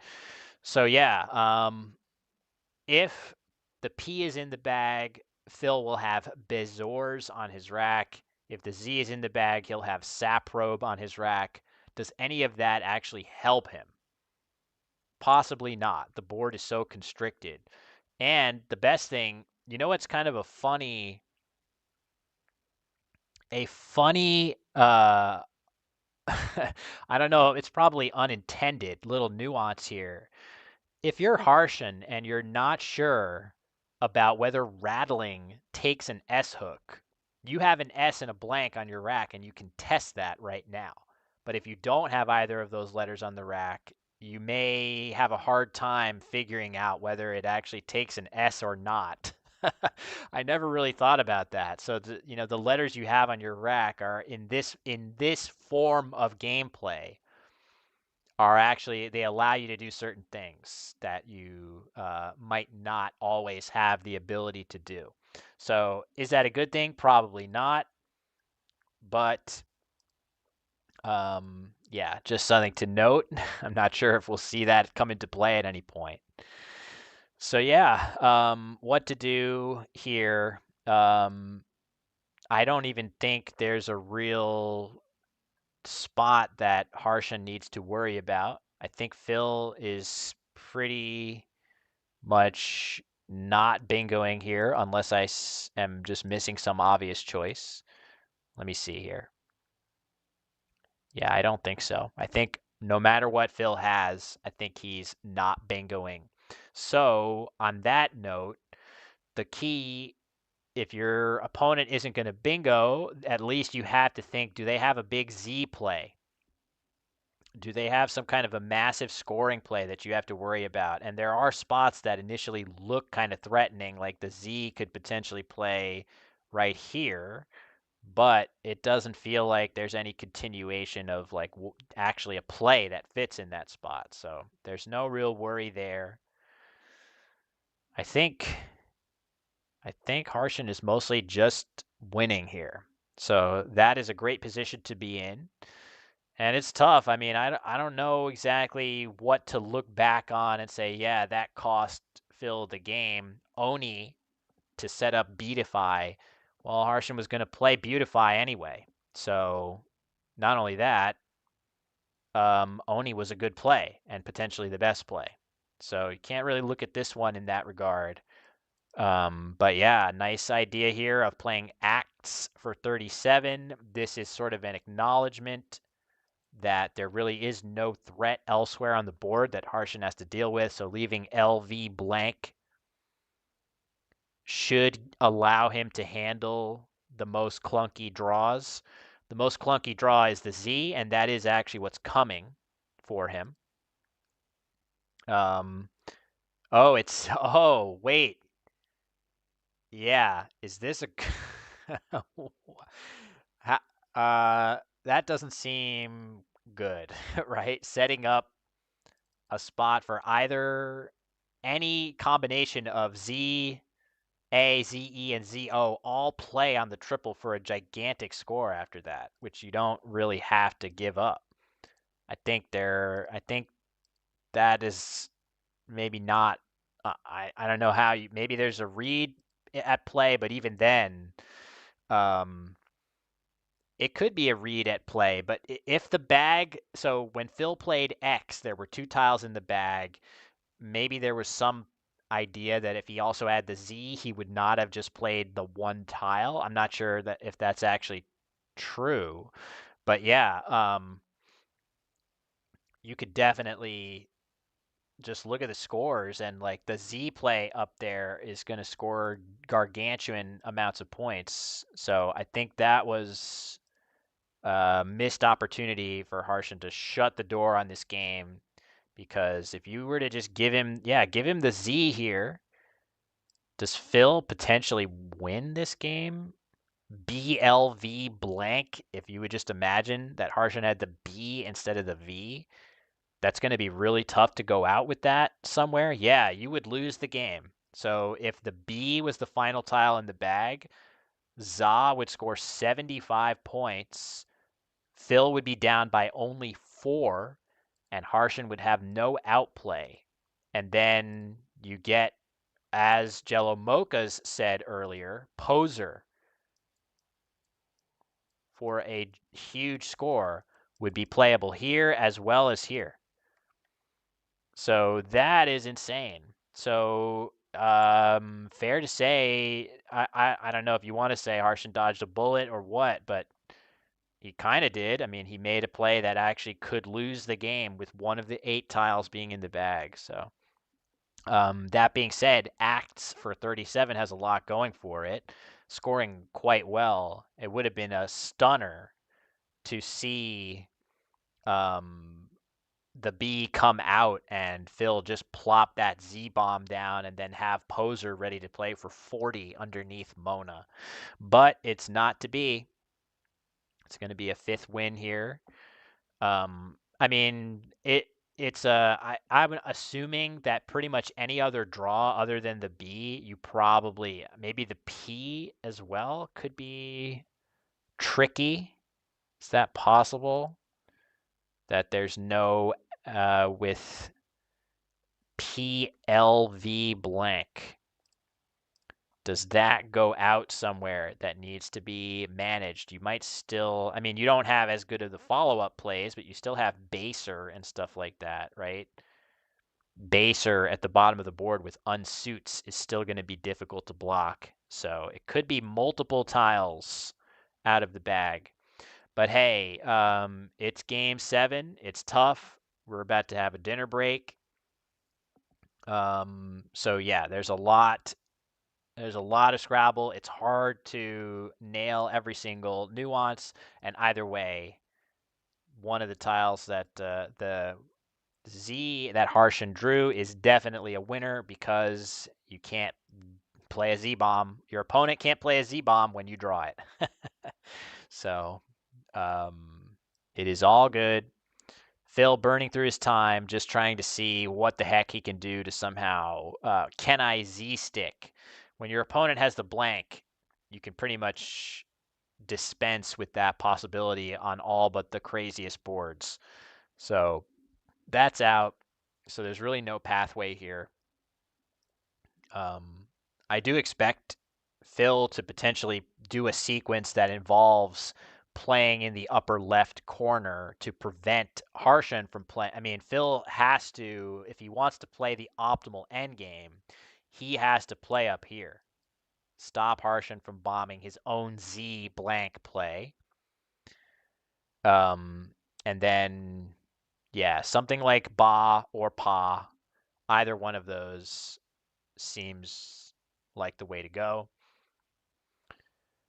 Ba gives you the really good poser in both spots, but I think after either one, it's I think probably the optimal end game. So Po, that seems also reasonable.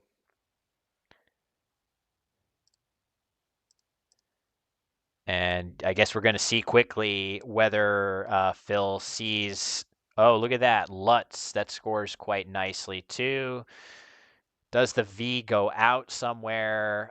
It goes out with Vin. I'm not sure if there is a second spot. I wonder if a stick would be possible after this. Maybe. But Po is the play there. And you can just go out with Baser and unsuits. Oh, it's Lulz. I thought it was going to be Lutz when he started putting it down, but I'm mistaken. For the Lulz. Yeah, I think it's probably correct for Phil to block the V spot and do some kind of a cool sequence here, but it's certainly not necessary. And with only a minute left, I could just see him play baser and be done with it here.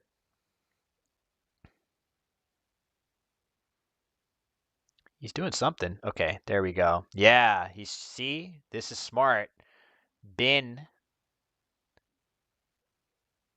It's not a ton of time. He has to make sure that he's budgeting enough time to manage a bunch of passes. Oh, Fave. He has to play Bine. He has to play Bine. Bin does not do it. So Bin allows you to play Fave, but Bine blocks both Vin and Fave. So if he just does this, he's gonna, yeah, nice. So Bine looks to be optimal. So let's see if Harshan just quickly, yeah, he's gonna quickly play Fave. Oops. Yeah, Phil's gonna have a laugh. So he had the right idea. Right idea. Playing up there would have technically been best. But yeah, Fave will come down, the only outplay for Harshan there. So, all right. So that's game 7 in the books here. Um, we're all headed to our dinner break. It's 6:30 out here, and I guess what we're going to hope for is that when we get back from that break, that Phil can win a couple more games and give us a maximum amount of content. But yeah, we are going to be taking that break right now. So Harshan going up 5-2. We do have to start worrying about the spread if Phil continues to win. I don't know if they're just going to keep playing or what, even if the match is decided. I think not. I think if Harshan gets a sixth win, that's going to probably do it for the Scrabble that they play. But yeah, we'll be back. I think not sure if when we'll be back, but I would say at least maybe 40 minutes, something like that, as the players are heading out for dinner. So I'm here. Hey, everybody. Thank you very much to everybody for stopping by. Hope you're enjoying this exhibition match between such strong players as Harshan and Phil. But we'll take that dinner break and be back in a bit. The tournament is sponsored for both. So this is an exhibition match being played on tablets using the new Scrabble app. But tomorrow, Sunday, and Monday will return to the over-the-board coverage that you are used to from this channel. So this is just a special extra that, who knows, maybe we try to do more of this and attach these sorts of events to some of the bigger tournaments on the calendar worldwide. Could be a fun addition if people enjoy it. But yeah, for now, just a one-off today, and it goes back to over the board tomorrow. So with that, I'm gonna go get some dinner, and I'll see everybody in something like 40 minutes to probably no longer than an hour as we return and see if Phil can keep the match going. See you then.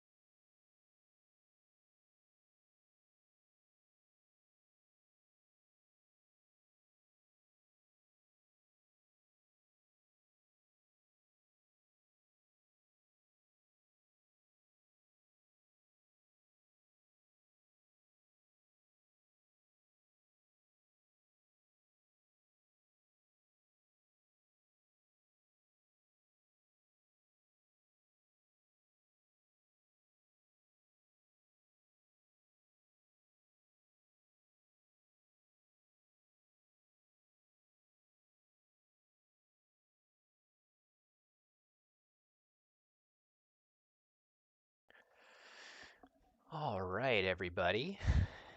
We are just about ready to come back. I can say hi to everybody right now. So we just have one more hurdle to clear here before we're going to get started. Actually, I need to give the players some information about the point spread between them. Oh, actually, no, we don't have to do that because we agreed we're going to go to 11 games. So we were originally going to play a best of 10, but the players had asked me, why did we choose 10? And I said, I don't know. I thought you guys picked 10. So we decided we're going to actually play first to six wins, unless there's a tie, which is exceedingly unlikely. So right now, Harshan is on the cusp, needing one more win in the match with 5 wins in 7 games. But Phil has a chance to reel off as many wins as he is capable of. And I think the players have also said they're just going to continue to play. They want to play the full amount of games as prep for the stream. So that sounds good to me. So apparently, even if players are ready to start, okay, sounds good. I'm going to go to the game board. All good here. Okay, so we got our players here ready to start. It's going to be Phil to go first. Phil first. And okay, this is exactly the sort of rack that he would want to see to start off and kickstart a series of wins, needing to prolong this match against Harshan here. So, yeah, we'll see. Um, Thank you to everybody who is still hanging out with us even after the break. Appreciate that very much. But we're still going to be playing a bunch more into the evening here in the UK. So yeah, let's just see what is Phil going to play. It looks like in print seems to be what he's getting set to play with Pinner Blank. Um, there is some idea that on these sorts of racks, you would like to try to pick a letter that is already represented in the word that you're playing so that you're not giving your opponent unnecessary tiles to play 8-letter words. But there doesn't seem to be a word like that unless I'm missing one. So, and print looks like it's as good as anything to avoid placing any of the vowels in that word next to a bonus square. So, very reasonable choice there. And now over to Harshan with the response in the game. So yeah, 5 wins to 2 losses for Harshan here, and that is he's played very, very well throughout. Phil has also played extremely well, so it's been a pretty impressive exhibition here. But Harshan has just made a few plays in particular that were extremely impressive that really made a huge difference in a lot of these games. Phil actually made several plays like that as well. But yeah, just an impressive exhibition here. So Phil out to the early lead, and Harshan with good bingo tiles. And he's going to make a play that looks pretty solid to me alongside and print of Y for just 19, but leaving very, very solid letters. And you can see why were those letters solid, because the DIES leave that Harshan kept, those 4 letters on his rack, a lot of 7 and 8-letter words are going to result from that. And you can see he has dandies set up as, I don't really see how that's getting blocked immediately here. So Phil getting set to play Oak for 40, and he hits submit. So I think that's just a little oversight there, as he could have used his U instead, which you would always typically prefer to do that. And oh, dandiest, even better.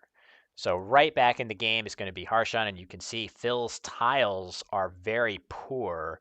I don't think they would be that much improved if you would replace that U with an O instead. And oh my gosh, both players with absolute dreck right now. So they're both going to have to work through some very pressing issues. Phil with way too many vowels on the rack. If you consider the Y to be a semi-vowel, then he's got 5 vowels and 1 semi-vowel. And meanwhile, if it's possible for a rack to be worse, then it seems like Harshan's may be worse.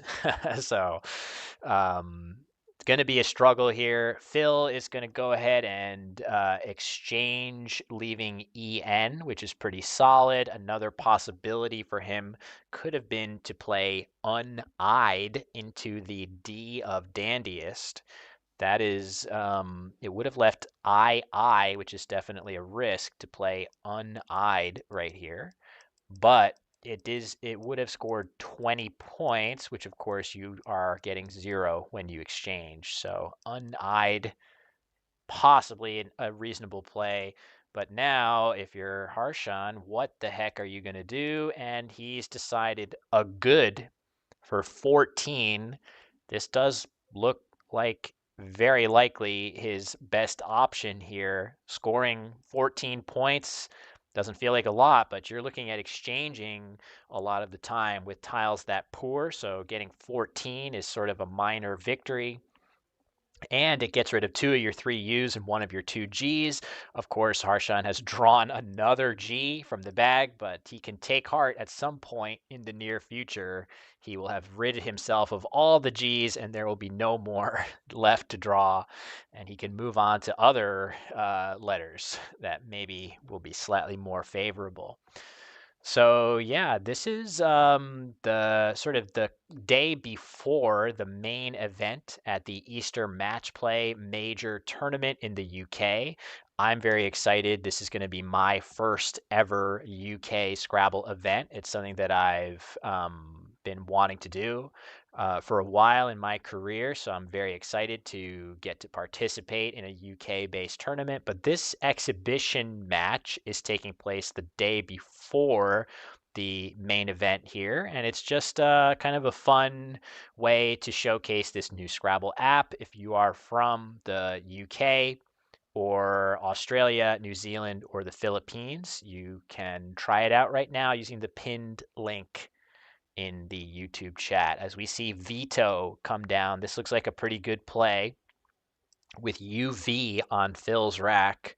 Certainly becomes a top priority to use as either the V and the U together, or if you can't do that, at least try to use one of the two. And this play scoring quite well on this difficult board. It's actually not that easy to get a good number of points here. So 22 represents a solid score for Phil, and it's still quite close in the early going. Harshan about to find arguably his own best play of Gulag alongside a good, making a bunch of overlaps. Yes, it leaves 0-0, which is not ideal, but again, 24 points is his highest scoring move, which says a lot about the poor state of this board. And like I said, no more G's to draw after this one. The bag is going to have to give him something else. Not a great draw for him, but at least that H will give him some possibilities going forward here.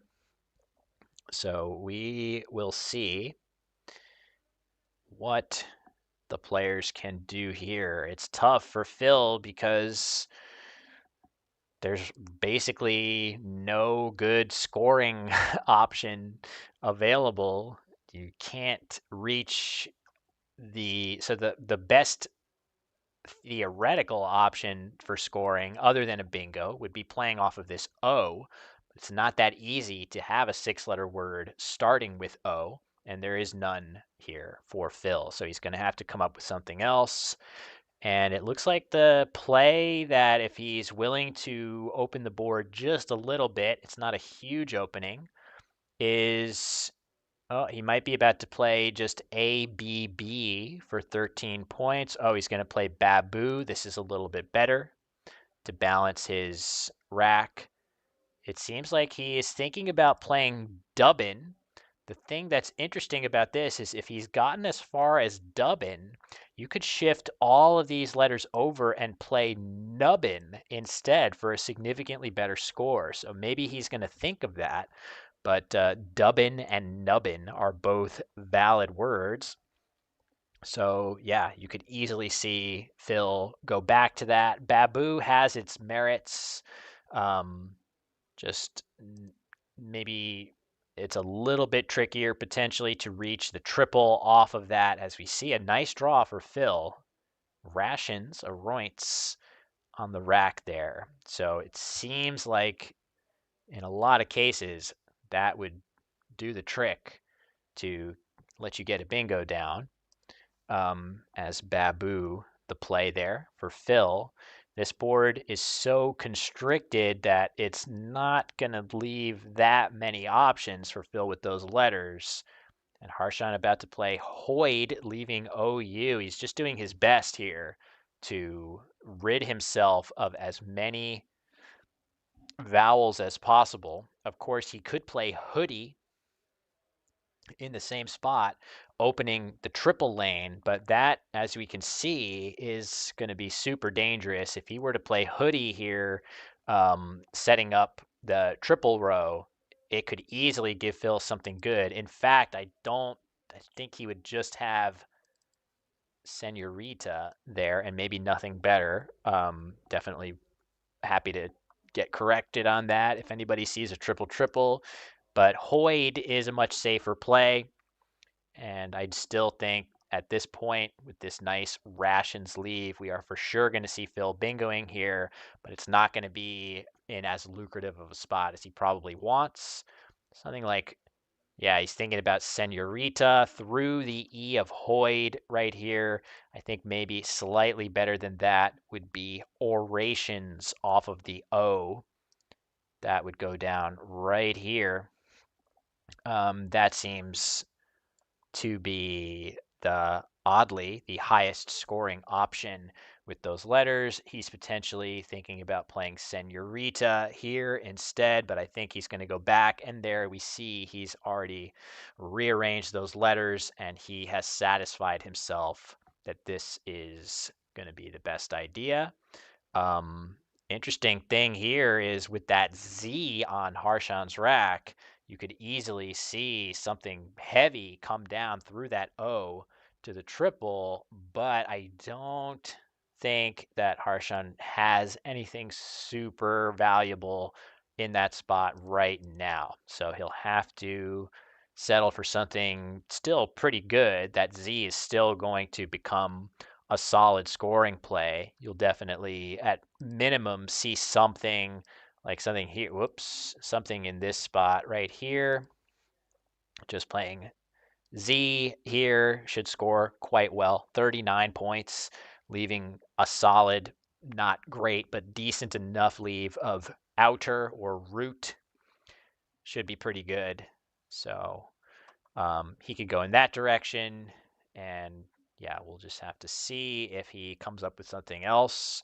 There are other possibilities here. He could play Taos. I mean, this is, if he plays Touze here, the point of a play like this is that it also gets the U off the rack, which is not that easy to do with some of the other plays in this spot right here. So if you're willing to open the triple, which definitely gets you punished in response a solid amount of the time, you do increase your chances of bingoing on a subsequent turn. But I think this makes a lot of sense, a more safe and measured approach from Harshan. Hacks, unfortunately, I feel like it easily could be a word. I've seen it in print enough times, certainly on the internet, but it is not currently a word. Maybe next update, hacks gets in. I feel like it has a strong argument to be made, and we're going to see axe at the bottom go down for 46. And very quickly, turn soul is going to come down for Harshan. He has to move everything up one letter. But yeah, turn soul is just perfect to somehow turn these weak letters. This is exactly the reason that the outer or root leave, R-O-U-T-E, It's deceptively maybe a solid leave because you get a lot of draws like this that give you a bingo if you're Harshan. So very, very nice to spot that. And not only that, he draws license, silence, Selenic, however you want to slice all of these anagrams. Um, so Harshan threatening more bingos to come down here, but as Jello Mocha spots in the chat, are we going to see Fovier come down? I think if Phil, I really like Phil's chances to see this excellent word, and there it goes. Let me not block it with my chicken scratch, as this is by far not even close the best available play, and it scores so much better than anything else Phil has. However, incredibly, it does not block the turn soul hook completely. Already, license was going to play hooking turn soul, and now it just plays as licensee. You can still fit that in. I wonder, Harshan had license had license lined up on his rack, and he's now gone away from it. Oh, he's lamenting that he cannot play Celestine.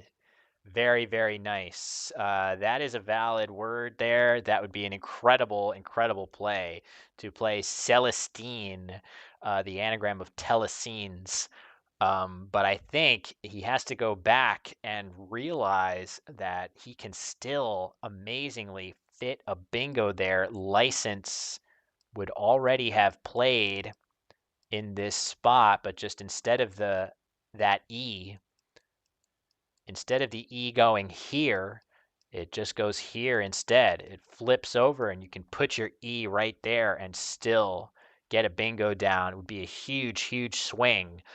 If Harshan suddenly, you know, realizes that I can still do that, then he's going to be in a great position in the game. And if he doesn't, he's going to need a little help going into next turn. So this is a big one here. Let's see. Oh, I feel like we're seeing some of those letters go back into the correct locations. But yeah, he had license lined up on his rack. This is purely a matter of opening your mind to the possibility that, oh, I can still potentially bingo through that E. Once you realize that, I think for a player of Harshan's caliber, he's going to come up with the bingo. It's all about realizing the possibility that those areas of the board are not fully blocked right now. So let's just have a look, see if he could come up with it. We've seen very few missed bingos over the course of the first 7 games. There have been a couple here and there, but not too many. Could we see one here? And again, the game scenario here is that this is effectively a 1st to 6. Harshan with 5 wins,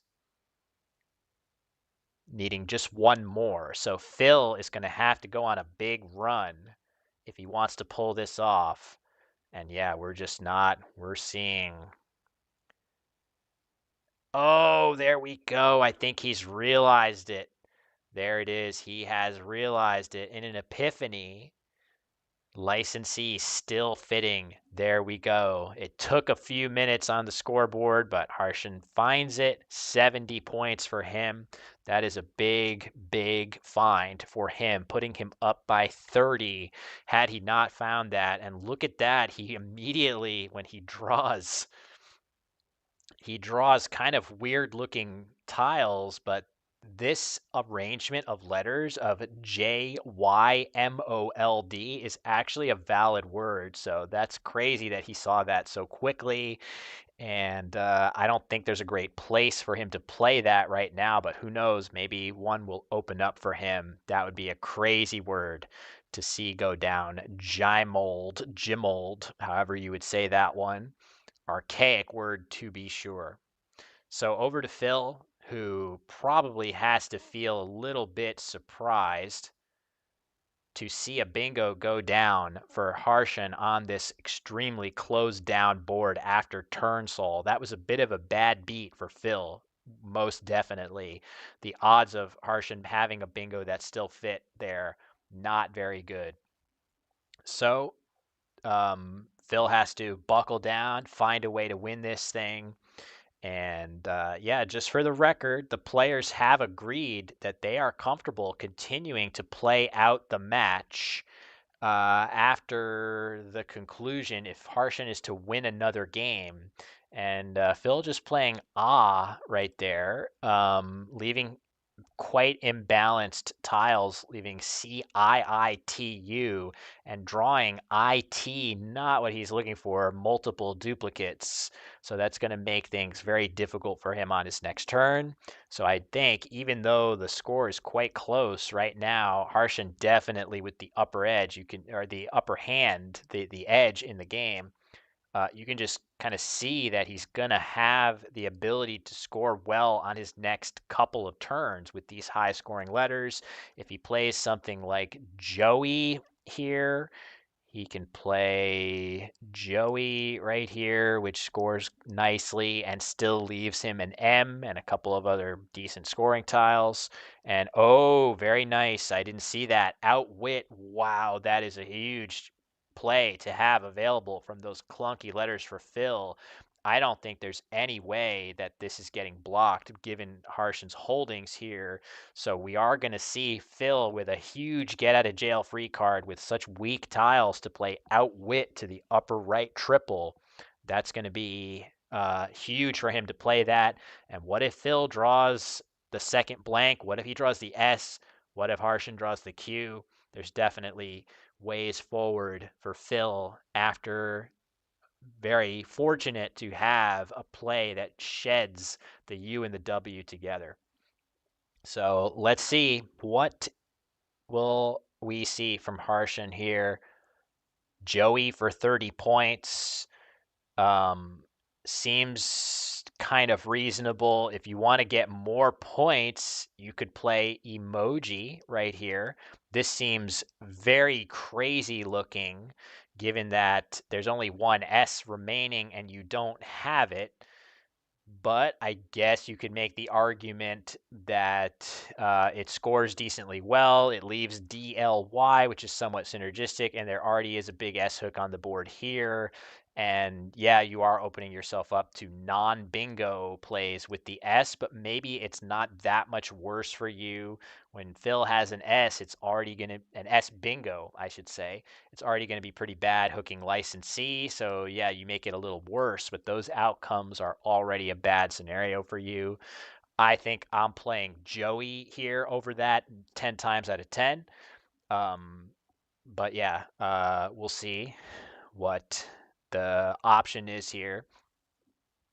Trying to come up with some other options that seem reasonable. I guess if you're worried about the consonant vowel ratio for any reason, so there are certainly many more consonants than vowels right now, you could imagine playing jelly here.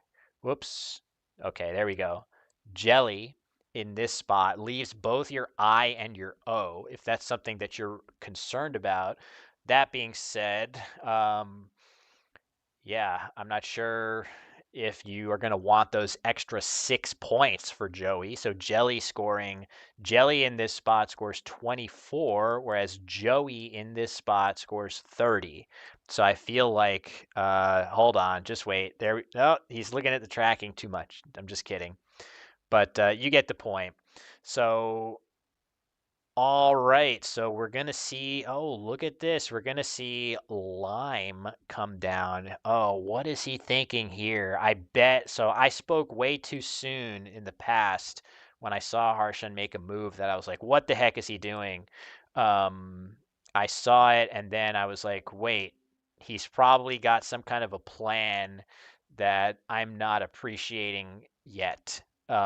So is there some hope for the J after that? He's thinking maybe about playing Ojime. No, he's gone back to lime. Who can suss out? Oh, okay. So this is purely, yeah, this has to purely be a feeling that I want to block the last S hook on the board. I want to block the S of licensee while I have a play that does so. And yeah, maybe reading into Phil's previous play of just AH as he might be leaving the blank in the S, and I'm going to make it as hard as possible for him to bingo in the short term. That makes some sense to me. Of course, it's easy for us to sit here and say, why would he do that when he can play for 30 points and use his J? Well, if he thinks he's going to play Joey and then get hit with an S hooking bingo to licensees or to the E of licensee, which is also a good ending tile for 8-letter words, it makes a lot more sense.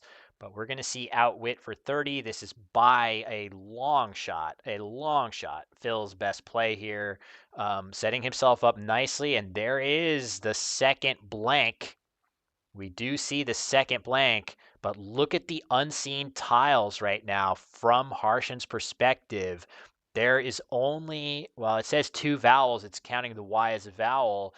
That's fine, but either way, whether you count the Y or not, the vowel situation is incredibly scarce. So it's going to take an extremely specific rack for Phil to have a bingo here, even if he has the second blank on his rack. So yeah, great draw for Harshen there of the vowels, as Evil Budgie says.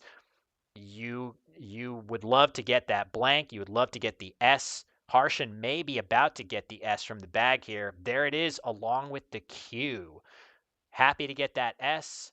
Maybe the Q is going to be a hindrance, although you can actually still probably play it somewhere or other for good scores. Really nicely done, too, of Harshen to play Joe for 26, not playing any more vowels than necessary to deploy that J. He was wanting to hold on to the vowels, realizing that there is a shortage of them coming in the pool, and you definitely need to hoard them here. That being said, I definitely think Phil has some practical chances here. From his perspective, there are several vowels that he can draw, and as long as he does not play his I, he might still be able to draw something that plays in a few spots on the board here. So, for example, is it possible that if he plays off his F and M and draws RS, he can get tip carts off of the T of outwit in 2 places.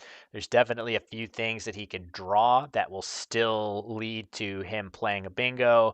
So it's possible. It's possible that even with consonants only, I mean, you might have to draw an S, but if he were to play something like just, I don't know, just fam. This doesn't feel very appealing, but something like this creates kind of an annoying situation for Harshen to block and figure out which of the areas up here do I need to block. And that could be somewhat agonizing for him. That being said, Harshen is going to know that this line is basically a non-starter with so few vowels remaining in the unseen pool. So yeah, this could be the clincher for Harshen Lamabadu Surya in this match over Phil Robertshaw. What can Phil do to create some kind of a threat? There's 3 tiles in the bag. Could we see him play YMPT? This is kind of a goofy looking play, but I feel like after a play like that, you are even kind of, so this is the only play that's in sort of the top equity options that actually scores a reasonable number of points. And maybe after that play, you're kind of putting in play the ability to win the game without getting a bingo down. It's not impossible if Harshen's rack is really bad.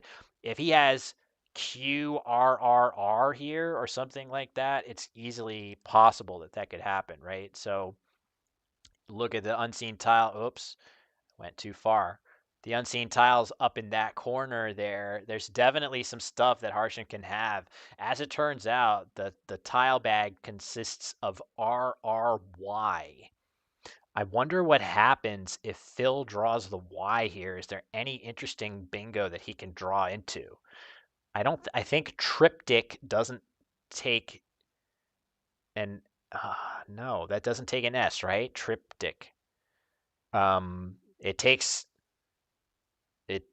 an H though. That doesn't really matter, I don't think. Right? Oh no, not well, not doesn't take an H, it just anagrams to a different word with an H in it. Oh yeah, triptycha. Yeah, okay. Got it. So, yeah, all that stuff, like a lot of those things are in play here. Oh, so if you play FAM, if you just play FAM, you're drawing into triptycha a lot if you draw RA or something like that. And I'm sure if you draw RS, there's other good stuff like tip carts, like I said. So yeah, maybe just playing off F and M yields a surprising number of bingos. Is that possible? Oh, if he draws RY, if he plays FM and draws RY, which is very likely, he will be threatening triptycha from both of the T's of outwit. So that's a little bit biased because we know the status of the bag. But that would be crazy if he does that here. Oh man, I wonder if that's a big difference between calf and fam here. It might be a really, really big difference. So yeah, we'll just have to see. So calf is the play. So we do see the RY draw. So this is sort of a direct, but he definitely has, he's got a bingo from the I. Impurity or imparity. He already has, but he has either, whichever spelling you want. He has that set up. Problem for Harshan is, for Phil, is that it's the only spot for that. So, what to do if you're Harshan now? Do you have to play off your cue or do you block? So this is a real problem. I'm sure. So looking at the unseen tiles, the first thing you can see is that there are two R's. So what does that mean? If you're pressed for time, if you're in Harshan's shoes here and you're pressed for time, the first thing you're going to look at is what happens if the R is in the bag, because that is the most likely scenario. It is also the actual scenario here. The last tile in the bag is indeed an R. So that he can't know that, but of course, that's where he's going to start, and he's going to know if the R is in the bag, I'm going to give an out bingo back, so I have to consider not playing my cue right now if I can find a blocking play at the top of the board. So the problem with that, of course, is that the game is way too close for that. If you try to block the upper part of the board, block those bingos, you're not going to be up by very much, and then you're going to almost certainly have a cue that you need to handle in the end game, which is going to be really, really difficult for you to deploy effectively, while Phil has a great mix of scoring tiles. I think you might just have to play caddy or caddies and just pray that Phil does not have the out bingo, and that is what Harshan is going to do. I frankly don't really see a blocking play that looks like it's going to make a ton of sense here. And Phil is not going to need to waste any time. He's going to have an out bingo. It's only which word is he going to pick. Imparity or impurity doesn't really matter. We'll find out in just a second what that is, and Phil will keep his chances in the match on life support here, getting an absolutely critical win. He puts that blank as a U, and a huge, huge win for Phil Robertshaw, who needs to win out if he's going to win this match. Tough one, very tough one for Harshan with no great way to block at the end there. Really, really great game. And the players are just going to launch right into the next one here. I'm going to let the producers know. They can continue. Oh, if Harshan's going to get a water or something, that's totally fine. So, wow, crazy game. You see it, the 3 bingos apiece, but Phil striking last with impurity there. The play of calf working out nicely for him, although possibly playing fam would have made an even trickier situation with hitting bingos from the tee of outwit instead, which though there were 2 tees, it would have been even tougher to block multiple threats there of Triptica. Either way, very nicely done by Phil to make a good fish at the end, making sure he keeps that valuable vowel and continue on with a big, big win. So in just a minute, Harshan will be back with some water, and I'm going to make sure that everything is all reset here. We will say that it is round 9 and a big win there for Phil. So just for the record, again, the players have agreed that rather than play a best of 10, they're actually going to extend that to a best of 11, so that spread is not relevant. They both agreed to that, and I agreed to it too, although at some point I need to rest up and get ready for tomorrow. But of course, so did the 2 players here. So if they can keep playing, I can keep commentating, and hopefully all of you out there can keep watching and enjoying really, really high-level Scrabble. And the Easter Matchplay over the board. I know on the ABSP channel, we've been doing a lot of virtual gaming. We're making our steady, every stream we do brings us closer to over the board Scrabble. We started with a fully remote tournament, the ABSP Masters Melee. We saw Brian Poe defeat Harshan in the finals of that one. Phil Robertshaw also a contestant there, along with a bunch of other top players from the UK. Now we're still playing on the app, but we're actually in person. And then tomorrow we're actually going to reintroduce the physical board and tiles once again, which we know and love and are here to watch predominantly. But hopefully everybody's enjoying a little bit of a twist on the usual fare here. And it's definitely a format that I feel like I would like to continue to iterate on this and try some new formats, and maybe even do a remote match between players in different countries. They can start. I'm telling our producer. So Harshan with the first move on this one. He's going to go first. And starting this game, he's got one of these classic racks, which looks so close to a bingo for him.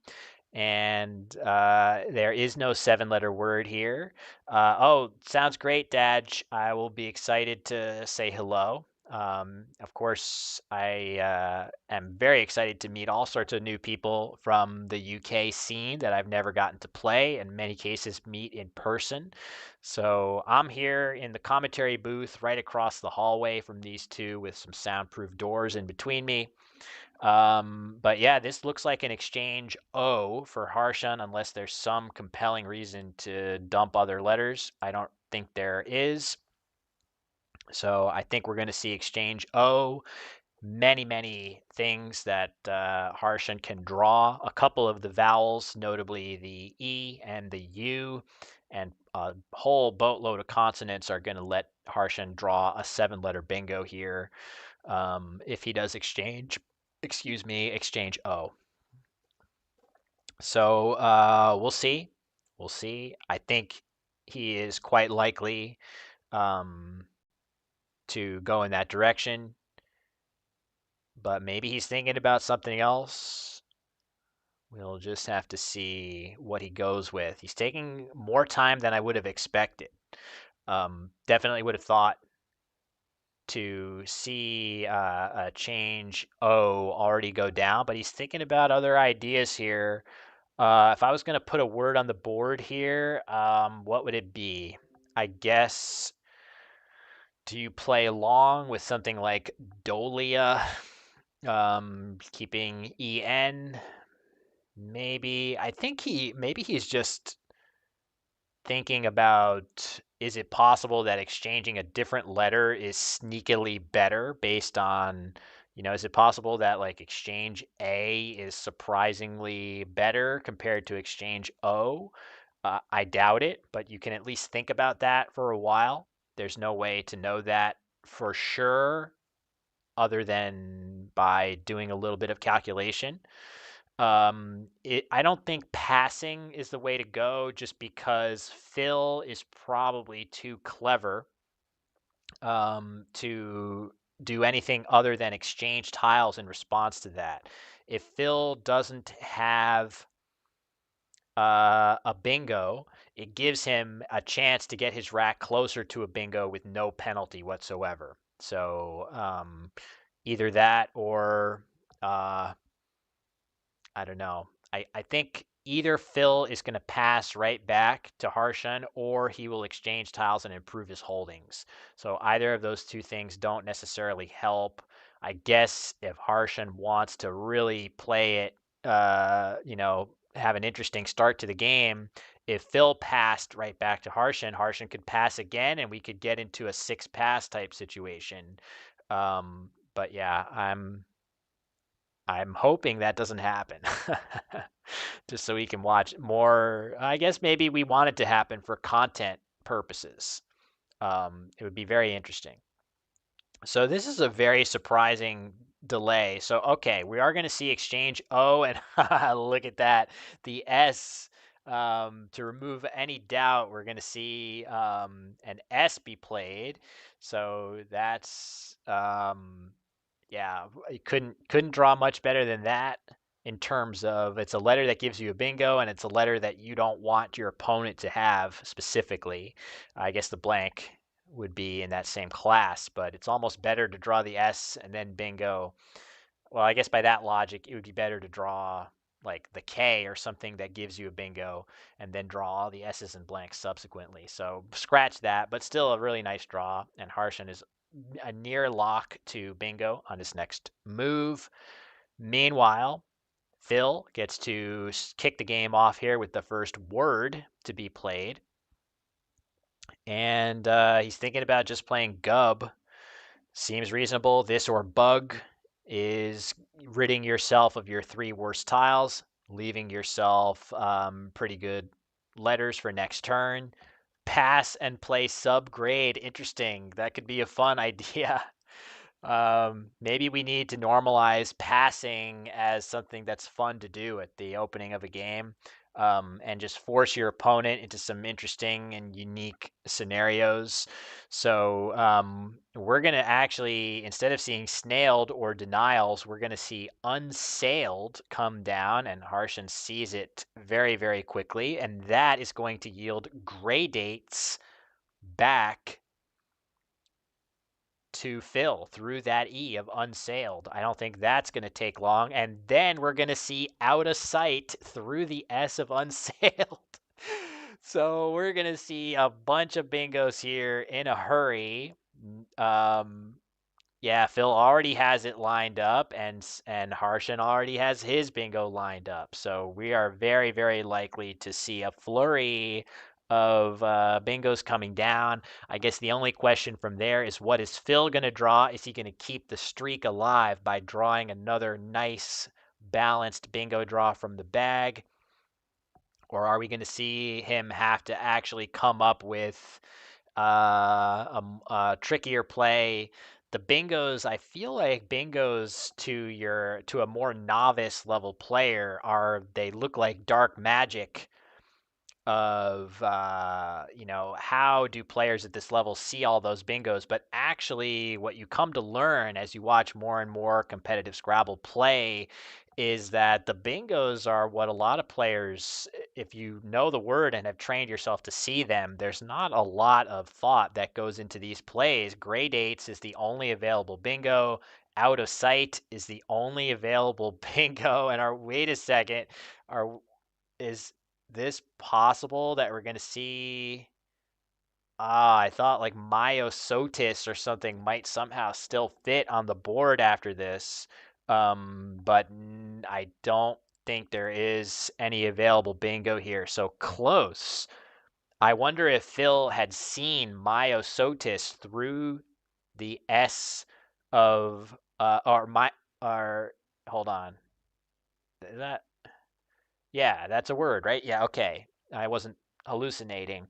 So hopefully Phil, for his sake, didn't see that through the S of unsailed because that's going to be a bit of a stinger to see that beautiful bingo be blocked, especially by such clunky looking tiles as out of sight. If without the S available, that is not a good rack. It's very weak, low scoring letters. The open S really bails it out. So in any case, looking at the two draws, of course, Harshan out to a pretty big lead in the early going, but Phil has good scoring tiles. He should be able to do something nice with it. Moya being suggested by Noah Slackoff in the chat. Hey, Noah, nice to see you. Moya would actually fit right here. Scoring very well, keeping good tiles, and you keep an S to potentially play here on a subsequent turn. All good things. So Moya seems really solid to me. It seems a bit better than anything else, but there are plays if you miss that. There are some plays just right here, for example. You can play your YO, scoring pretty well. And you keep the M, which maybe you don't bingo, quite as often with a tile like the M, but the bingos you do get are going to hit harder. Another thing that Yo does in the upper right corner is it blocks Harshan from having a play in that spot that scores really well to the triple also. So it has some potential defensive benefit too in that regard. Oh, interesting. So we're going to see Moy be considered there alongside the E of out of sight. The same letters score 33 into the A, so that would be a sacrifice of 9 points to play there. Instead, Phil is going to think to, um, yeah, he's going to, okay, Yom up there, scoring pretty well. I think maybe it's just a matter of maybe Phil has not considered Moya yet to the A of unsailed. So, and there we go. Yo is committed. So this is still, this is going to lead to the M seems to combine really well with the other tiles there. It's going to lead to a lot more bingos for Phil than playing off the M right now. So that was a clever idea. And this play is quite comparable in its value to Moya. That being said, Phil drew the Z, which is in a vacuum, that's really good. Happy to have such a powerful tile, but it is going to prevent him from bingoing on his next turn almost certainly.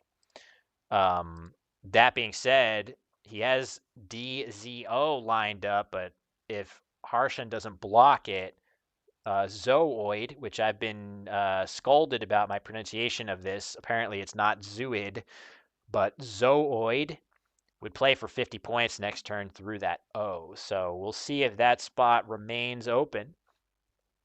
Very difficult tiles here for Harshan on his next turn. It's going to be really tough to make a play that you're happy with.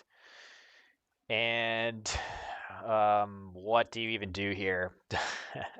He's still up by a decent amount, so I think, playing some defense here, if he has a good way of doing that, it's going to be on his mind. That being said, there's one equity play, which is a long shot better than anything else, and that play is Loogie right here.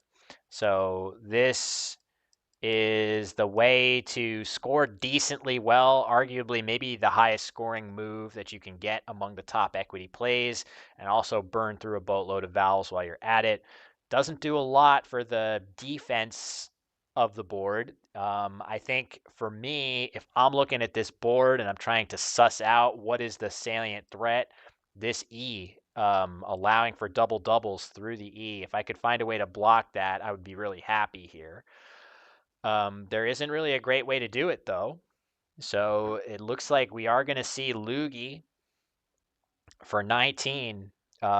This is kind of a forced play. Well done to Harshan to spot it. And oh my God, even worse tiles on the draw here. So the crazy thing about that draw is the one, Zoism. Holy crap. So this is going to be an 80-point play. He's going to first put down Zoist, potentially not realizing that you can put the M there for a few more points. So minor miss on that one, but still a fantastic play by Phil to quickly see that that is the place that he should be playing. Um, Only a small oversight, 4 points. So now the question is, yeah, you kind of have to play Awa right there. So it's you have a rack of 7 vowels if you're Harshan, and there's really not much else that you can do, but leaving the Z at the bottom of the board just untouched for Phil to be able to come down and crush it through there. That's just really scary to let that sit open. Like in this particular case, you just saved yourself from Phil playing formed right here for a huge score. Letting that sit open just I don't think you can stomach it there. So yeah, we continue on. Suggestion of look at that draw to that leave of what was his leave there? A E I U. He drew I N blank. That's incredible. I want to point out that quad in this spot, that's a good play.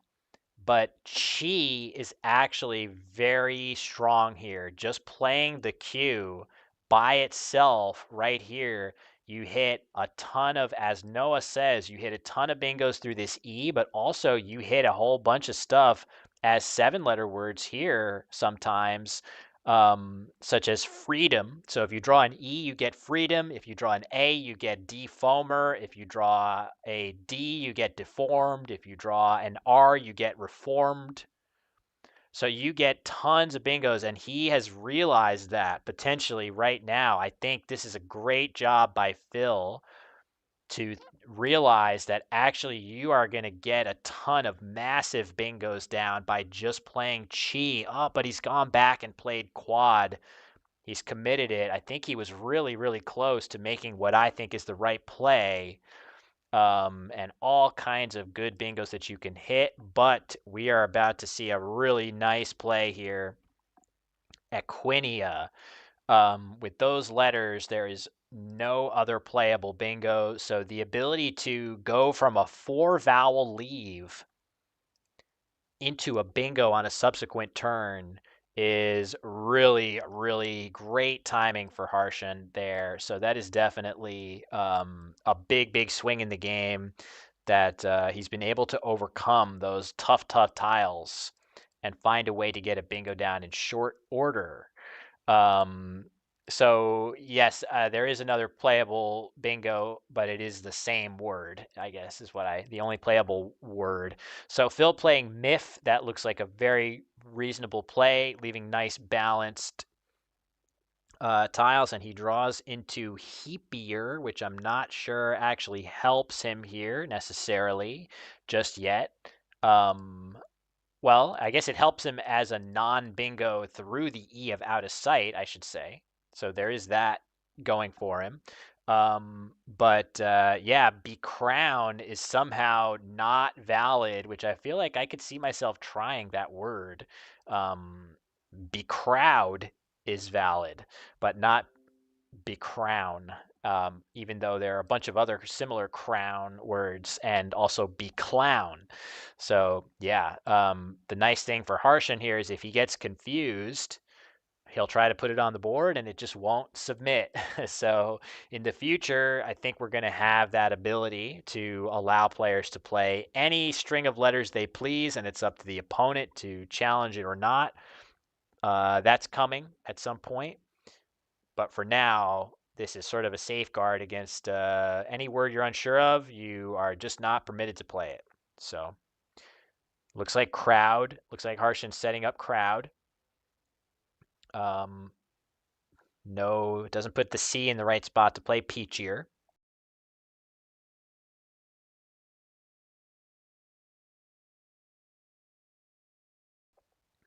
So there we go. Crowd coming down, leaving BN blank. I feel like this is solid, not great.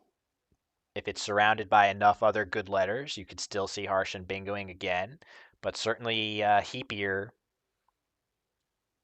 Oh, he picks it up. This doesn't create a spot for heapier.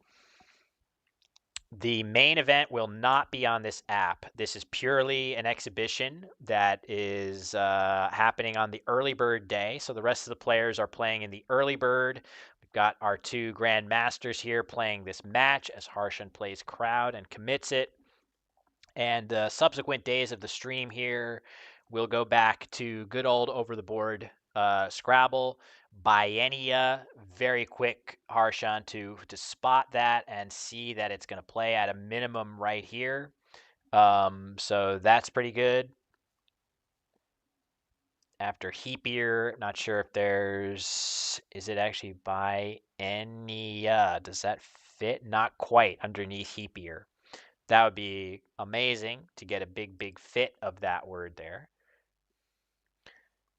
So I'm pretty sure that, oh, if heapier is played, so let's look at it. Heapier. This feels to me like the best play here for Phil. He's going to just make absolutely sure that he doesn't have anything better, and that could be met with exactly Lewis in the chat noting that Bainite with a blank T will still fit underneath there. So that is going to be a big exchange. Here comes Heapier. Makes all the sense in the world to play this. And that, let's see if Harshan takes a beat here to realize I don't have to play Biennia. I can look for overlaps. And as cool of a customer as he is, he's going to take that time. He's not going to rush. And Bainite makes a big difference here. So if you think about how Biennia actually looks on the board, you would see that it plays right here, opening all kinds of stuff into this triple, whereas playing Bainite here, if I can draw correctly, playing Bainite here, this is way tougher to play into this B out in space. You can, for example, with this B at the top of the board right here, you can play able words, whereas this one you cannot. You cannot play able words down there. So there's a big difference between these two plays in terms of the type of responses that can happen to you. And Harshan taking a moment to try to find plays like that, and I fully expect there we go. So he's figured it out. Very nice. He's so rare to see him make a misstep, and that is why Harshan Lamabadu Surya wins so many tournaments, is that it's just such a rarity to see him make any kind of unforced error. It really is a pleasure to watch both of these two players play. But certainly Harshan routinely makes plays where I look at them and say to myself, wait a second, that wasn't that good, was it? And then I figure it out and I say, oh, it was good. It was really good.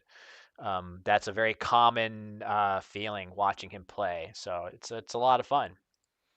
So tough draw there for Phil with the CW combination. It's not very good. Now the board has really constricted itself quite a bit. It's going to become much harder to bingo on this board now. And what do you even do? What do you even do? The nice thing for Phil, unbeknownst to him, is that Harshan's tiles are terrible. So it's going to give Phil a chance to maybe he can draw into something good. Um, I just I wonder what do you even play here? Um, there are no eyes all of the I's have been played as Harshan playing two. All of his bingos have had I's in them, but his last two, he's played four bingos in the game, and the last two of them have had two I's apiece. I say this because you don't have to worry about this square as a potential overlap. Otherwise, I would say maybe you want to play just EW down here. If you just play U right here, you prevent Harshan from playing lucrative plays underneath that Q, but there's no threat of that, so you don't have to do that for that reason. Um, so yeah, what to do here if you're Phil? This is a tricky one for sure. I guess my big question is, where are you bingoing if you draw something good? It's going to be really tough. The sea of crowd with no eyes out to play something ending in IC is even tougher than usual to draw into random bingos that fit there. But I guess you could draw 8-letter words ending in R. That's possible, I suppose. Um, yeah, I don't know. This is a tough one just because you want to ensure that if you do draw something good that you can actually get a play. But yeah, um, interesting suggestion. So it's being discussed newer. That's a cool play idea. So I think you guys are suggesting playing it here. The reason that you would do a play like this is that with so few vowels unseen, it's not as likely that you're going to get punished super hard into that N of newer. I just worry though that and Phil's going to play ew at the bottom of the board, and for the record, that is the computer engine's favorite choice. And we'll just see if he's able to really do anything with it. The board is so closed down. Oh wow, did he seriously? Whoa, guys. Phil just drew. As soon as the tracking comes off, you're going to see if he spots it. He just drew this, guys.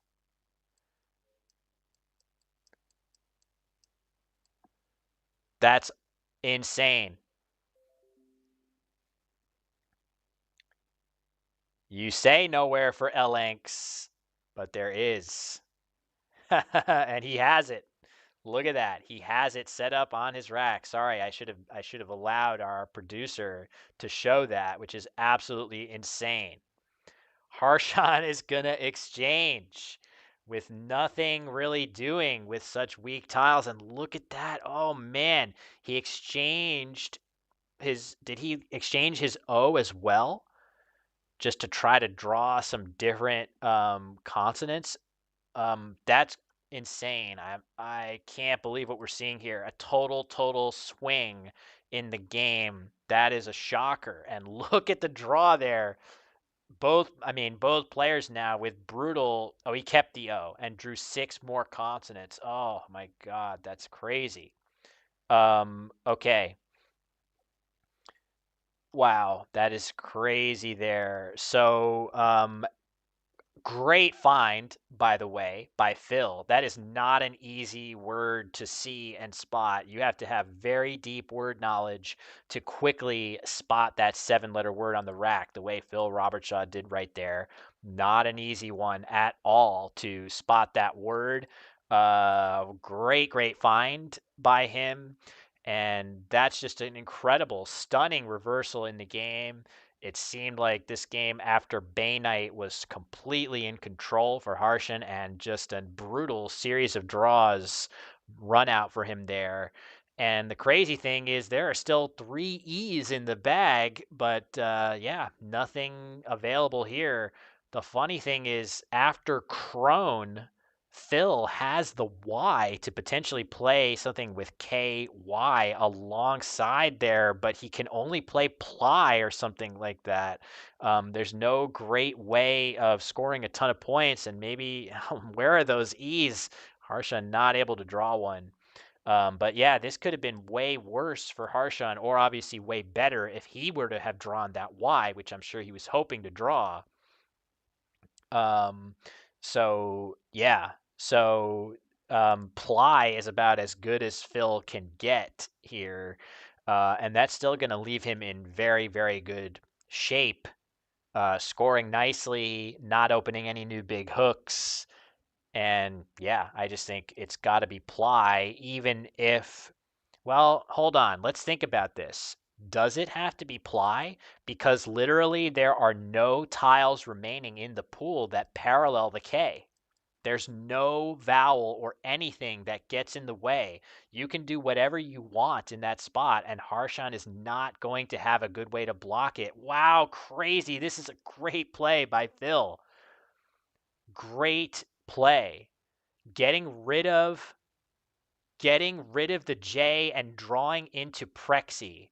That is a phenomenal play. Great recognition by Phil to see that there are literally no tiles left in the unseen pool that play parallel to that K, and that if he draws one of the three E's, he is threatening a monstrous play that is going to just put the game instantly out of reach. That is really, really good stuff right there. Impressed.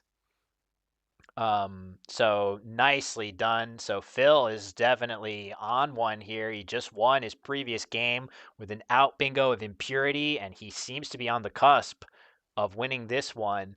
The only thing that Phil had to think about is that plays hooking. Wow, look at that beautifully straight arrow. Let's go back to this real arrow. So plays right here do have the benefit of blocking this spot. So he needs to at least look into the pool and think, can I get hit with 8-letter bingos to this E that I need to block by playing ply? And there really isn't that much like that, if anything. So he can afford to play Jill and get rid of his J now while he can do so, because going into the next turn after ply, holding JX can get you into trouble sometimes. The power tiles in Scrabble are very good, but when you have more than one of them on the rack at once, you can start to get really, really congested on these closed boards like this. So Phil playing off the J while he has a chance. Chef's kiss. Great play. That's really good stuff. And it puts Harshan in a huge bind. I am not really sure what here can he hope for. I guess he can try to. Is there. What can he even draw into? Something to the R, maybe. Um, so if he.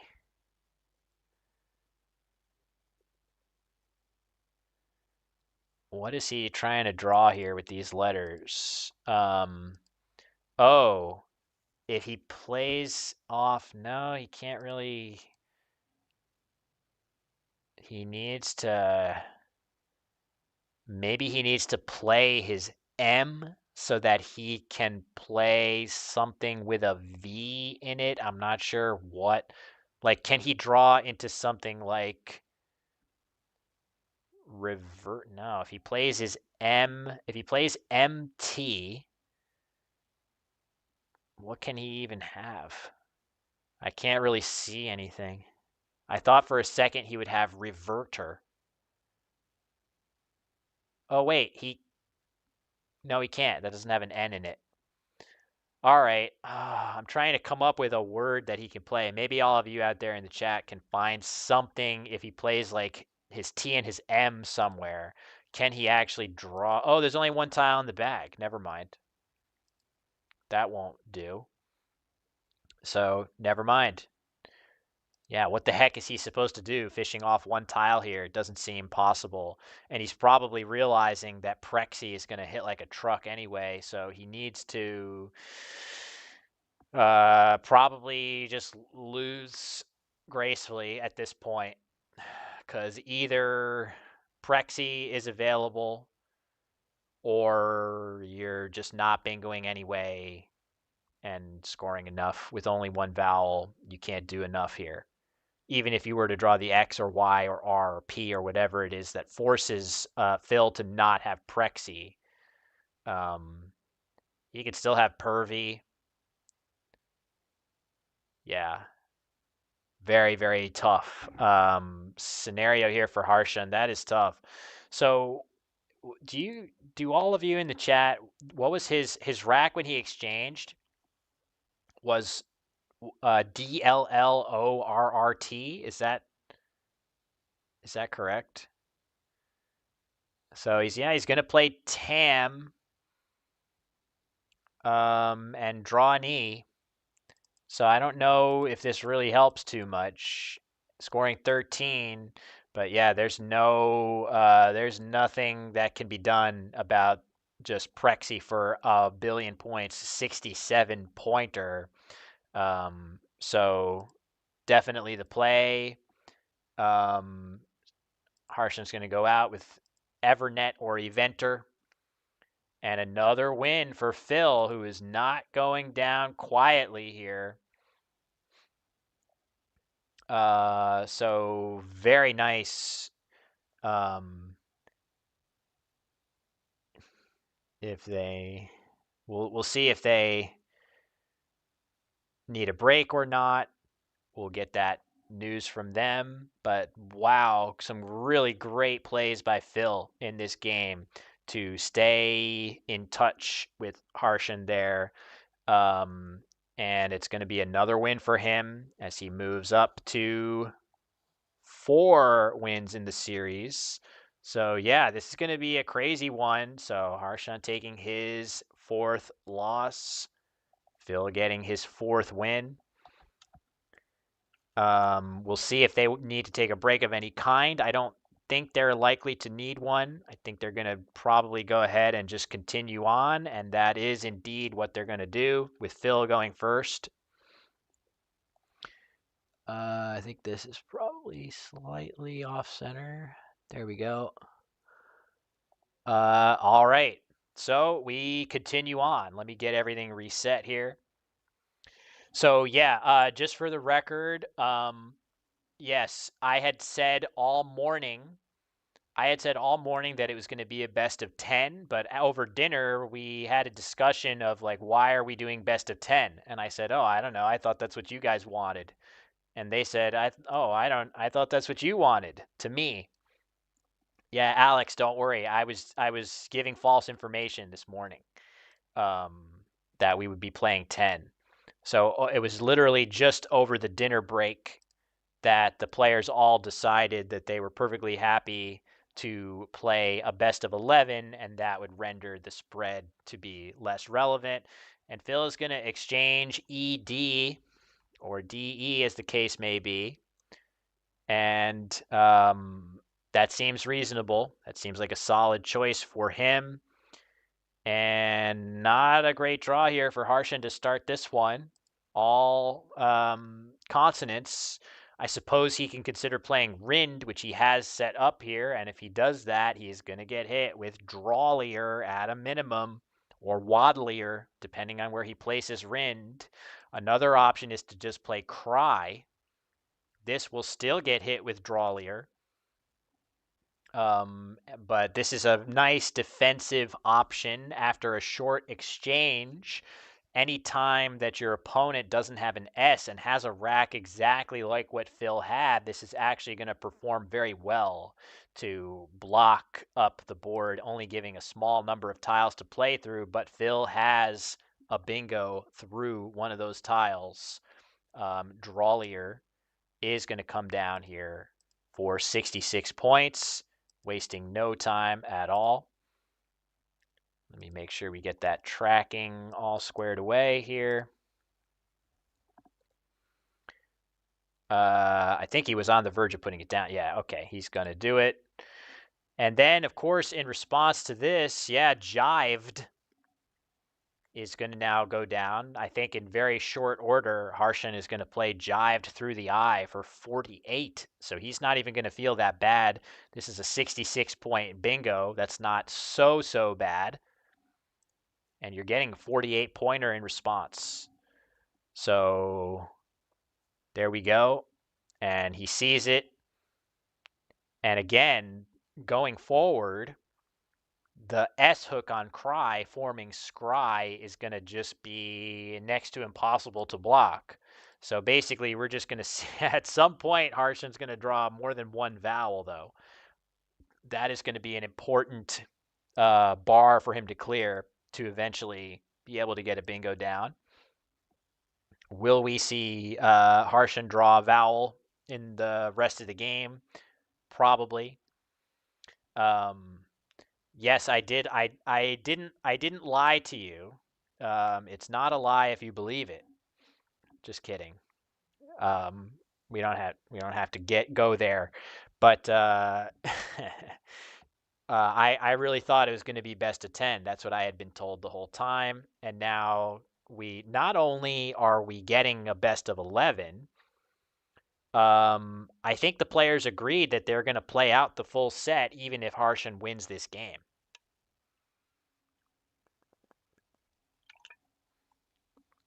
I feel like I'm not doing a good job hydrating.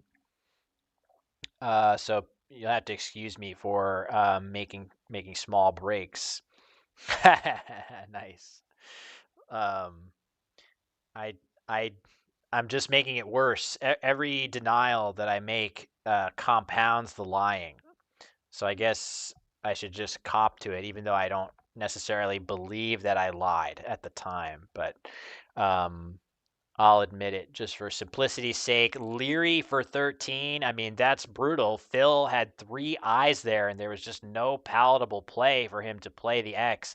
His highest scoring play would have been Ox right here in this spot, but that left 3 eyes on the rack. So Phil is trying to balance things out and hope for something better going forward. Not sure if he's pulled that off necessarily. He has a little bit more flexible tiles than he had previously. Um, Harshan getting set to consider playing highing through the eye of Leary. With all those consonants, there's almost no other real palatable play there. Something that's interesting, though, is considering tacking the S on to this. Obviously, the S is so valuable because of the scry hook, but I feel like when you play the S here, you're limiting the damage that Phil can do on the triple in a lot of cases. It's a lot tougher to parallel an S than it is an H there. And you also get 6 extra points for just playing your S right here. So I'm just suggesting that there is an argument to be made for playing this S here for a defensive, play. That being said, keeping it and continuing to try and hit the scry hook makes a ton of sense, and I really don't quibble that much. As we see Oxbow, nice play, Phil. Um, I wonder though if he missed potentially playing Juke there.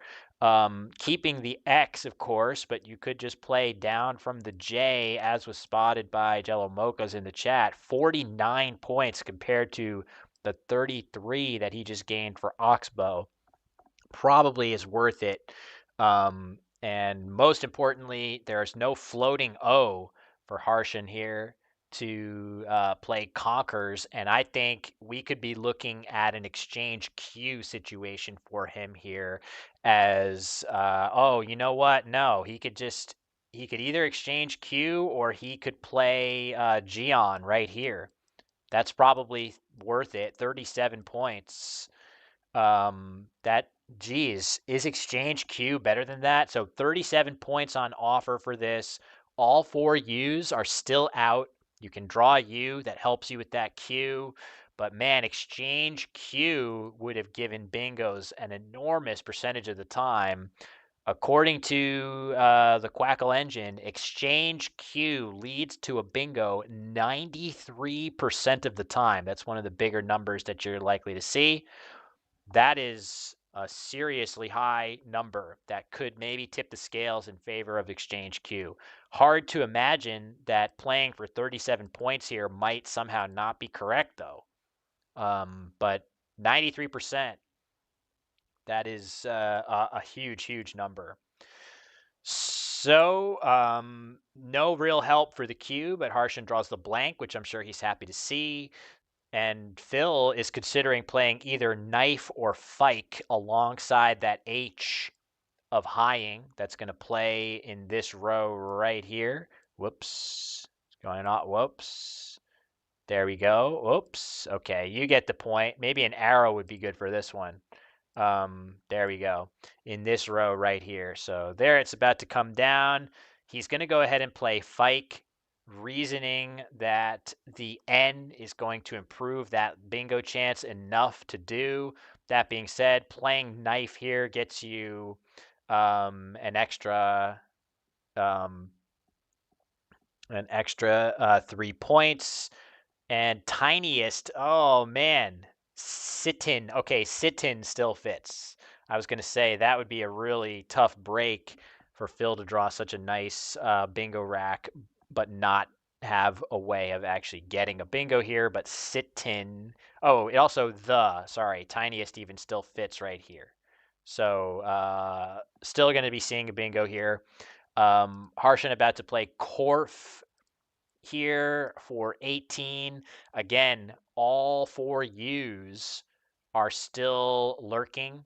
You can play Corf. It's possible that playing Form has some benefit just because keeping CQ together, maybe you get lucky and draw into sync or sinks or something that fits somewhere. Something like that. Um, I'm not sure which of those is better. You could also see an exchange for sure here. That would be reasonable. Looks like Corf is going to be the play. That's a solid choice. I just wonder if Form, keeping the C, feels a little bit more synergistic. But yeah, we're going to see a bingo here for sure. And actually, after this bingo, we're going to see Chin. Harshan is going to play off his cue very, very productively to the triple off of this, undoubling his ends in the process and keeping a blank with an S to go along with it, so we could easily see Harshan get the next bingo of the game in a hurry after his next play. So this is going to go down, nicely spotted by Phil. And I think we're going to see extremely quickly, we're going to see QIN go down in the corner. There's no need to waste too much time on this one. 40 points. There is an argument to be made that you get 46 points for playing your Q here. But undoubling the ends, especially when you are leaving all consonants, is really powerful. You don't want to keep NN alongside your leave of MS blank. So very, very likely to see Harshan commit this in short order. And when he does, it'll be back to Phil with much tougher tiles to deal with. So we'll see what he's able to come up with, but I'm pretty sure whatever it is going to be in the bottom right corner of the board.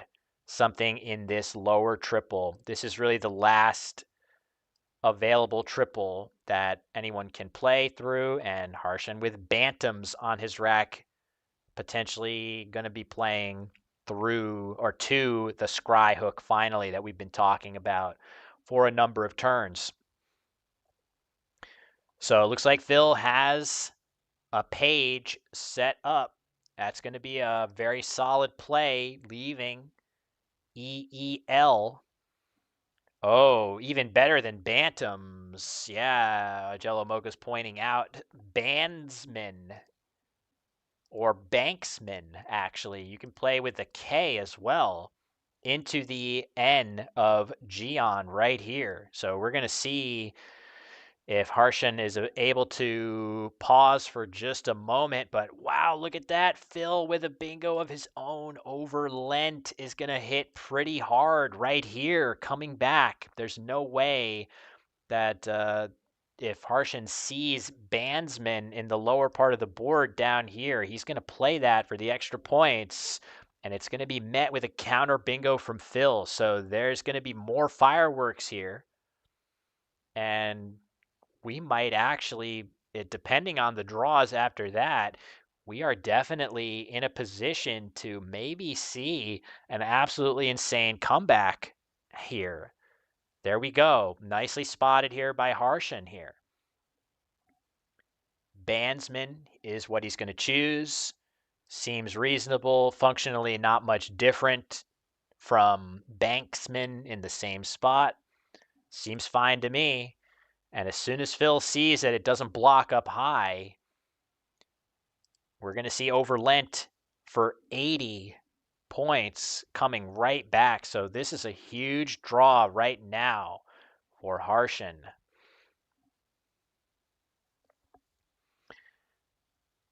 He's waiting to commit this. He's just having a look around. He's thinking, is there any other way around this? Can I do something else? And I think there's no argument to play bantams here. In this scenario, it might work out better. I'm not sure if it gives him something else. But in general, playing something with Scry right here is just opening the board so much more. There's so many better tiles that you can play 8-letter words to. You are not only taking many fewer points, you're giving Phil many, many more bingos in response after this play. So I think he is correct to submit this. Nicely spotted and nicely played. But we're going to see over Lent come down in a hurry. There's not much to think about. And Phil is going to jump right back into the lead here. And he is going to have a shot at drawing the second blank here. However, please note, still after Harshan's draw, no U's. Ooh, okay, a pretty good draw, including the Z. That's very, very solid draw. So Phil goes back up by exactly 70 points here and draws the Z, which plays productively in multiple spots on this board. You can play the Z in a lot of different places here. Zoa plays right here, or Azo is a little bit better actually in that spot, and then it also plays right here. So we're going to see another big play, and it's becoming increasingly important for Harshan that he draw the second blank in a hurry. If that does not happen, he could be at risk of losing his third straight in this match. And who knew that dinner would revitalize Phil Robertshaw in this way? Obviously, he's a great player, a legitimate grandmaster level player. We are about to see Thude. I know you guys can't see it just yet. There it is. 35 pointer right here, but oh man, it's going to set up the Z even heavier. The Z would just get crushed. You just get hammered with the Z after that play. It is definitely the highest scoring play, but I just wonder, do you have to play something that's not that here just to avoid setting up the Z? Or if you're Harshan, do you just go for it and try to draw it now? He's not going to draw it, and he is going to get hammered in that spot. Wow, this is going to be a huge swing. He does draw the second blank, though. Second blank finds its way onto his rack. So we are very, very certain to see a big, big Z play coming down here. But at the very least, I see something like Apogees. That currently plays underneath. Apogees would play here. I don't think that's going to change even after a big Z play, but the Z play is just going to put the game so out of reach that, yeah, is it going to matter? Phil's already up by 30-odd points. He's going to get another 66 for this one. Not good news for Harshan there. But he is about to cut the deficit by quite a bit, and let's see what he draws. But Phil draws Urales. Not sure if that fits anywhere. I guess that's going to get blocked, potentially. So, yeah, oh, wait. Depending on what bingo is played, Apogees would give back Plesiosaur or Raulias. So wait. Hold on. Let me look at this. Apogees gives back Raulias. So Apogees would go here. That puts an A in this spot right here, and that gives Phil a bingo going down. And Pongees also gives back Plesiosaur. So I don't know what Harshan is supposed to do to avoid getting bingoed on. I think he has to take his highest scoring plays here. I guess what even can happen for him after that? So he's going to cut the gap quite a bit. Phil's going to bingo and go up again by a similar amount. I guess it's possible that Harshan could draw the final S for Sados and then play something here, but even then, it's only going to get him back where he is now after the two players exchange bingos here. So this is looking very good for Phil, and if you can believe it, we are headed towards a crazy game 11 that actually is going to matter.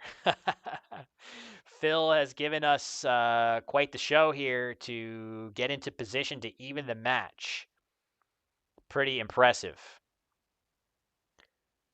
Great focus by him to continue to play really well in a pretty grim scenario. Harshan's played pretty darn well too in these games. He's made a number of great plays. Just a good match. What can you say? You get two Grandmaster Scrabble players in a room. Make them play some Scrabble, give them a little money. By the way, the players are competing for a share of, they are getting a little bit of money just to show up and compete in this unusual manner. $500 to split between them, but the winner of this match, I believe, is getting an additional 300-ish dollars, courtesy of Scopely. So there's actually a little bit of change on the line here. Suggestion of playing sheepdog, which you could do that, but I just feel like you actually kind of like, if you're playing something like Pongi's or Apogees here, I think you actually like how that creates multiple threats. You're still going to be down after this play if you're Harshan, and you've got this possibility of drawing the last S and play, or maybe a D, playing Dado or Sados, or something, in the new lanes that are created. I think that's something you like, in addition to the extra points of the 7-letter words hooking a dues. So yeah, tough scenario here. I got to figure out which of these two guys is going to go first in game 11. I guess we flipped a coin and we can just let that flip stand for the final game. I don't know. I think that's maybe what we'll do.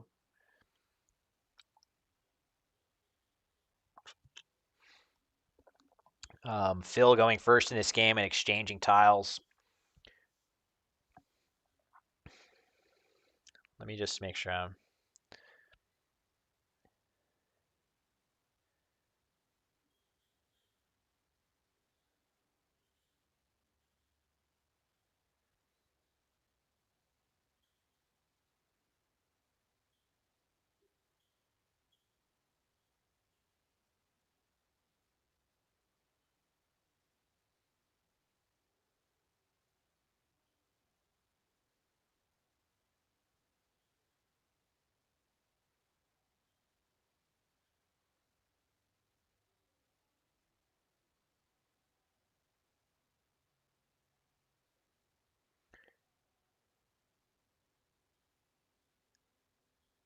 All right. Yeah, I think for game 11, I'm going to calculate the point spread in the previous games, and maybe we'll let whoever had the higher point spread go first. So maybe I should get started on that now. To try to figure this out of who is going to, well, I guess it's, all right, so here we go. Plesiosaur is potentially a clincher of style play after this. Pongi's for 73.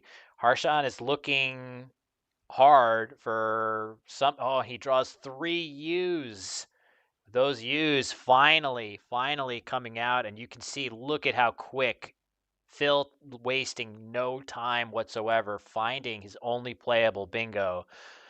There are 7 tiles in the bag, so I guess you have to think a little bit about if I bingo now and empty the bag and I have a full rack of 7 tiles, what happens to me? But frankly, look at how poor the tiles are from Phil's perspective. It would be a miracle if Harshan had a bingo available with the terrible remaining tiles, including 3 U's. So another bingo there of Plesiosaur. Great job by Phil. And yeah, it's another huge come from behind. Well, I guess not really. I think mostly Phil got off to the fast start with Drawlier. Harshan was never really ahead in this game. So from start to finish in this one, Phil was on top.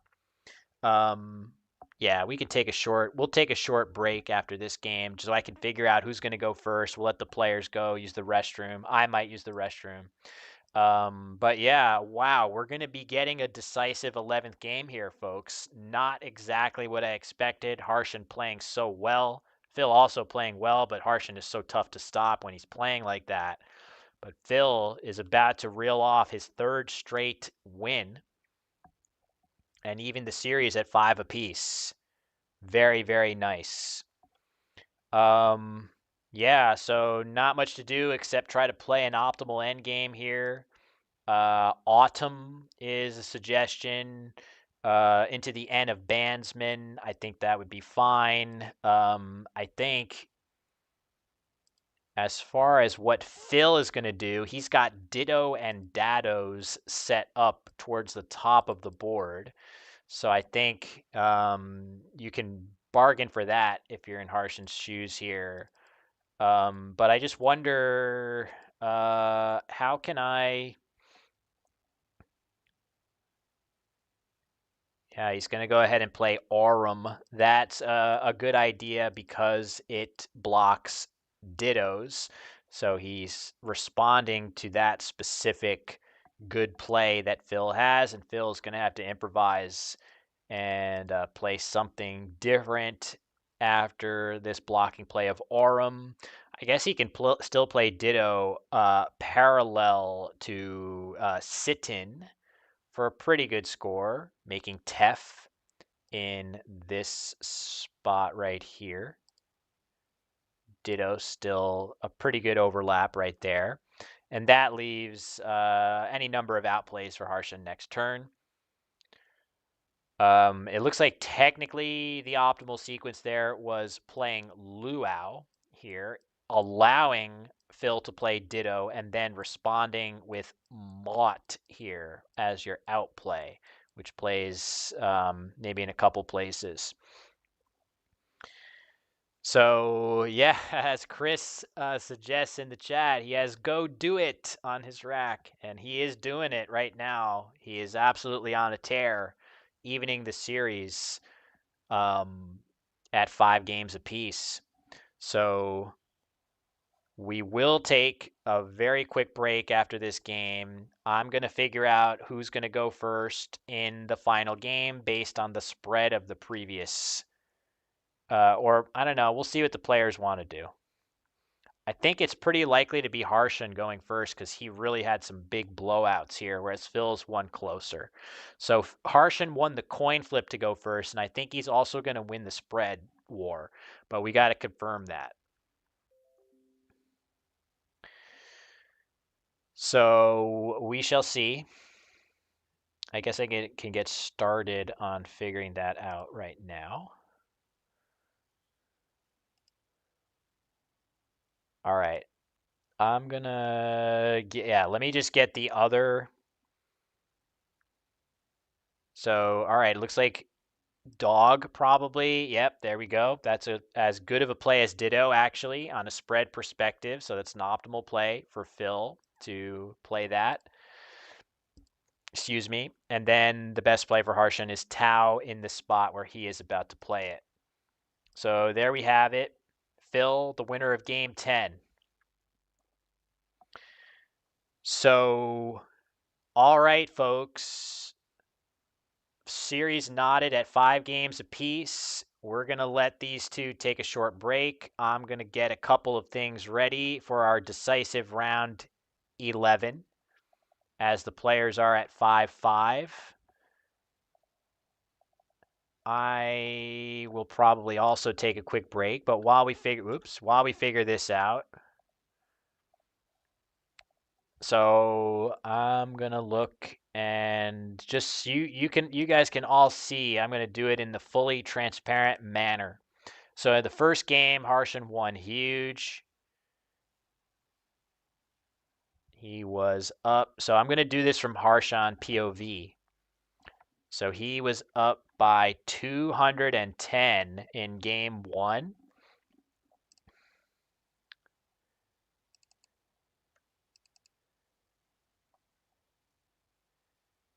And then he won game two by 25.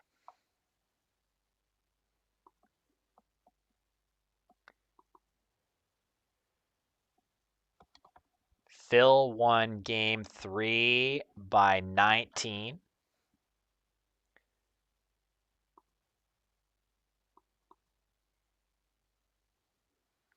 And he won game four by 6. That's not going to do it. If you want spread, you got to win by more than 6, Phil. That game four win was epic, though. That was an incredible win by Phil to actually win that one. A bunch of really, really close ones. Okay, Harshan winning game 5 by 38.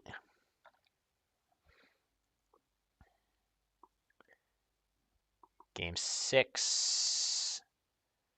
Wow, winning. Oh, yeah, this is a huge one. Winning by 167. Huge blowout win in that one.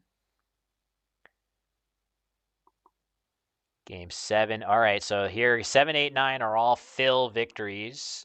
Oh, no. 7 was a Harshan victory as well.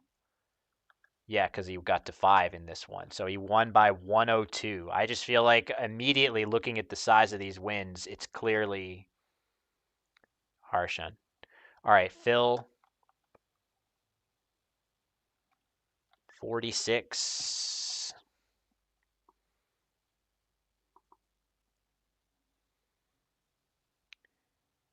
And then 59. And then this one, this past one was 95. Yeah, there's no question about it, I think. So here's the spreads from Harshan's POV. You can just see he's got 300 plus point wins. So whatever that is, how do I do my calculator just to see what it is exactly? So it's 210.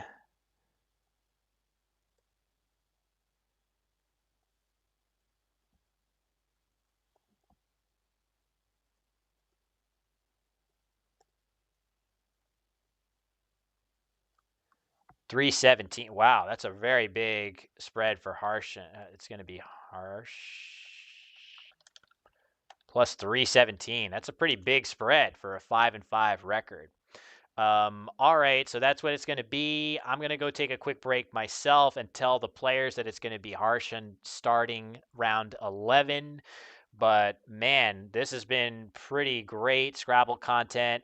What is at stake here is a bigger share of the $500 prize pool for this extra event furnished by Scopely.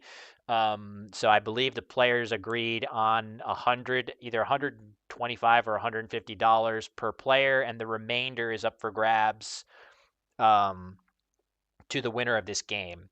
So yes, there is a little bit of money on the line. So that should be nice. I'm going to get this reset real quick. And that should reset the tracking. There we go. Okay, so I'm going to cut to a quick break, but in just a minute or two, we will be back with the grand finale, our final round 11 between these two awesome players. We will be right back in just a minute.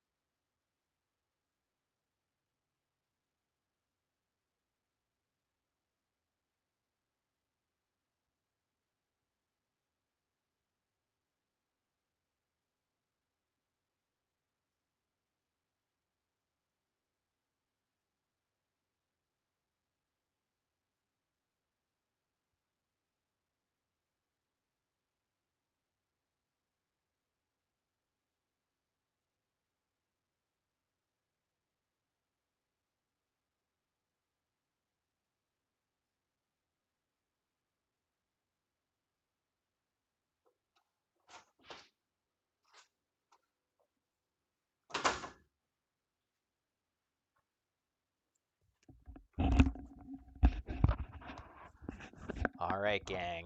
I think we should be ready to rock. So the players are aware that even Harshan won the coin flip and he won on spread. So he, either way, any way you slice it, he earns the right to go first in this decisive game here.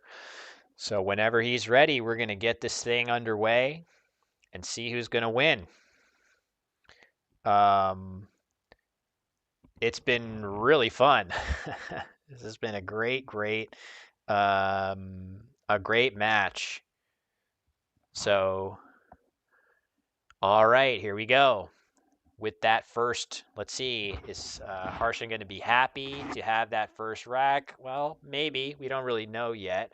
I made a video about that on YouTube, and it seems like the true value of it is your likelihood of getting another turn in the game, of receiving one more turn than your opponent. It doesn't actually help you that much to take the first move as much, given that your opponent actually averages more points per turn on the second move than the first.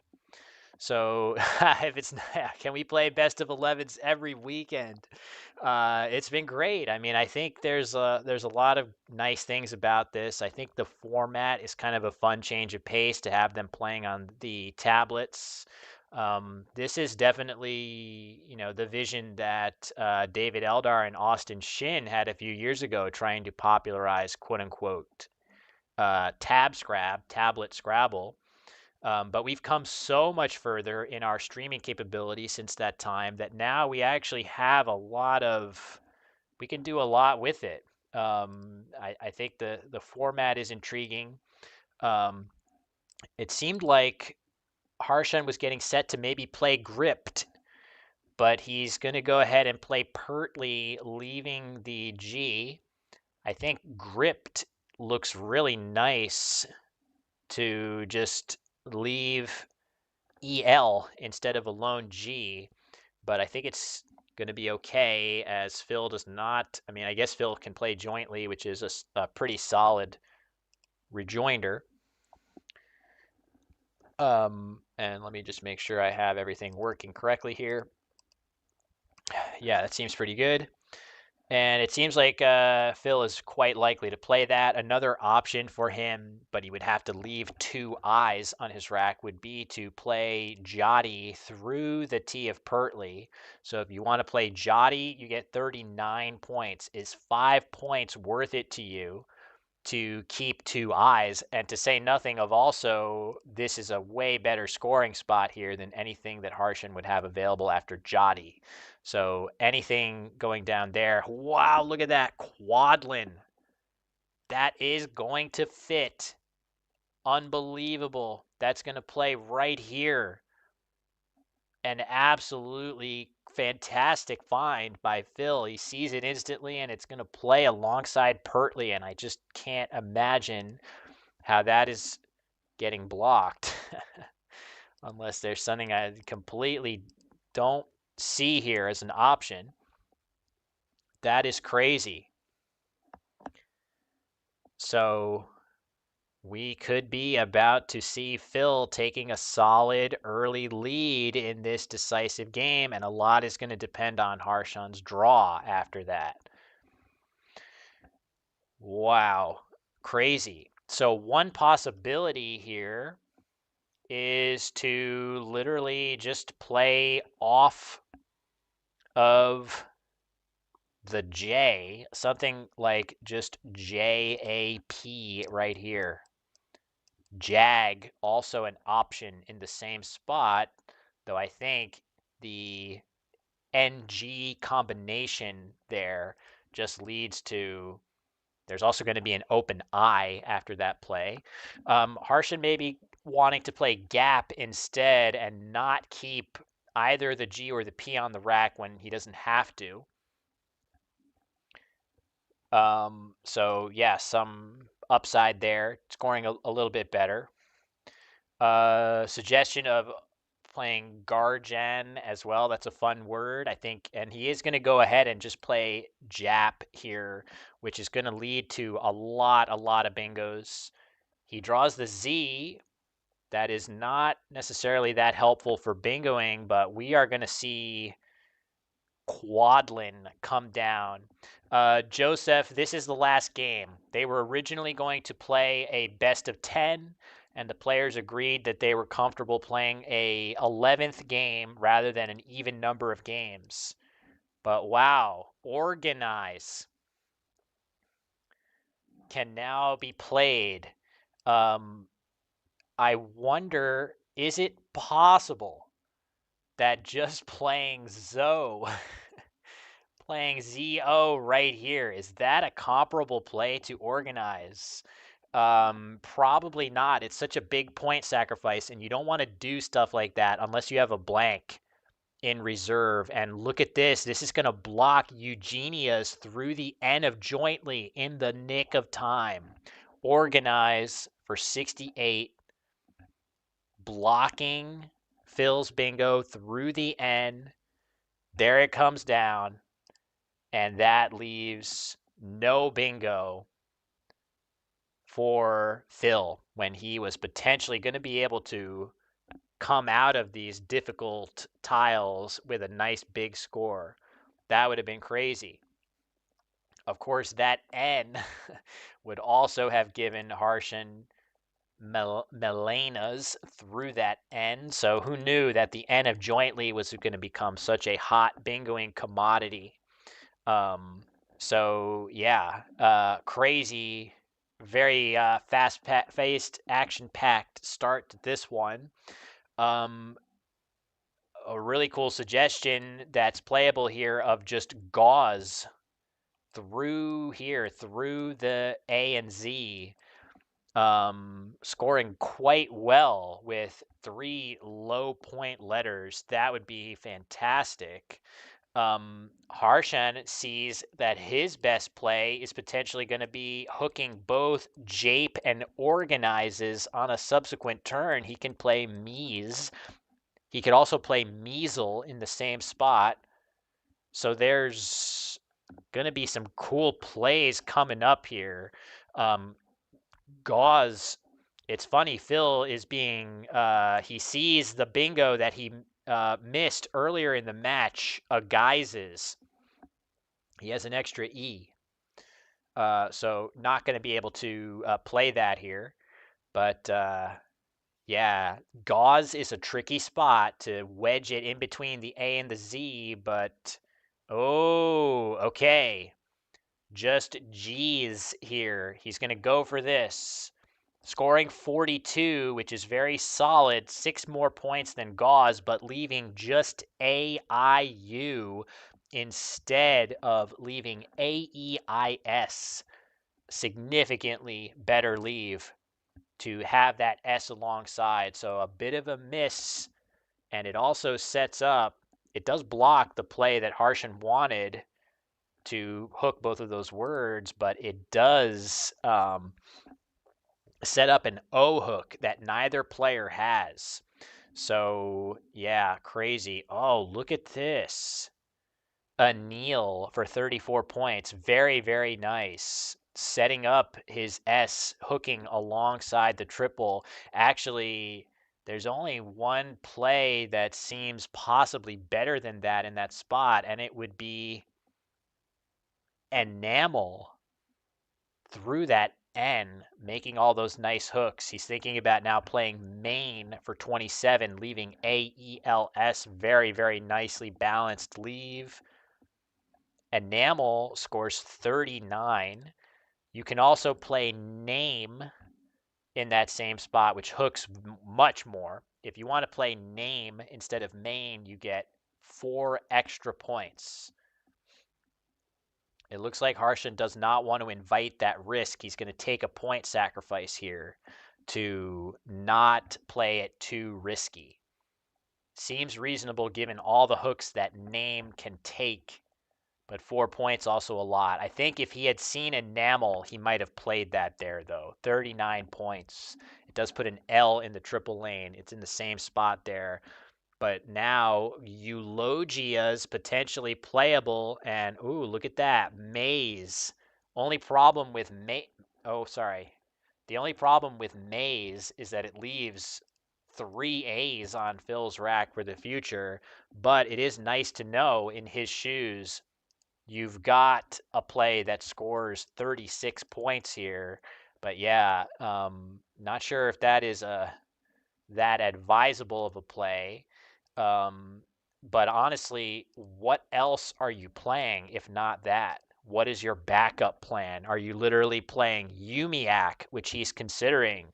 Umiak a top or to the queue of Quadlin, I should say, risking very big overlaps on top there. This would not block Harshan's bingo of Eulogias going across.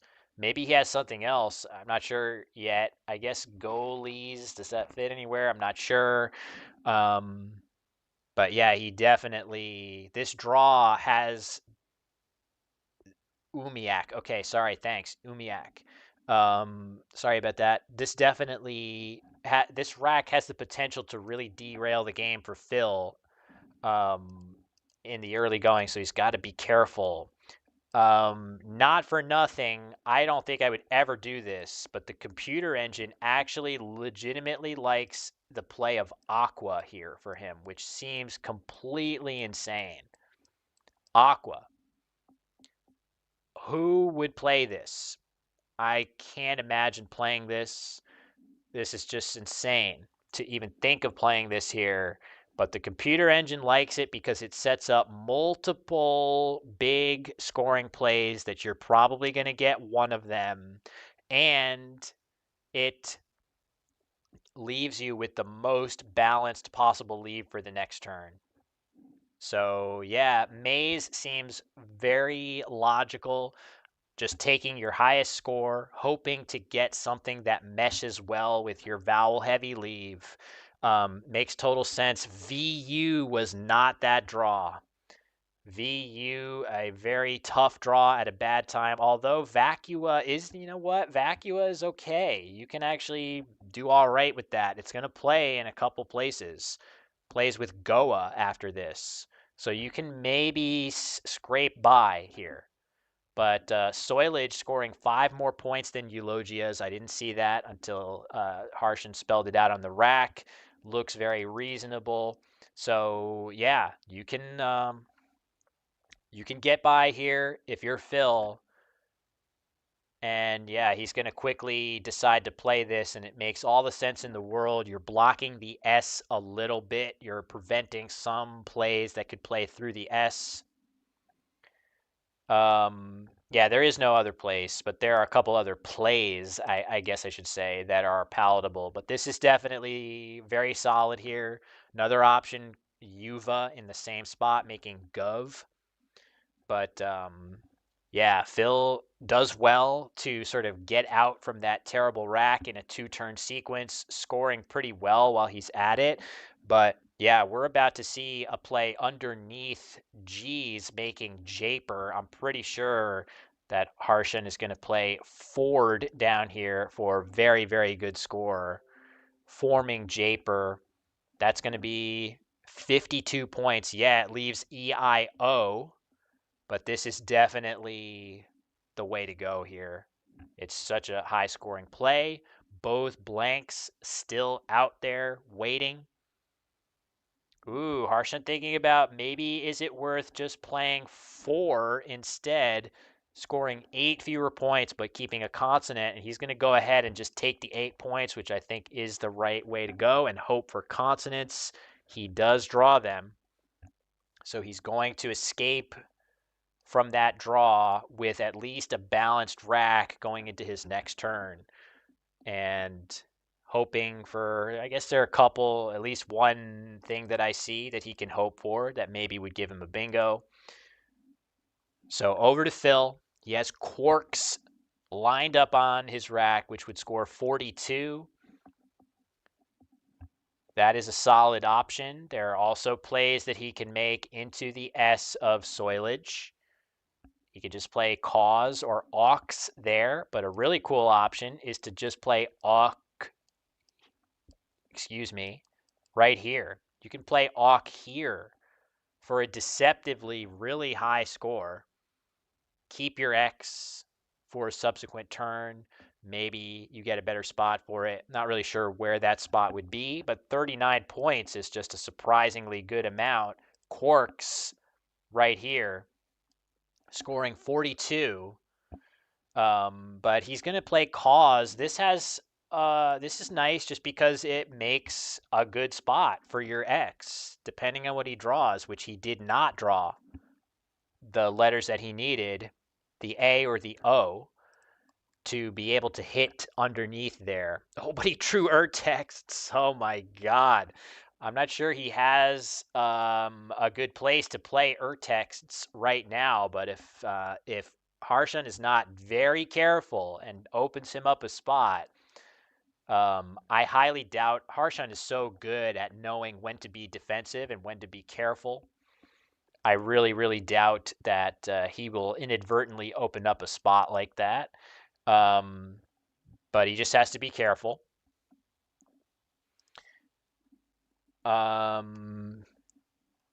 So what does he do? I feel like in Harshan's POV here, from in his seat, I would feel pretty good about my lead on this board right now. This is a very constricted board. I don't feel like bingos are imminent. It's going to be really, really tough. Of course, both blanks are unseen, so you have to adjust based on that. But I was about to suggest that maybe just playing Ob right there, where Harshan is about to play it, that really it takes away a couple of the last even remotely realistic bingo lines on the board. It balances your rack. There are a lot of really nice things about this play that seem quite good. So he's thinking about that, generating some other options. I think Ob seems very reasonable from where I'm sitting. You can also play your B under the A of cause if you want to. There are a couple options. You can play just boo right here, or I don't know why you would, but just playing ob right here and not playing that other row. I like the original play that Harshan just put on the board. I think that's likely what he's going to play. I don't think he wants to allow Phil to bingo through the U, the O, or the D of Quadlin, and this prevents that from happening right now while he has a good chance, while he has a good way of doing so. Oh, what a draw. What a draw right there. A great draw for Harshan.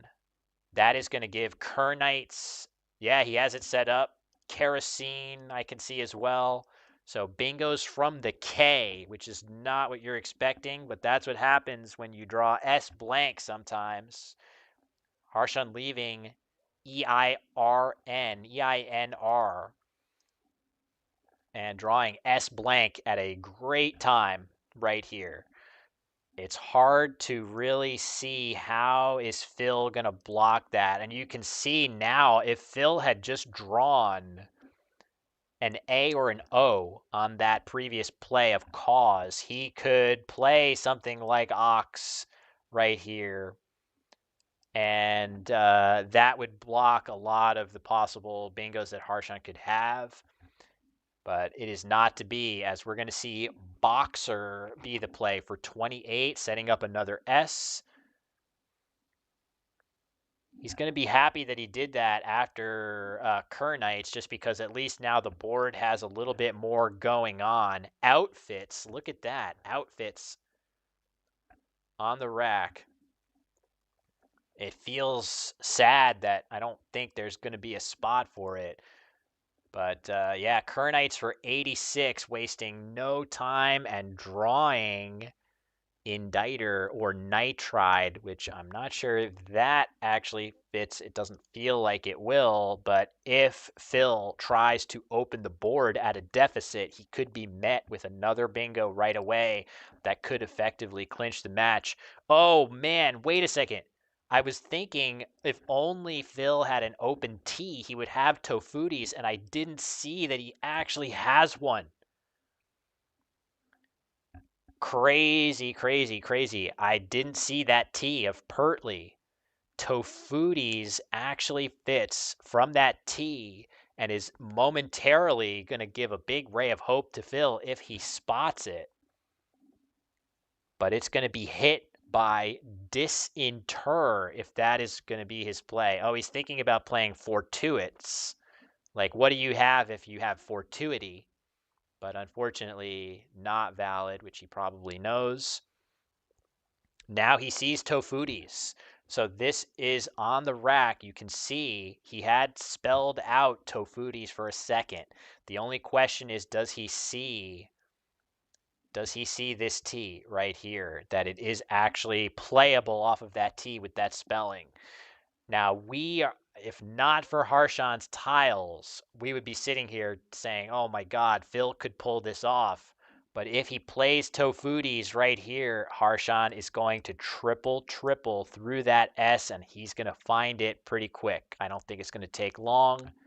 Disinter through that S that would be out in space would instantly deal Phil a devastating blow right there. I think it would be close to game over. I don't know if it would be tough to imagine. Phil would need some kind of really, really good draw, including the blank, some kind of a huge, huge play. And maybe even then there just wouldn't be enough tiles in the bag because you probably got a bingo a second time even after that. Well, if ever there was a good time to miss a bingo, it might be this. Oh, here we go. This is a great find. Tofutis for 76. Great play by Phil.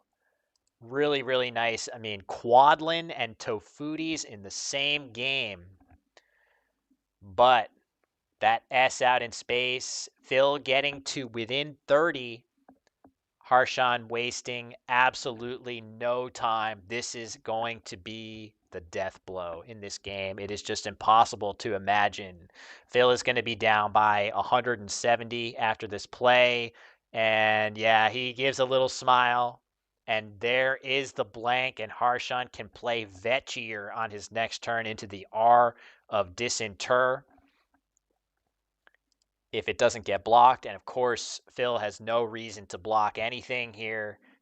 it's gonna be an absolute monster game for Harshan Lamabadu Surya to clinch this. He's been able to come back from 3 straight losses here, and he's going to stave off a furious charge from Phil Robertshaw with his back against the wall, down 2-5, reeling off 3 wins to set up a decisive round 11, only to find Quadlin and Tofutis, but Harshan up to the task with the bingo of disinter, finding it instantly. And that is going to decide the match. Wow. Crazy stuff, folks. Phil, Phil, Phil with a self-descriptive play there. I'm pretty sure he knew that that was not going to make the correct overlaps of AO and HL, but sending us a message out here after disinter, and we feel your pain, Phil. Wow, indeed. But great match, great players here, a lot of fun. So, yeah, what do you even do here? There's 3 tiles in the bag. There's not going to be anything that gives you winning chances with this deficit right now. Not sure if it matters too much, but of course, these players don't know any other way but to give it their all. They're going to play their absolute best.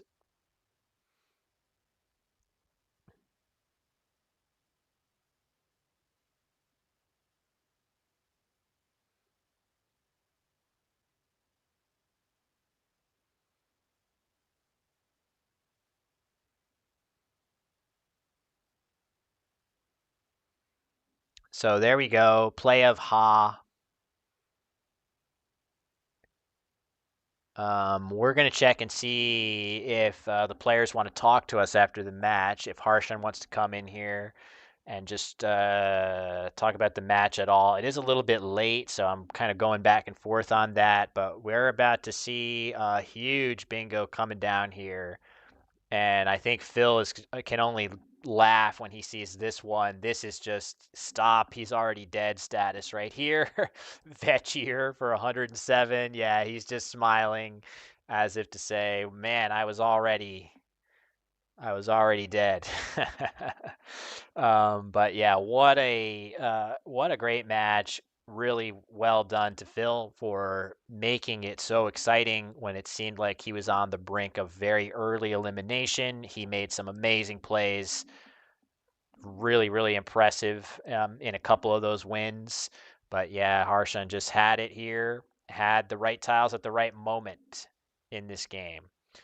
So in this end game, there's only a couple more moves to make. Harshan with just the N. No super interesting place to play that. And I think we're going to see the optimal endgame play of Baud. It looks like Phil just arranged it on the rack, getting rid of all of the higher scoring letters on his rack. He would be able to play that on top of Boxer, after which the best place, I guess, if Phil plays Baud here, the best place for the N would become underneath here as the outplay. But other than that, there are a couple of 8-point spots to play the N. Not that it matters that much. So yeah, I think we don't really have the two headsets here. But I think if Harshan wants to come talk about the match, I think let's not.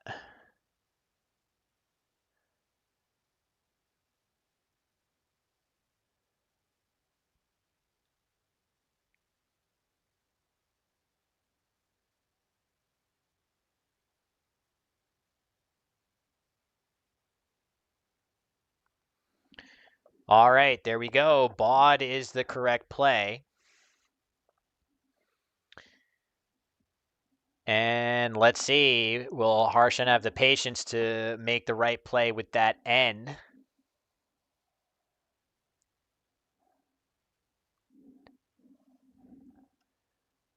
Ben is the play, and that's going to do it.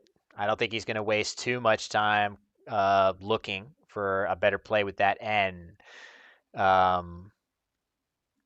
finish this one off. And look at that score, 627. It's only going to go up from here as he goes out and collects a few more points from Phil.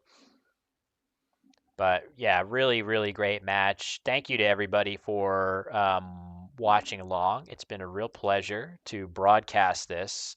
I think rather than do an interview, I'm going to take an immediate, well, I guess it's not a nap if it's almost 10 p.m. UK time. But oh, Harshan making a huge blunder. Blunder alert. He is playing EN for 8. That is a 2-point blunder. Victory revoked. Just kidding. Just kidding. Yeah, this was an amazing game. This series had a lot of great moments, and there you go. You see the handshakes. Um, I think rather than do any kind of interview, we're just going to call it a stream here. You can see the players are still having fun with it after the fact, but just want to let everybody know as we bring this little match to a close, we're going to have the actual Easter match play live stream for the next 3 days, tomorrow, Sunday, and Monday. I'm going to be playing in it as well as these two players and a bunch of other great Grandmaster level players. And it is going to be back to over the board Scrabble, physical board and tiles, all of that good stuff. So stay tuned. If you haven't followed the ABSP YouTube channel, definitely recommend you do that. And yeah, it's been, I'm here in the booth Just want to say thank you everybody for watching. It's been a real treat to call this amazing match. And yeah, with that, we'll be back tomorrow with the main event at Easter Match Play. Very excited for that. See you then.